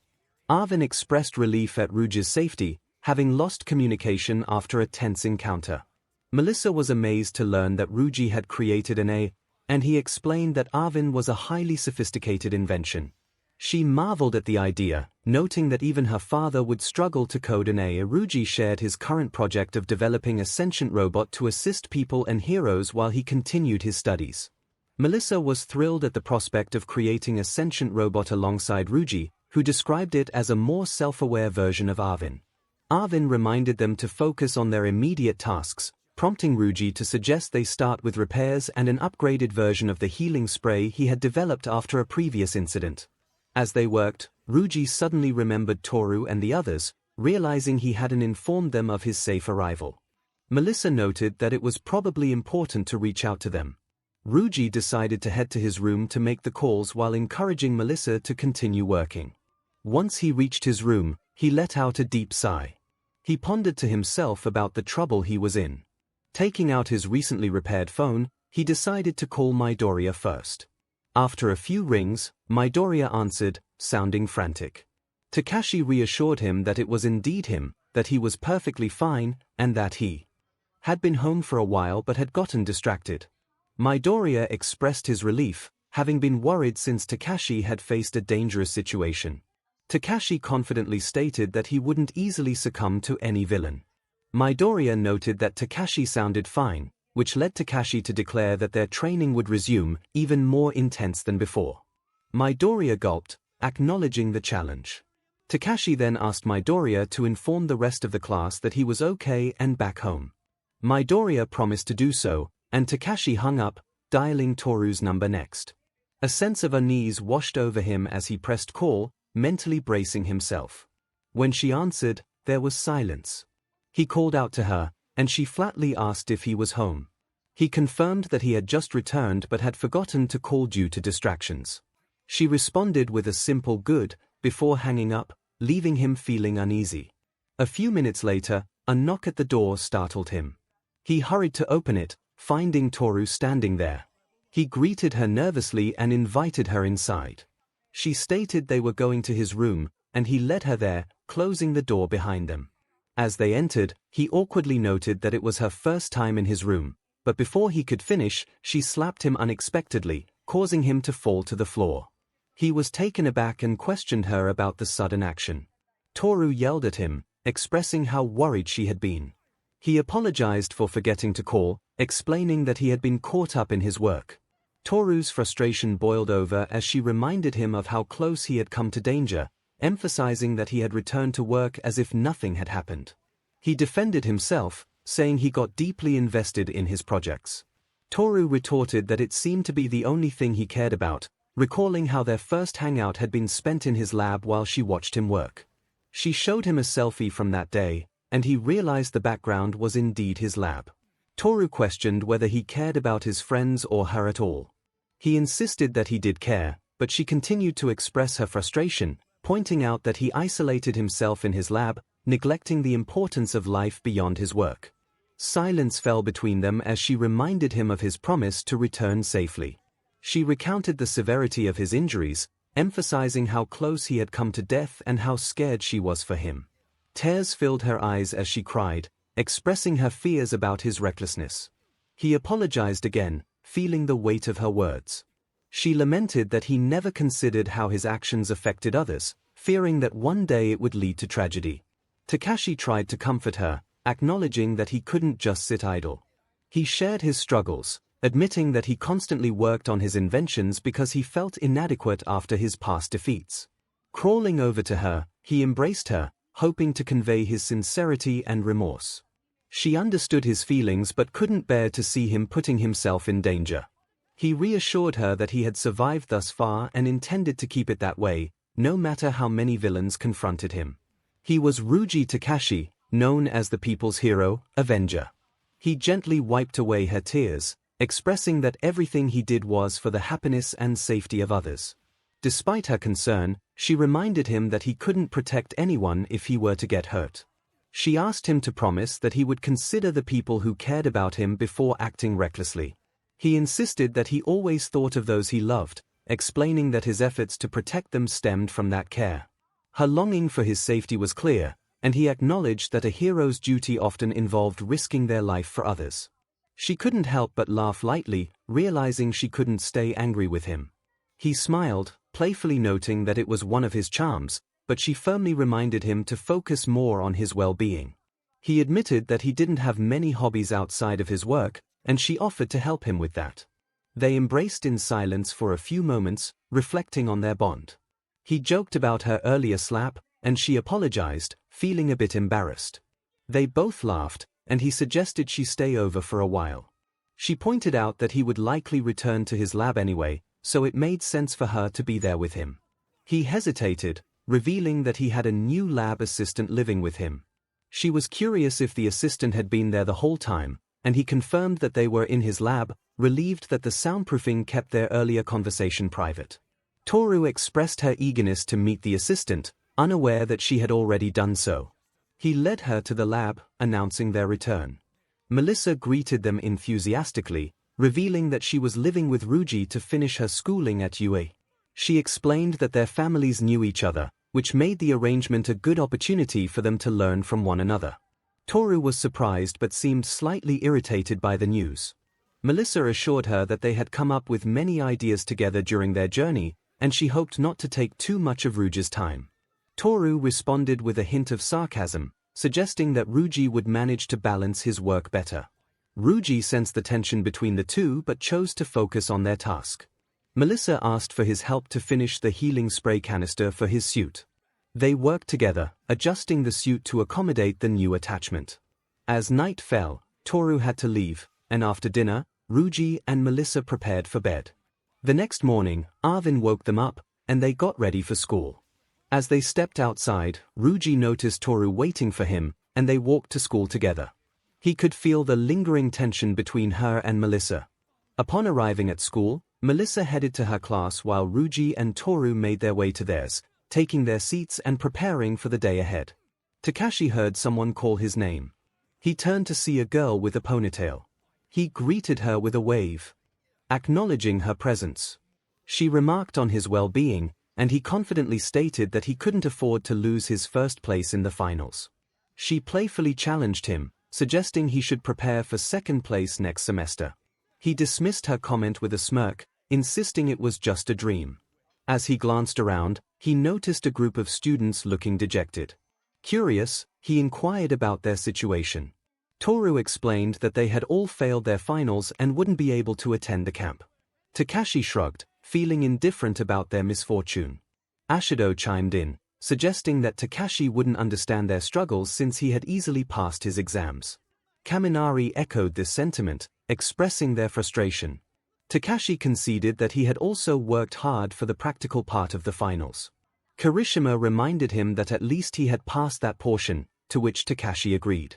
Aizawa then instructed everyone to take their seats as the bell rang. The room fell silent as he addressed the class, explaining that some students hadn't passed their final exams and would need to train in the woods for the upcoming camp. Takashi pondered whether everyone would indeed be going. Aizawa confirmed with a peculiar smile that they all could attend, despite the failures. The students who had not passed voiced their disbelief. Kirishima and Ashido expressed their excitement at the prospect of still going. Aizawa clarified that while some had failed the practical exam, no one had failed the written portion. He explained that the villain side had intentionally left a way for the students to succeed during the practical, ensuring that most would not get stuck before they began. Takashi realized this was why he had managed to avoid capture by the giant clone. Aizawa further explained that the training camp was designed to help those who needed to strengthen their abilities the most. He referred to his earlier statements as a rational falsehood, which surprised the students who had failed. Ida expressed his disappointment at being misled again, declaring that their trust in Aizawa would waver due to the deception. Uraraka commented on Ida's negativity, while Aizawa acknowledged that he had not lied about everything. He announced that additional lessons were prepared for those who had failed, emphasizing that they would be more challenging than regular classes. As the day progressed, the final bell rang, signaling the end of classes. The tail guy, whose name Takashi still didn't know, expressed relief that they could all attend the camp together. Ida remarked on the nature of the training camp, and Midoriya noted the need to bring supplies. Kaminari lamented not having a bathing suit and mentioned needing to buy various items. Toru suggested that Class A go shopping together since they had the day off. Kaminari enthusiastically agreed, noting it would be their first outing as a group. Kirishima insisted that Bakugo should join them, but Bakugo flatly refused. Midoriya then asked Todoroki if he would come along, but Todoroki explained he would be visiting his mother. Uraraka turned to Takashi, asking if he would join. He mentioned needing to buy some things anyway and joked that Toru would drag him along regardless. Toru playfully pouted at his comment. The next day, Takashi asked Melissa if she wanted to join them, but she declined, citing a school project. He left without her and met Toru outside, and together they headed to the mall. They arrived first and waited for the rest of their classmates. As others began to arrive, Takashi and Toru discussed their shopping plans.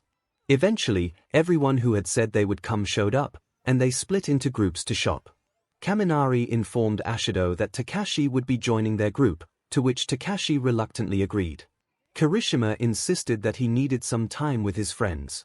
Toru expressed that it was a perfect opportunity to bond with some classmates, especially since he would be going with the girls.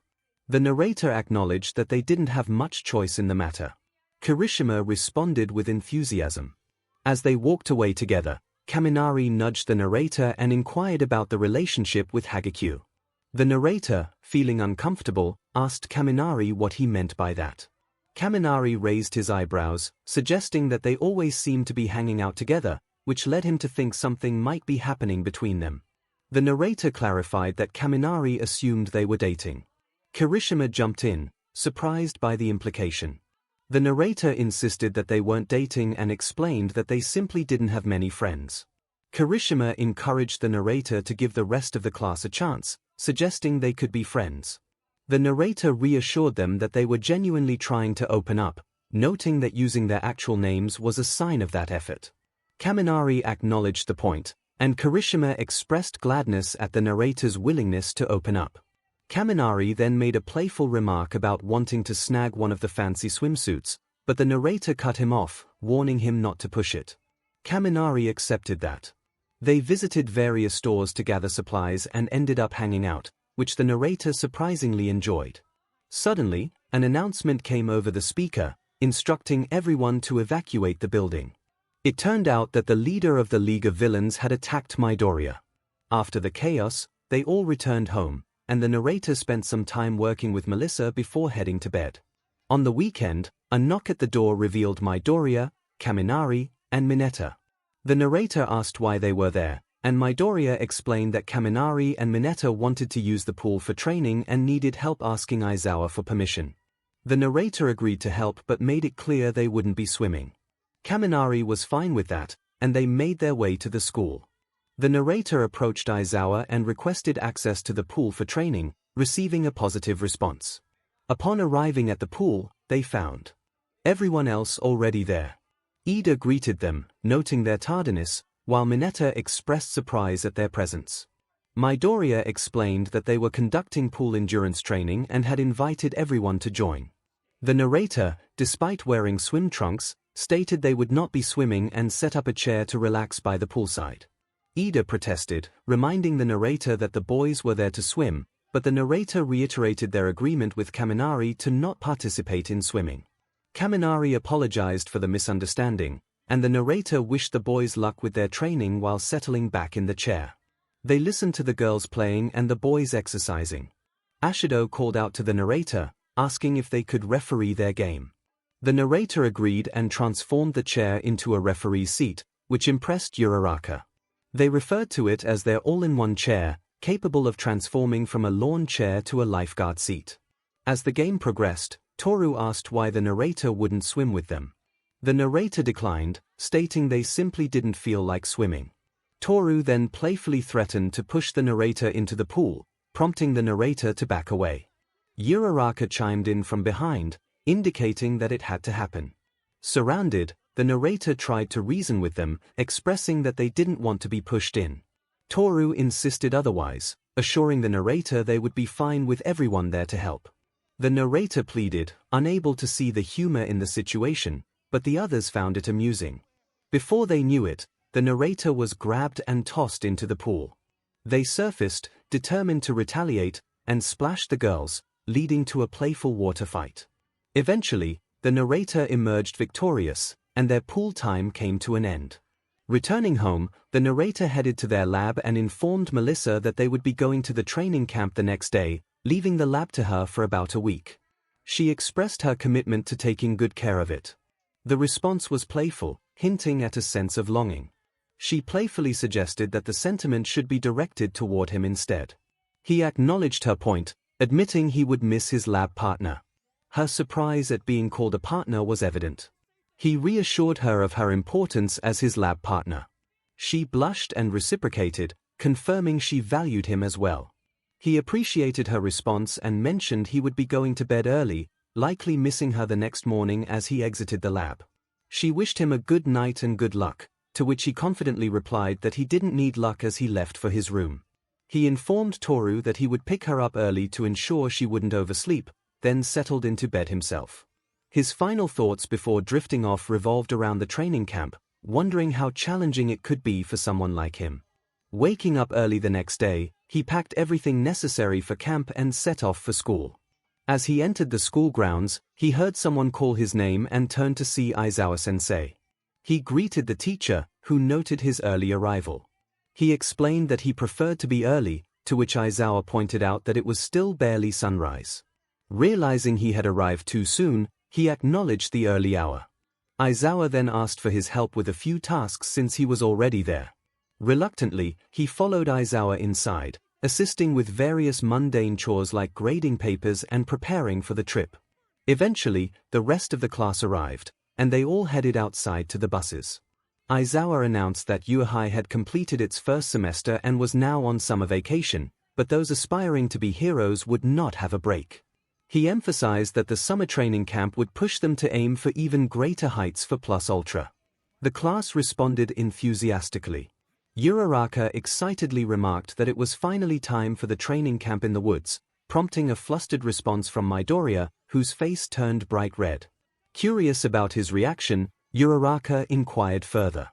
Midoriya stumbled over his words, causing 𝗬𝗧𝗏𝗧 to blush as well and jump back in excitement, cheering about the training camp. Kaminari and Ashido joined in her enthusiasm. He observed that their excitement was quite evident. Midoriya commented on the excitement of 𝗬𝗧𝗏𝗧 and the others. A voice from the crowd expressed surprise about some students in Class A taking extra classes, questioning whether it meant some had failed their finals. He confronted the speaker, asking who they were. The individual, dismissive, challenged him, implying he thought he was too good to remember his fellow classmates. He clarified that he was aware of another hero class, having worked with one of their members during the sports festival. The other student insisted he didn't belong there. In response, he provocatively questioned the value of the other's quirk. The student claimed he could copy other people's quirks, but he interrupted, pointing out the futility of that ability against him, as he had no quirk to copy. He likened the student to a defenseless bird that had fallen from its nest, wearing a mischievous smile. The confrontation was abruptly halted when the student was silenced by a swift chop to the neck. An orange-haired girl apologized for the interruption, assuring him it was fine as long as the other student understood his place. She expressed that the rest of them were impressed by his presence and didn't believe he was undeserving. She then dragged the student onto their bus. Ida directed Class A to line up in order for the bus. He chose a window seat at the back, noticing that Toru had taken the seat beside him. Aizawa began to explain that the bus would stop once in about an hour, but was interrupted by Kaminari suggesting they play music. The atmosphere lightened as everyone began to chat. 𝗬 turned to him, asking what he thought he would have to do at the training camp without a quirk. He speculated that whatever Aizawa had planned for him was likely to be challenging. Kirishima suggested that perhaps their instructor would have them do a series of exercises. The idea seemed obvious, but it was the most likely scenario, especially since wearing a metal suit didn't necessarily require peak fitness. Kirishima agreed, but Ashido teased that Toru would probably appreciate it if he were exceptionally fit. Toru reacted with surprise, while the narrator smugly noted that any girl would likely be attracted to a handsome guy with a six-pack. Zero questioned the narrator's confidence, to which he responded that there was no reason not to be confident. After all, he was a good-looking genius who fought in robot suits. Zero seemed to understand his point. As they continued their conversation, the bus came to a stop, allowing everyone to stretch. The narrator grabbed his case, a habit he had developed since the incident on Island, always keeping it close when away from home. Someone remarked on the break, and Grape announced his urgent need to use the restroom. The narrator inquired about Class B's whereabouts, but Aizawa pointed out that stopping without a reason was pointless. Grape repeated his question about the bathroom, prompting someone to call out to Aizawa. The class turned to see a black car approaching. Aizawa greeted the occupants, and the red-haired one enthusiastically introduced themselves as the 𝗬𝗏𝗏 Pussycats, a pro-hero team that would be collaborating with them during the camp. Midoriya excitedly shared their background as a veteran team specializing in mountain rescues, but was interrupted when the blue-haired member playfully grabbed his face, claiming to be 18 at heart. The narrator found humor in Midoriya's embarrassment and asked for the blue-haired hero's name, learning it was Pixie Bob. 𝗬𝗧𝗏𝗧 inquired about the narrator's previous favorite hero, to which he admitted he didn't have one. Aizawa instructed everyone to greet the heroes, and the class responded cheerfully. The red-haired hero explained that they owned the land where the camp would take place, and the students would be staying at the foot of the mountain. The class expressed their surprise at the distance. 𝗬𝗧𝗏𝗧 questioned the reason for their stop, and the narrator felt a sense of unease, bringing his suit closer. Zeus speculated about the situation, while Soto voiced his disbelief. 𝗧𝗏 suggested returning to the bus, and Kaminari agreed. The red-haired hero informed them that it was currently 9:30 a.m. and that if they were quick, they might make it back by noon. The narrator expressed doubt about the bus being a viable option and hurried to don his suit. Ashido urged everyone to return, and Kirishima echoed the sentiment, while Kaminari called for urgency. The red-haired hero warned that those who didn't make it back by 12:30 would miss lunch. As the class attempted to reach the bus, 𝗵𝘃𝗵𝗲 jumped in front of them, declaring that training camp had officially begun. They were then swept down the cliff by the blue-haired hero's quirk. The narrator struggled to activate his thrusters as they flew off the edge, but managed to save himself just before hitting the ground. The red-haired hero shouted that they could use their quirks freely since they were on private land and had 3 hours to reach the facility on foot, after navigating through the ominously named Beast's Forest. Midoriya exclaimed in surprise, while Kaminari likened it to a video game. Gyro commented on US tendency to create such challenges. The narrator hovered in the air, teasing that he could simply fly over the forest. Ida admonished him for not following the rules, but the narrator argued that there were no restrictions on how to reach their destination, only that they had to do so on their own 2 feet. Suddenly, a dirt beast emerged from the forest, threatening Grape. Koda attempted to stop it, but his efforts were in vain. Midoriya rushed in to save Grape just in time. The narrator observed that the dirt beast wouldn't be easily defeated and flew toward it. From Aizawa's perspective, Mandalay noted the rigorous schedule they had planned. Aizawa explained that they aimed for the students to acquire skills earlier than usual, given the current villain activity. They needed to learn how to defend themselves. In Ryuji's view, Todoroki froze the beast's legs to immobilize it. Ryuji then fired his blasters at the legs, shattering them. Ida kicked one of its arms while Bakugo targeted the other. Midoriya swooped in from above to deliver the final blow. The group celebrated their teamwork, and Takashi felt a sense of belonging. Ida acknowledged his presence, expressing that it would be beneficial for the team. Midoriya added that Takashi could assist in scouting the enemies alongside Shoji and Gyro while also contributing to the main attack. Takashi agreed to help. Soto praised their swift victory over the beast, and 𝗧𝗏 joined in the excitement. Takashi acknowledged their admiration with a playful tone, reminding them of his capabilities. Todoroki suggested it was time to move on, and they organized themselves into a formation, with Takashi participating in both reconnaissance and the main attack team as they ventured deeper into the forest. Kaminari inquired about their progress, and Takashi soared above the trees to assess their distance. He reported that they were just under halfway to their destination. Ashido expressed her surprise at the distance remaining, while another teammate humorously lamented about their stamina. Tenya urged everyone to keep moving, and Takashi felt good, though Kaminari pointed out that flying made it easier for him. Takashi acknowledged this with a light-hearted admission. As they continued through the forest, Takashi began to feel warm in his suit as dusk approached. He informed the group that the opening was ahead, prompting cheers from Kaminari. Upon reaching the clearing, Takashi landed and started to remove his suit. 𝗵𝘃𝗵𝗲 greeted them with enthusiasm, and Mandalay remarked on their delayed arrival. Noticing the exhaustion on everyone's faces, Takashi asked about their condition. Toru, panting, leaned on him, and he understood their fatigue.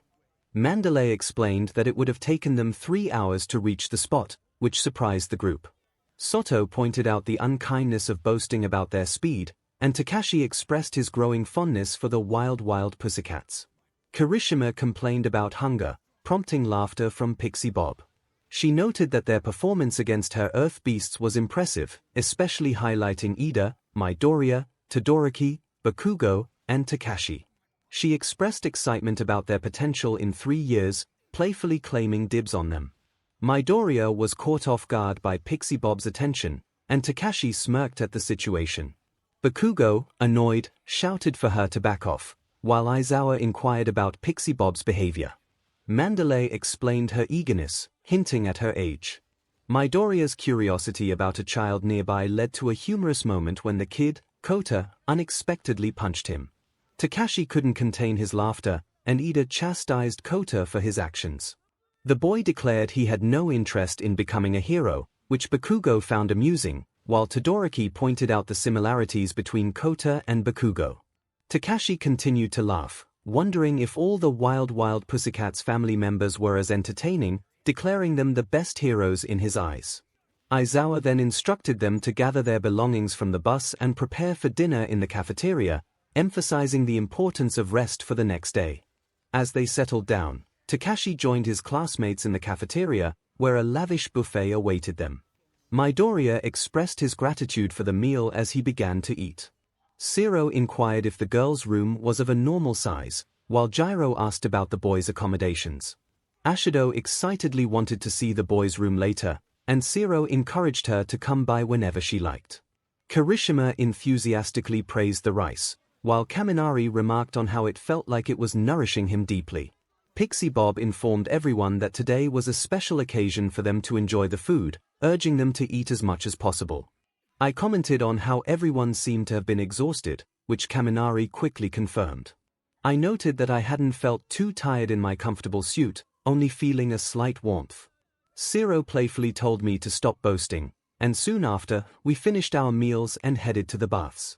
Grape mentioned that food wasn't the most important thing, to which I disagreed as I settled into the water. He then hinted at something beyond the wall, prompting Midoriya to ask what he was talking about. Ashido's muffled voice expressed her delight in the hot springs, and another voice chimed in, agreeing with her. I called out to the girls, sharing my excitement about the hot springs, and Toru echoed my sentiment. Kaminari wondered how I managed to be so carefree, while Grape commented on the unusual arrangement of bathing times for boys and girls, suggesting it was an accident waiting to happen. Kaminari seemed concerned about Grape's intentions, and Tenya admonished him for his behavior, deeming it disrespectful. I remarked that Grape's actions felt inappropriate, and he confidently declared that walls were meant to be climbed. Just as he reached the top, Kota appeared and reminded everyone that before becoming a hero, one must learn to be human, knocking Grape off the wall. Grape landed on Tenya, and I couldn't help but laugh at the scene. A girl remarked on Grape's antics, and Ashido thanked Kota for his intervention. Suddenly, Kota got startled and fell, but Midoriya managed to catch him just in time. Midoriya noted that Kota had fainted, and I jokingly scolded the girls for giving him an early lesson in maturity. Ashido apologized, while Kaminari commented on my lack of shyness regarding the situation. I shrugged it off, saying it was just a natural part of life. Tenya reprimanded me for my bluntness, but I argued that it was a common thought among us, and Grape had simply acted impulsively. From Toru's perspective, she noted how Takashi was unfiltered in his opinions, which Mina found amusing.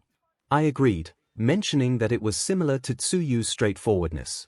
Mina then posed a playful question about who the hottest guy in their class was, insisting everyone answer. I was taken aback, while Ochako expressed her discomfort discussing it with the boys nearby. Mina reassured us that they wouldn't overhear if we kept our voices down. Tsuyu reluctantly agreed that we were cornered into answering. Mina declared she would start and chose Takashi, citing his good looks and confidence as appealing traits. I asked her why she thought so, and she elaborated on his attractiveness. Momo then shared her preference for Todoroki, explaining his appeal. Tsuyu followed, stating she admired Takashi's determination to be a hero despite being quirkless, also finding him attractive. Mina noted that Toru and Takashi shared a similar tendency to express their thoughts openly. She then prompted Toru for his turn. Toru, feeling shy, mentioned that he would also choose Takashi. Gyro remarked on Takashi's popularity, and Ochako, with a playful smile, inquired about the reason behind it. Toru insisted that Takashi was simply a good friend. Mina pointed out that she had chosen Kirishima as a friend but did not select him this time. Toru hesitated before admitting that he had seen Takashi's physique, which was more impressive than it appeared. Mina was surprised to hear this, but Toru clarified that he had only seen Takashi's chest. Mina eagerly asked for details, and Toru described Takashi as fit, but not overly so, just the right amount to be attractive. He then shifted the focus to Kyoka. Kyoka mentioned Bakugo, but only acknowledged that he had one redeeming quality.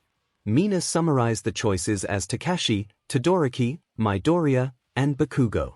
Tsuyu pointed out that Takashi had received 3 votes, making it clear who the favorite was. Mina questioned whether everyone would agree on the best partner among the four, and Momo wondered if the answer would be unanimous. J-Ro, however, surprised everyone by choosing Takashi. Ryuji decided it was time to leave, standing up and bidding Kirishima farewell. Before exiting, he playfully thanked the girls for boosting his confidence. Toru's surprised shout confirmed that he had overheard. Kaminari, confused, asked what was going on, but Ryuji only hinted that the girls would understand. Once in the boys' room, Ryuji took out his laptop to work on coding for a robot he was developing. The other boys soon joined him. Kaminari expressed interest in the project, and Ryuji explained that he was creating a sentient robot to assist heroes until graduation. Zero raised concerns about the potential risks of a sentient robot, echoing Toru's earlier caution. Ryuji reassured them, confident in his abilities. As Tenya announced it was time for bed, Ryuji closed his laptop and settled down, listening to the boys chat until they were abruptly awakened at 5:30 a.m. for training camp. They gathered with Aizawa, who informed them that the camp aimed to enhance their strength in preparation for obtaining provisional licenses and facing increasing threats. Aizawa tossed a ball to Bakugo, reminding him of his previous record from the fitness test. Bakugo approached the plate and launched the ball with a fierce shout.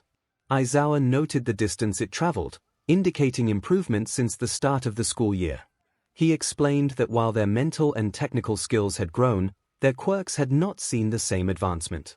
Aizawa warned them that the upcoming training would be intense, but they should strive to survive the experience.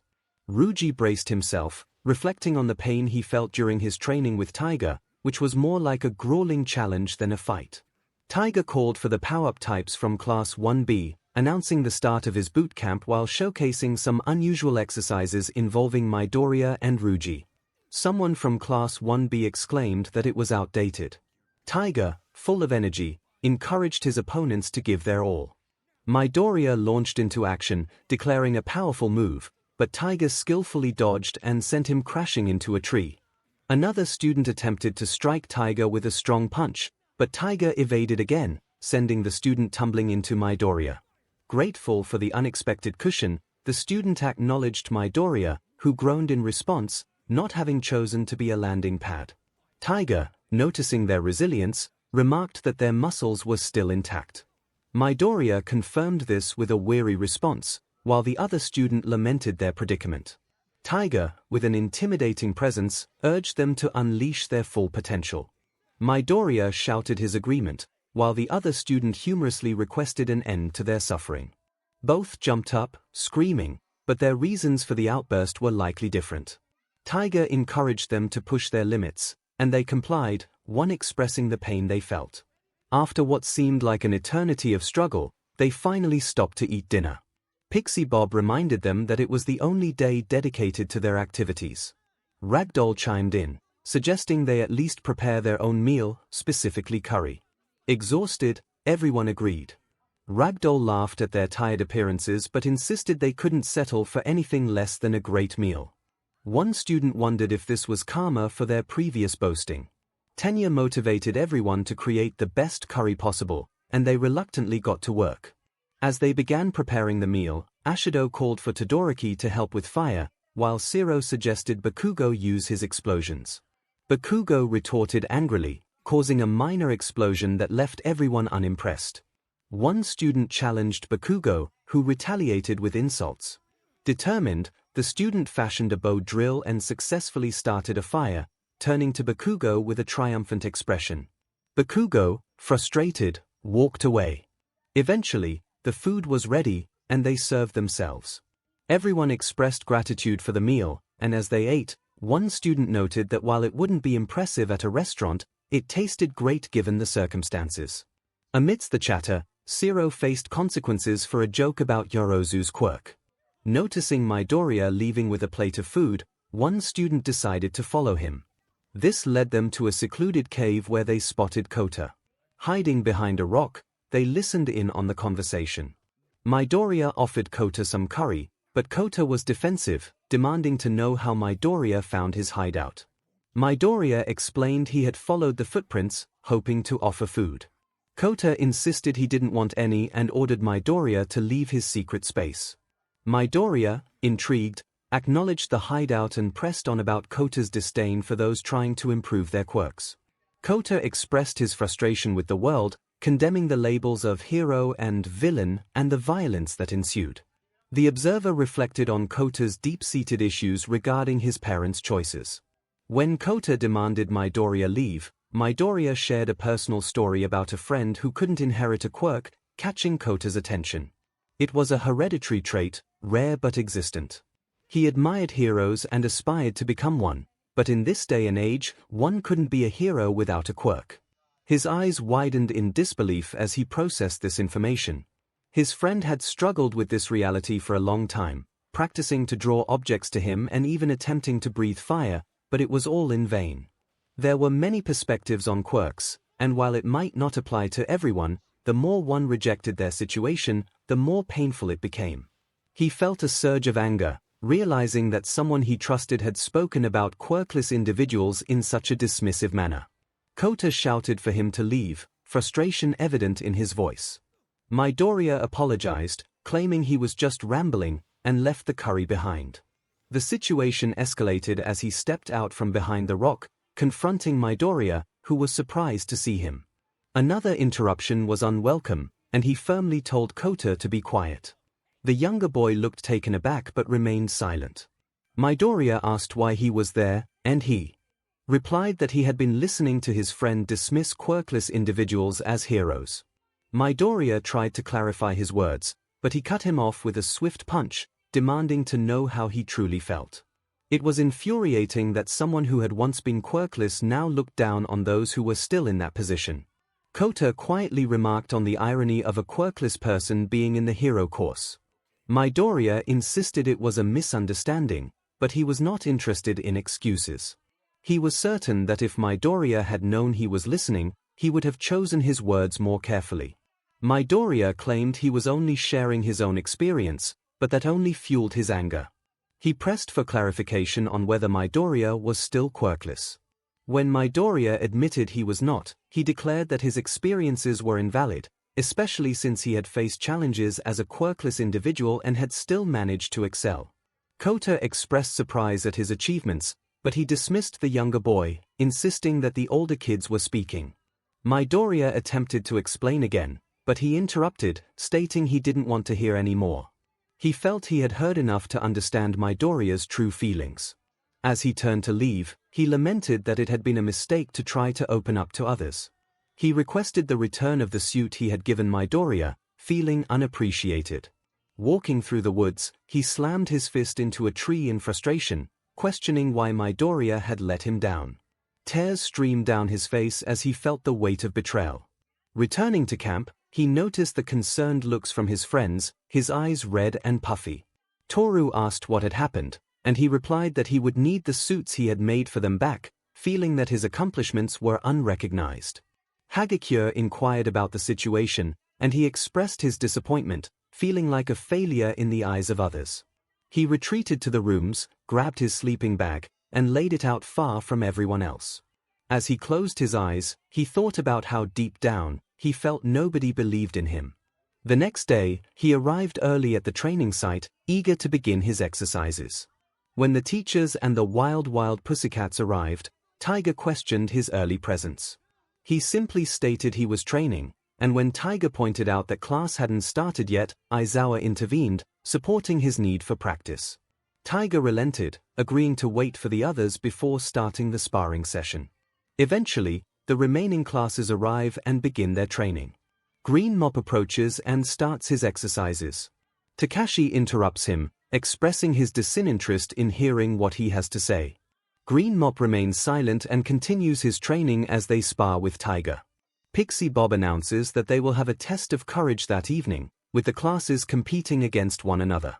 She encourages everyone to train hard so they can play hard later, emphasizing the importance of effort. As the day's training concludes, they head to the cooking site to prepare food. Kakashi silently grabs a knife and begins chopping the ingredients swiftly. He glances over to see TNT doing the same beside him. Round Face comments on their skill with knives, expressing surprise. TNT questions how anyone could be bad at using a knife, while Kakashi remarks that if he can manage it quickly without a quirk, then everyone else should be able to as well. Sparks makes a retort, and Bomb yells at him, leaving just Takashi and TNT. Hedgehog asks Takashi what has happened to him, to which Takashi responds dismissively, noting that Hedgehog has an impressive quirk and shouldn't concern himself with him. Hedgehog insists that seeing Takashi like this is not fitting, to which Takashi retorts that he is just a quirkless kid. Hedgehog counters that Takashi is anything but helpless, recalling how he managed to defeat both him and 𝗵𝗃 before walking away with the ingredients. Takashi pauses, contemplating whether Hedgehog was trying to comfort him as he watches him leave. Meanwhile, Midoriya reflects on his earlier mistakes as he observes Takashi chopping vegetables. Todoroki inquires if Midoriya needed All Might for something, mentioning that Midoriya had asked Aizawa about him. Midoriya admits he did, concerning Kota and Takashi. He explains that Kota, Mandalay's cousin, has gone missing again, likely hiding away because he dislikes being around them. Midoriya feels helpless, realizing he may have made things worse for both Kota and Takashi. Todoroki suggests that Midoriya's words may have contributed to Takashi's current state, recalling how Takashi had been eavesdropping when Midoriya mentioned that quirkless individuals cannot become heroes. Midoriya confesses he sought All Might's advice to understand how to approach the situation with Kota and Takashi. Todoroki explains that for someone like Kota, having a stranger try to reason with him would be irritating. He emphasizes that impactful words must be paired with actions. Midoriya reflects on All Might's request for him to be his successor, realizing he is just a stranger to Kota and questioning how he can offer support. Todoroki advises Midoriya to regain Takashi's trust, noting that he has retreated into himself and shut others out, even Hagekyu. He stresses that it is Midoriya's responsibility to rectify his mistake. Midoriya resolves to do his best to help Takashi return to his former self. Ida interrupts, reminding everyone that their hands have stopped moving and they need to focus on making the best meat and potato stew. Ryuji, having finished preparing dinner, grabs a plate and sits alone near the forest. He hears a voice greeting him and turns to see the green-haired girl from Class 1B, whose limbs seem to detach. The atmosphere was tense as one character expressed indifference, questioning what the other wanted. The response was simple: the other just wanted to share a meal. Despite the reluctance, she took a seat beside him. Curiosity piqued, she inquired about what had transpired, but he dismissed her with a curt reply, insisting it was none of her concern. She studied him for a moment, urging him to stop being difficult and to share what was bothering him. He resisted, feeling it was trivial and unworthy of discussion, especially since they hardly knew each other. She countered, suggesting that it couldn't be that trivial if it caused him to shut everyone out. She mentioned that talking to a stranger could often be more helpful than one might think. With a sigh, he relented, admitting he felt conflicted. He recounted how he had followed Midoriya into the forest the previous night and overheard him speaking to another student, mentioning that one couldn't be a hero without a quirk. The word stung, as Midoriya was someone he had trusted deeply. He felt hurt by the realization that even those he admired could harbor such beliefs. Dismissing it as unimportant, he decided to leave early for their destination. As he walked away, she reminded him that not everyone viewed him as a failure. Upon arriving at the site, he waited for the rest of the class to join him. Pixie Bob announced that they had finished their meal and cleaned up, but before she could continue, Pinky excitedly interrupted, suggesting a test of courage. Aizawa then announced that the extra lesson group would be joining him, prompting a reluctant departure from those students. Class B was tasked with scaring them, and partners were assigned for the activity. He felt sarcastically grateful for having a partner, only to discover it was the last person he wanted to see. Midoriya nervously acknowledged their partnership, which he met with a less than enthusiastic response. TNT, eager to 𝗧𝗵𝗲 partners, demanded Midoriya change, and after some reluctance, Midoriya complied, leaving him with TNT. As they ventured into the forest, he inquired why TNT had chosen to 𝗧𝗵𝗲 with Midoriya instead of someone else. The response was sharp and defensive, indicating that it was none of his business. They continued walking until a head unexpectedly emerged from the ground, prompting a surprised reaction from TNT. He remained silent, choosing to walk past it, but soon the scent of something burning wafted through the air. He questioned whether something was indeed burning, to which Bakugo confirmed that it certainly smelled like it. Curiosity about the source of the smell lingered in his mind. Meanwhile, Shigaraki observed from a distance, contemplating the situation. Kurogiri expressed concern about whether the students would manage on their own. Shigaraki assured him that it wasn't his turn to intervene, believing they were capable enough. He reflected on their situation, likening it to a role-playing game where they were merely starting out against a formidable opponent. He intended to use the Vanguard Action Squad to instill fear in the heroes, regardless of their success or failure. Kurogiri questioned if they were merely sacrificial pawns, but Shigaraki dismissed the notion, asserting that their strength was genuine. He picked up 2 photographs, one of Bakugo and one of Ryuji Takashi, expressing hope for their success in a society that imposed strict rules. As Bakugo and Ryuji continued their trek, they encountered a strange pink smoke. TNT reacted with alarm, questioning the nature of the gas. Ryuji speculated that it resembled Midnight's quirk and advised against inhaling it too deeply. TNT sarcastically remarked about the absurdity of breathing in unknown smoke, to which Ryuji retorted that he wouldn't carry him if he passed out. They pressed on and soon stumbled upon a Class B student who had collapsed on the ground. Ryuji pointed out that he had warned about the effects of the gas. He responded with frustration, expressing his annoyance. The suggestion was made to take the unconscious individual along, but Bakugo was unwilling to carry him. With a reluctant sigh, the decision was made to lift the person, as hands were free. As they continued walking, the lingering gas remained a concern. TNT speculated whether the gas was the work of a villain, and it was suggested that they should return to camp instead of proceeding to the finish line. Bakugo began to protest but abruptly stopped when an unidentified figure appeared ahead. The mysterious person seemed entranced, speaking about the beauty of flesh and their struggle to resist temptation. As they turned to face the group, Bakugo expressed his frustration at the situation. The heroes' watch gauntlets were activated, and Mandalay's voice echoed, granting permission for Class A and Class B to engage in combat. Bakugo was eager to fight, but there was concern about the unconscious individual in their care. Despite the hesitation, Bakugo was determined to confront the threat, while another character prepared to provide support. Mandalay's voice warned them that they were being targeted, but Bakugo dismissed the warning, insisting on taking action. The villain, intent on their mission, launched into the air and utilized the trees to their advantage, prompting a realization that they were dealing with an experienced opponent. As the villain hovered above, they demanded to see flesh, and caution was advised against using large explosions that could lead to disastrous consequences. The situation was dire, with threats on both sides, a villain capable of inflicting harm and gas that could incapacitate them. Despite their best efforts to fend off the villain, the battle was challenging, and they were both injured. The villain's relentless cries for flesh only intensified the urgency of their predicament. Bakugo expressed frustration at their lack of progress, while the other character insisted that they had no choice but to fight back with everything they had. Suddenly, a loud noise drew their attention to Shoji, who called for assistance in creating light. The villain attempted to strike Shoji, but was thwarted by a powerful dark shadow that emerged, urging them to act quickly as Tokoyami was losing control.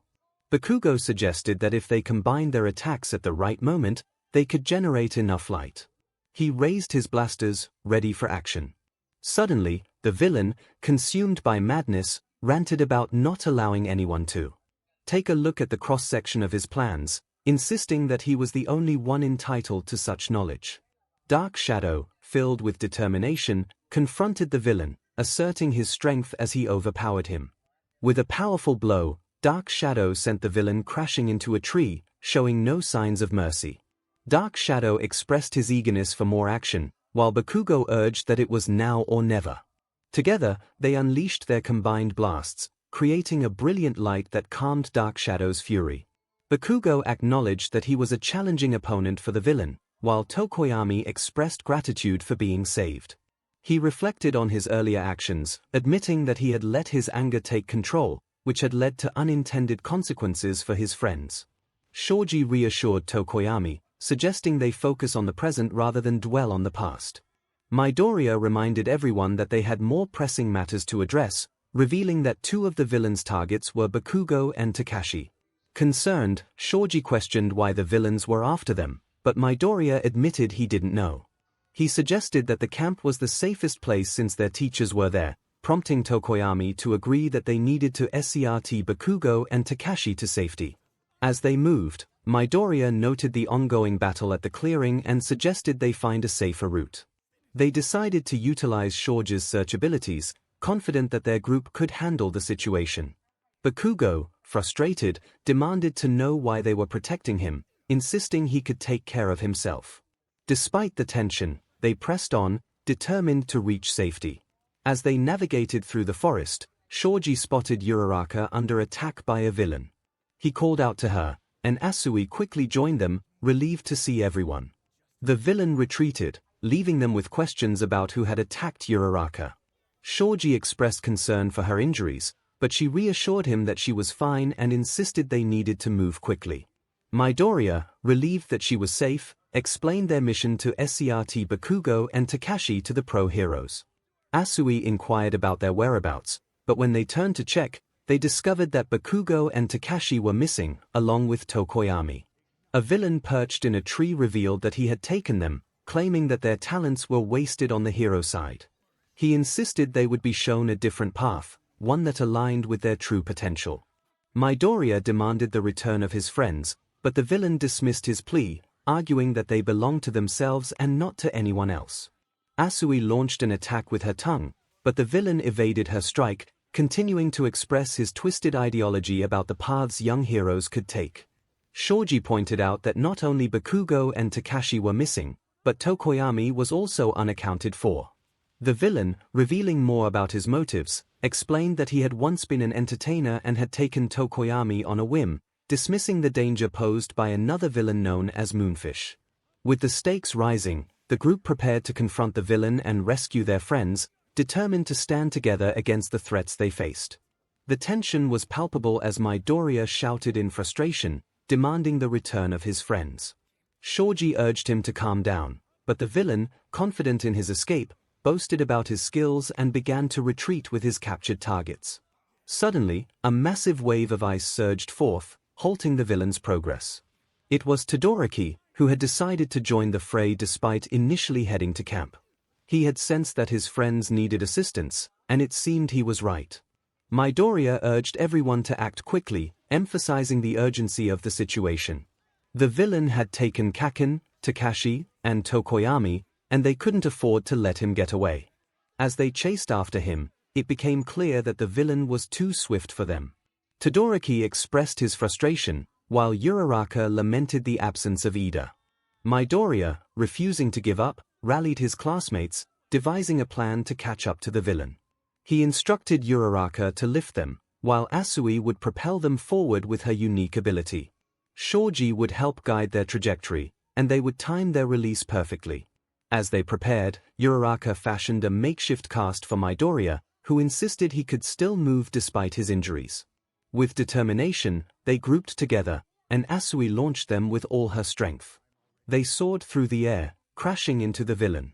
Midoriya demanded the return of his friends, but the villain, taken aback, questioned who they were. Another villain warned him to move aside, and the scarred one unleashed a burst of blue flames. They narrowly dodged, but Midoriya felt the heat graze his arm, and 𝗧𝗠𝗧𝗏 was not so lucky. Todoroki called out in concern as the villains pressed their attack. A blonde girl, identifying herself as Toga, taunted Midoriya, suggesting he would be cooler if he bled more. Just as she lunged at him with a knife, 𝗧𝗠𝗧𝗏 intervened, pushing her away. Toga, undeterred, threatened 𝗧𝗠𝗧𝗏, revealing her unstable nature. The fight continued, and Midoriya spotted the scarred villain again, demanding to know the whereabouts of Bakugo and Takashi. The villain rummaged through his pockets, revealing he had captured them. 𝗧𝗠𝗧𝗏 deduced that the villain had taken their friends and held up 3 small spheres, confirming their identities. The villain, impressed by 𝗧𝗠𝗧𝗏's keen observation, acknowledged his skills as they made their escape. As they reached the trees, they encountered a 𝗬𝗎, forcing them to retreat. Suddenly, the portal villain from the USJ appeared, announcing it was time to leave. The scarred villain attempted to explain his actions, revealing 3 blue spheres that caused Midoriya's heart to sink. Todoroki realized the spheres were made of his ice, and the villains smugly admitted to preparing decoys. Midoriya's frustration boiled over as he wondered about the villain's powers.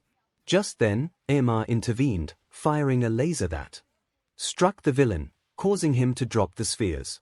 In the chaos, Shoji managed to grab one of the spheres, while the scarred villain snatched the other two just before Todoroki could reach them. The battle was far from over, but they had made progress in their quest to rescue their friends. The scarred villain expressed his sorrow over Shoto Todoroki's situation as Todoroki collapsed to the ground, demanding confirmation and the release of his captives. Meanwhile, the villain known as Compress lamented the disruption of his show, snapping his fingers to transform the orbs into Tokoyami, Takashi, and Kaken. The scarred villain seized Kaken and Takashi by their necks, assuring them there would be no problem. Takashi was bewildered by the situation, while Deku shouted out in alarm for his friends. As they were about to be pulled into a portal, Kaken urged Deku to stay away, and Takashi insisted they escape. In an instant, they vanished into the portal, which then closed behind them.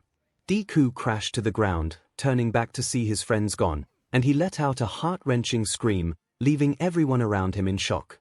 On that fateful day, their aspirations of becoming heroes were shattered as they faced defeat against the villains. Mr. Vlad King had called for emergency services, and within 15 minutes of the villains' departure, ambulances and fire trucks arrived. Out of the 41 students, 15 were unconscious and in serious condition due to the villain's gas, while 11 others sustained various injuries. 13 remained unharmed, but 2 were missing. Among the 6 pro-heroes, 1 was in serious condition from a blow to the head, and another had lost a significant amount of BLD and was unaccounted for. 3 villains were apprehended, but the others had vanished without a trace.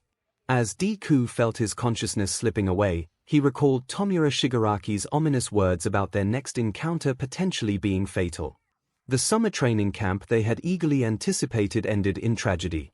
From Shigaraki's perspective, he expressed gratitude for the publicity they had received, glancing at the 2 students who were chained up.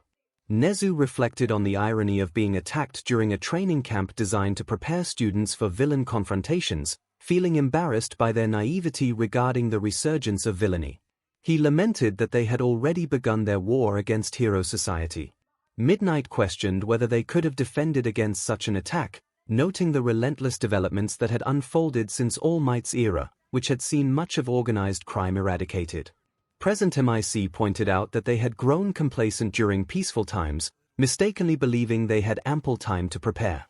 All Might expressed deep anger at his own cowardice, admitting he had been relaxing while others fought desperately. 𝗧𝗵𝗲 emphasized the severity of the situation, stating that having 2 students kidnapped was US greatest failure, which had eroded public trust in heroes.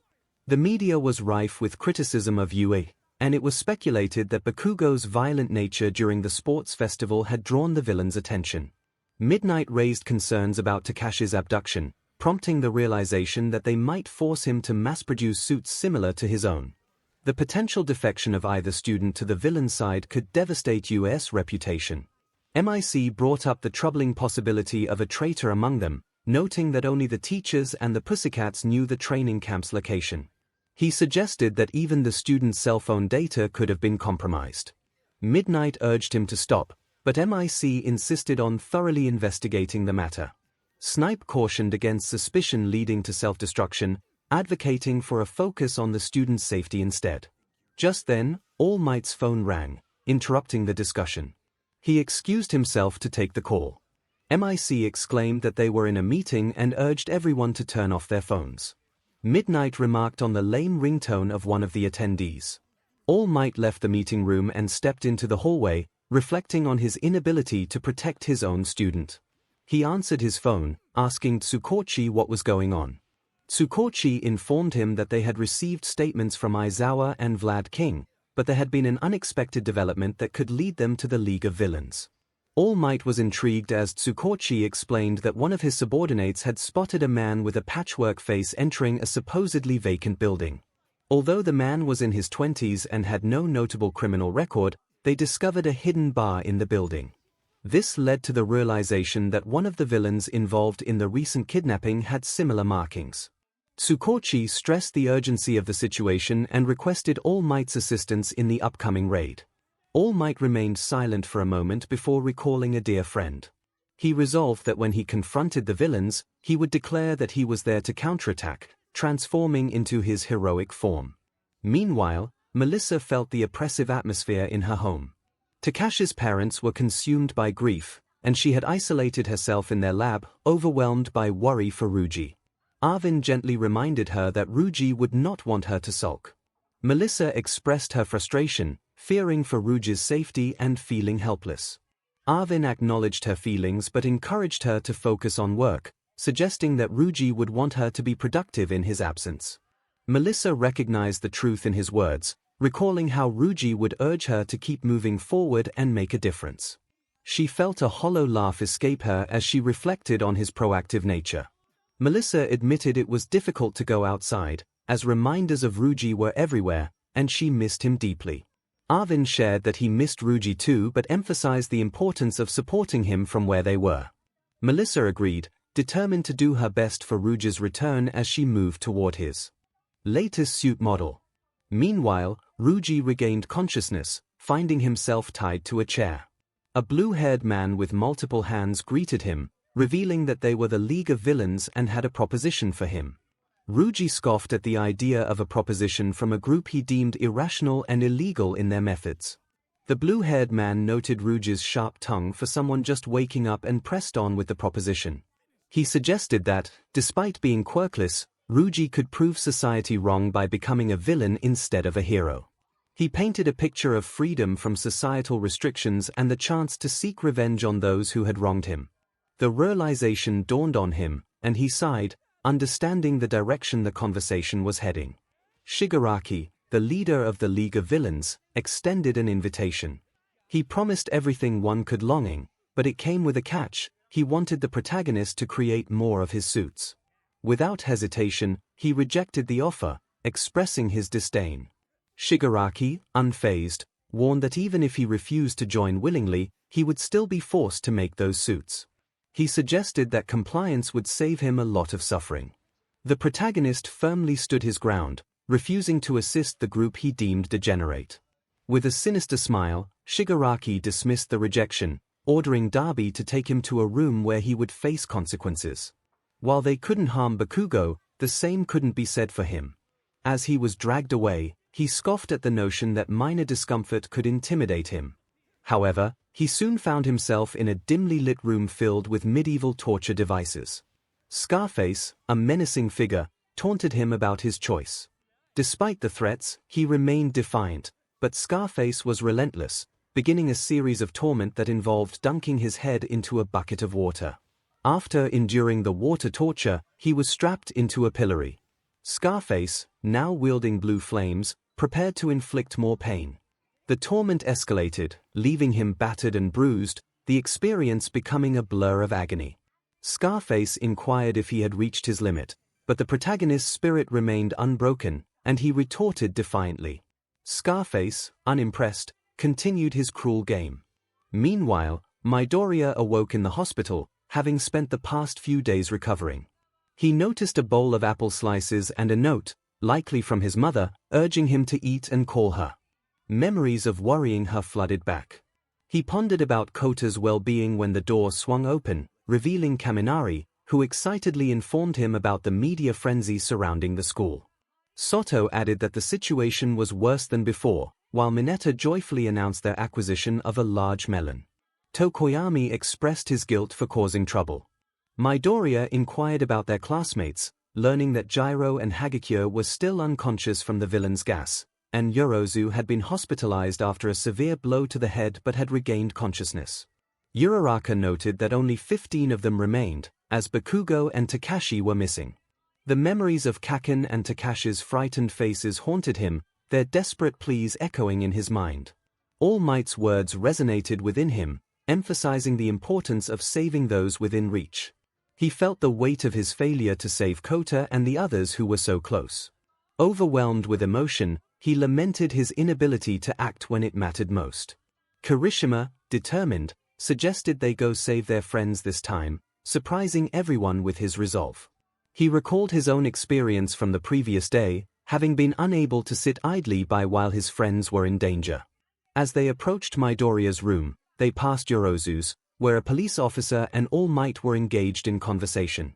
She had successfully attached a tracking device to one of the villains, offering it to All Might for their investigation. All Might commended her growth, acknowledging her ability to make quick decisions, and reassured her that her feelings of frustration were a testament to her worthiness as a hero. With renewed determination, Midoriya and his friends prepared to take action, ready to confront the challenges ahead. Ida inquired if that meant Yorozu would create another receiver. Kirishima lowered his gaze, contemplating the implications. Todoroki asked what would happen if it did, prompting Ida to grit his teeth in frustration. He asserted that, as All Might had said, this was a matter best left to the professionals, insisting that this was not the time for them to act foolishly.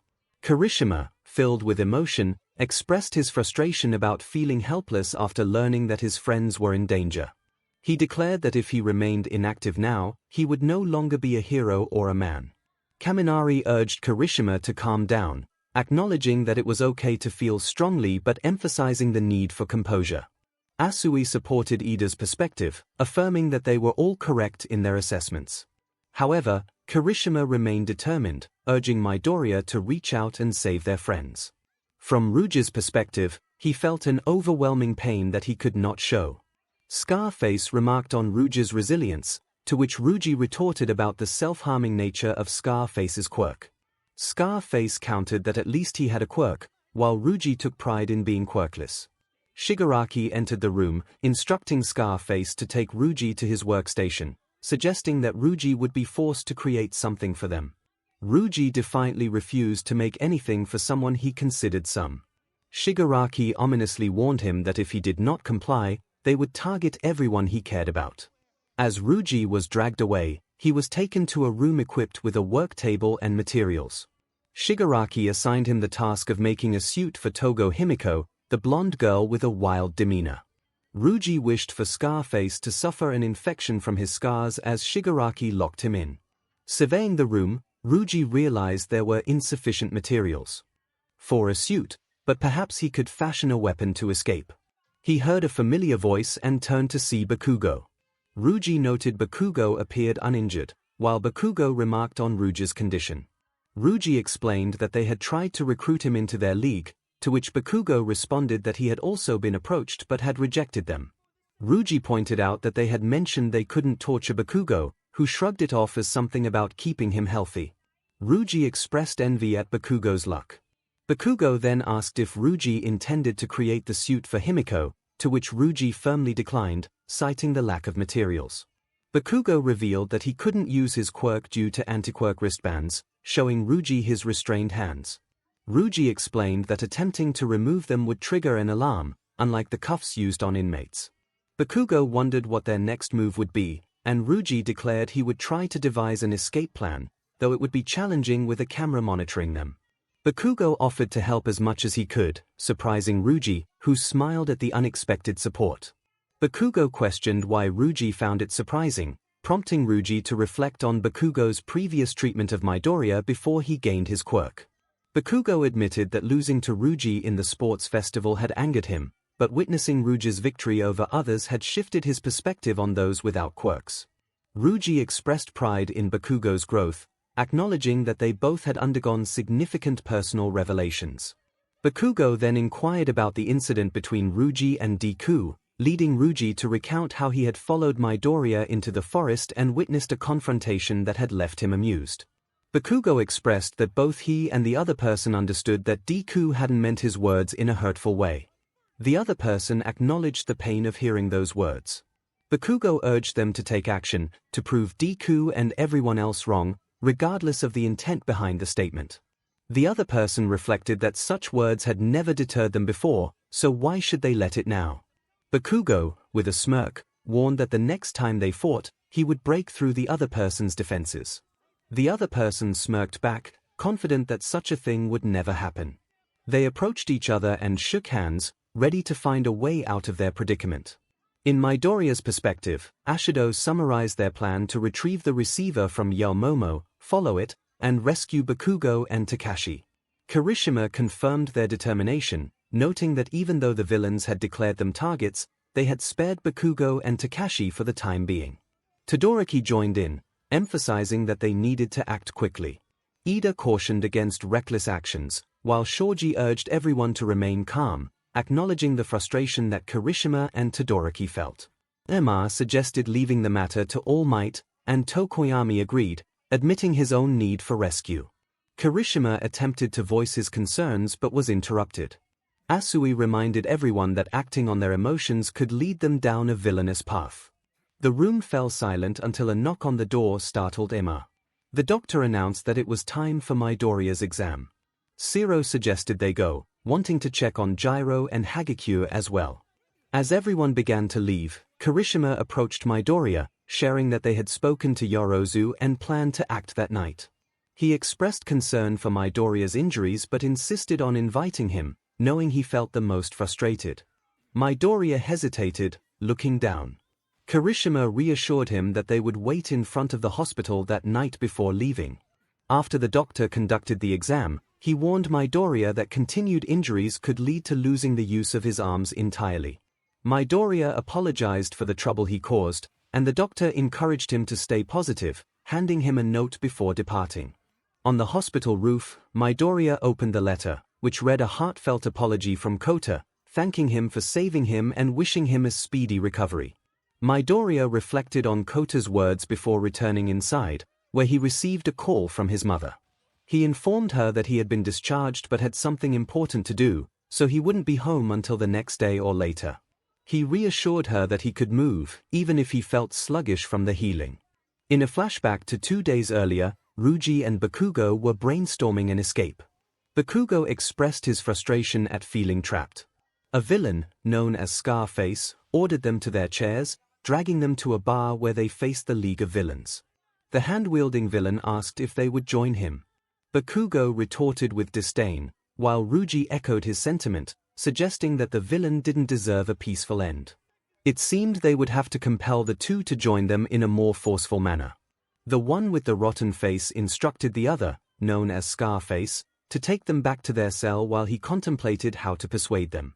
It felt like a waste of time. Scarface dragged them to the cell and locked the door behind them. Frustration bubbled up as Bakugo shouted about their confinement. The other, feeling the weight of their predicament, noted that they would either have to join their captors or face dire consequences. Time was not on their side. Bakugo inquired if any plans had been devised for an escape.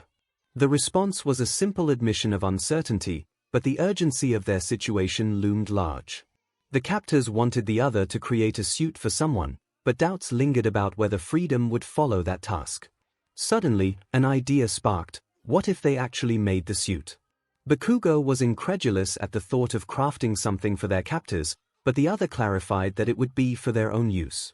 A smirk crossed Bakugo's face, indicating his approval of the plan. They moved to the supplies, but the available materials were insufficient for the ambitious project. The other called out to Scarface, explaining the lack of resources. With a reluctant sigh, Scarface left to inform their leader. An hour later, a portal opened, delivering a fresh batch of materials. The other felt a surge of hope. This should be enough for 2 suits. Bakugo's surprise turned to excitement as the plan unfolded: 1 suit for each of them. While they wouldn't be identical due to the limitations of their tools, they could recreate the essence of the first suit ever made. The other planned to start with Bakugo's suit, making adjustments for his shorter, bulkier frame. Bakugo eagerly suggested adding a powerful minigun, to which the other promised to consider. They began unpacking the materials, and as they sorted through them, the task proved to be more challenging than anticipated. The makeshift workshop felt like a medieval blacksmith's, requiring careful attention to detail. As night fell, they realized they had made significant progress but needed rest. They had completed about half of Bakugo's suit and planned to finish it the next day before turning their attention to the other's design. Bakugo expressed concern about being observed by the camera, but the other reassured him that they could explain their work if questioned. With determination, they resumed their efforts and eventually completed Bakugo's suit. The sight of it filled Bakugo with excitement, and they both reveled in the addition of the minigun, despite the risk of drawing attention. The other joked about the color, suggesting pink, which Bakugo vehemently rejected. They shared a laugh before shifting focus to the next suit. Suddenly, Scarface's voice interrupted them, questioning the presence of the minigun. The other seized the opportunity to challenge the villains, suggesting they would be foolish to overlook such an enhancement. Scarface begrudgingly conceded and left them to their work. They dove into the construction of the second suit, and as the day drew to a close, they returned to their cots, ready to continue their plan. The following day, they awoke with renewed purpose, eager to finalize the suit. Bakugo wondered if today would be the day they made their escape. The other affirmed that once Bakugo was accustomed to the suit, they would be ready to break free. However, Bakugo raised a valid concern about the potential for suspicion. They needed to test the suits. One of them smirked, feeling confident about their creation. The other returned the smirk, acknowledging the task ahead. By midday, they completed the suit, stepping back to admire their handiwork.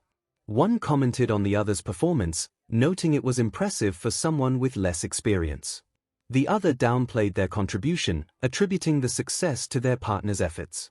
Encouragingly, one insisted that the other deserved more credit, highlighting their steady hands as a valuable asset. With teamwork, they helped each other into the suits, feeling a rush of excitement. One expressed how incredible it felt, while the other noted the limitations they faced without full access to their abilities. They discussed the plan to create a diversion, allowing the second to regain their powers once they broke free. After some basic training to familiarize themselves with the suits, they decided to wait until nighttime to make their move, believing it would be the best time to catch their adversaries off guard. As night fell, a villain entered the room, announcing that their boss was coming and that they should behave. Another villain remarked on the suits, suggesting that their creation might mean they were willing to join their cause. One firmly stated that they had no intention of joining, despite the pressure. The villain dismissed their refusal, insisting they needed to start mass-producing the suits. One countered that they needed their partner to stay with them for that to happen. The villain reluctantly agreed, believing it would be more beneficial in the long run. Frustration bubbled up as the villains left, and one mused about needing a distraction. Suddenly, a loud crash echoed from the main room, prompting them to spring into action. They quickly donned their suits and prepared to break free. With a powerful push, they burst through the door and entered a bar filled with heroes. One of the heroes called out, urging caution, but they quickly revealed their identities, flipping up their faceplates. Relief washed over the heroes as they rushed to check on them, confirming they were unharmed and had a plan in place before the heroes arrived. One expressed disappointment at not being able to use their powerful weapon. The heroes rallied, calling for reinforcements, but a moment of silence followed as they awaited the arrival of their allies. Tension mounted when it was revealed that the expected reinforcements were missing. One hero declared that the villains had underestimated the situation, rallying the group with a declaration of determination. The villain responded defiantly, insisting their plans were just beginning and that they would not be stopped. Suddenly, a red thread appeared, causing chaos among the villains. One villain pleaded for mercy, but the thread revealed a hero who had been working behind the scenes. As the situation escalated, more villains emerged from dark portals, and the heroes prepared to confront the growing threat, determined to protect their own and restore peace. Bakugo and Takashi opened their mouths, and a strange gray substance began to envelop them. All Might shouted their names urgently, but they were pulled away from the heroes once more, finding themselves in an open area. Bakugo expressed his frustration, while Takashi urged him to put on their masks as they sealed their faceplates.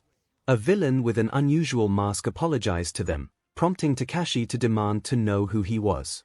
More of the gray substance emerged, and additional villains appeared, surrounding them completely. Takashi felt a surge of anxiety, voicing his concerns about their slim chances of escape. The masked villain addressed someone named Tomura, indicating a failure on his part. Takashi wondered if this masked figure was the leader of the villains. The villain reassured them, stating he had brought back their allies, emphasizing their importance. He encouraged them to try again as many times as necessary, revealing his purpose for being there. Takashi whispered to Bakugo that their only hope was to find a way to escape, to which Bakugo agreed, but noted their predicament was dire as long as the villain remained. All Might declared his intent to reclaim everything from All for One, attempting to strike the villain. All for One taunted him, questioning if he would attempt to defeat him again, and the resulting shockwave sent everyone around them flying. Takashi instructed Bakugo to activate their thrusters, and he did the same to slow his descent. They both recognized the formidable nature of their opponent, who had managed to withstand All Might's punch. The villains teleported them to an open space, where All for One commanded Shigaraki to retrieve his pieces while he continued to engage All Might in battle.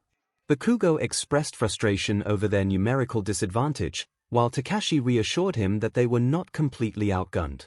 They prepared for the villain's assault, relying on their suits to mitigate damage, but the sheer number of adversaries began to wear them down. Takashi noted the overwhelming odds against them, while Bakugo pointed out his firepower advantage.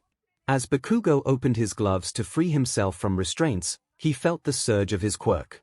Despite their efforts, fatigue began to set in, and Takashi urged them to find an opportunity to escape, realizing they were hindering All Might's fight. Bakugo acknowledged the difficulty of their situation. Suddenly, a massive wall of ice erupted, separating them from the villains. A voice called out from above, and they looked up to see Kirishima, Ida, and Midoriya soaring through the sky. Seizing the moment, Takashi instructed Bakugo to flank the villains while he took the opposite side, despite Bakugo's initial resistance. As they flew, two villains pursued them but were intercepted by Mount Lady, who fell to the ground after her intervention. Determined, Takashi and Bakugo landed on a building near the station, confronting their friends about their reckless decision to come after them. Kirishima explained their inability to remain idle, prompting Takashi to question the wisdom of risking their hero careers for just two people. He expressed disappointment, particularly in Ida, who was supposed to be the class representative. Ida defended his actions, stating he aimed to prevent them from engaging the villains. Takashi reminded them that their actions constituted a heroic act, and they had effectively put themselves in danger alongside him and Bakugo. Ida looked down, and Bakugo urged Takashi to let it go. Reluctantly, Takashi agreed but warned them that if they ever attempted something similar again, he would not hesitate to report them, especially if they faced expulsion from UA. He walked away, leaving the weight of his words hanging in the air. Bakugo remarked that they were merely the best escape option and hadn't truly saved them. The focus shifted to the large screen displaying All Might battling the villain. As the fight progressed, All Might transformed into his frail form, causing the crowd to react with shock at his vulnerability. However, as the tension built, they began to rally behind him. Midoriya, with tears streaming down his face, urged All Might to win. Bakugo echoed the sentiment with his own shout, and soon, the three of them were united in their encouragement for All Might. As the battle intensified, All Might's right arm swelled with strength, inspiring cheers from the crowd and even other heroes present. In response, the villain's arm also grew, adorned with menacing spikes. They charged at each other, their fists meeting with a resounding impact. In a pivotal moment, All Might switched his stance and delivered a powerful punch to the villain's face. A hush fell over the crowd as the dust settled, revealing the defeated foe. All Might raised his fist triumphantly, prompting an eruption of cheers from the audience. As the sun began to rise, All Might directed his attention to the news camera, delivering a message that resonated deeply. His words, "Next, it's your turn," sparked tears among the crowd, who interpreted them as a challenge to other villains. However, Midoriya's tears reflected a deeper sorrow. The symbol of peace had fallen. All Might was no longer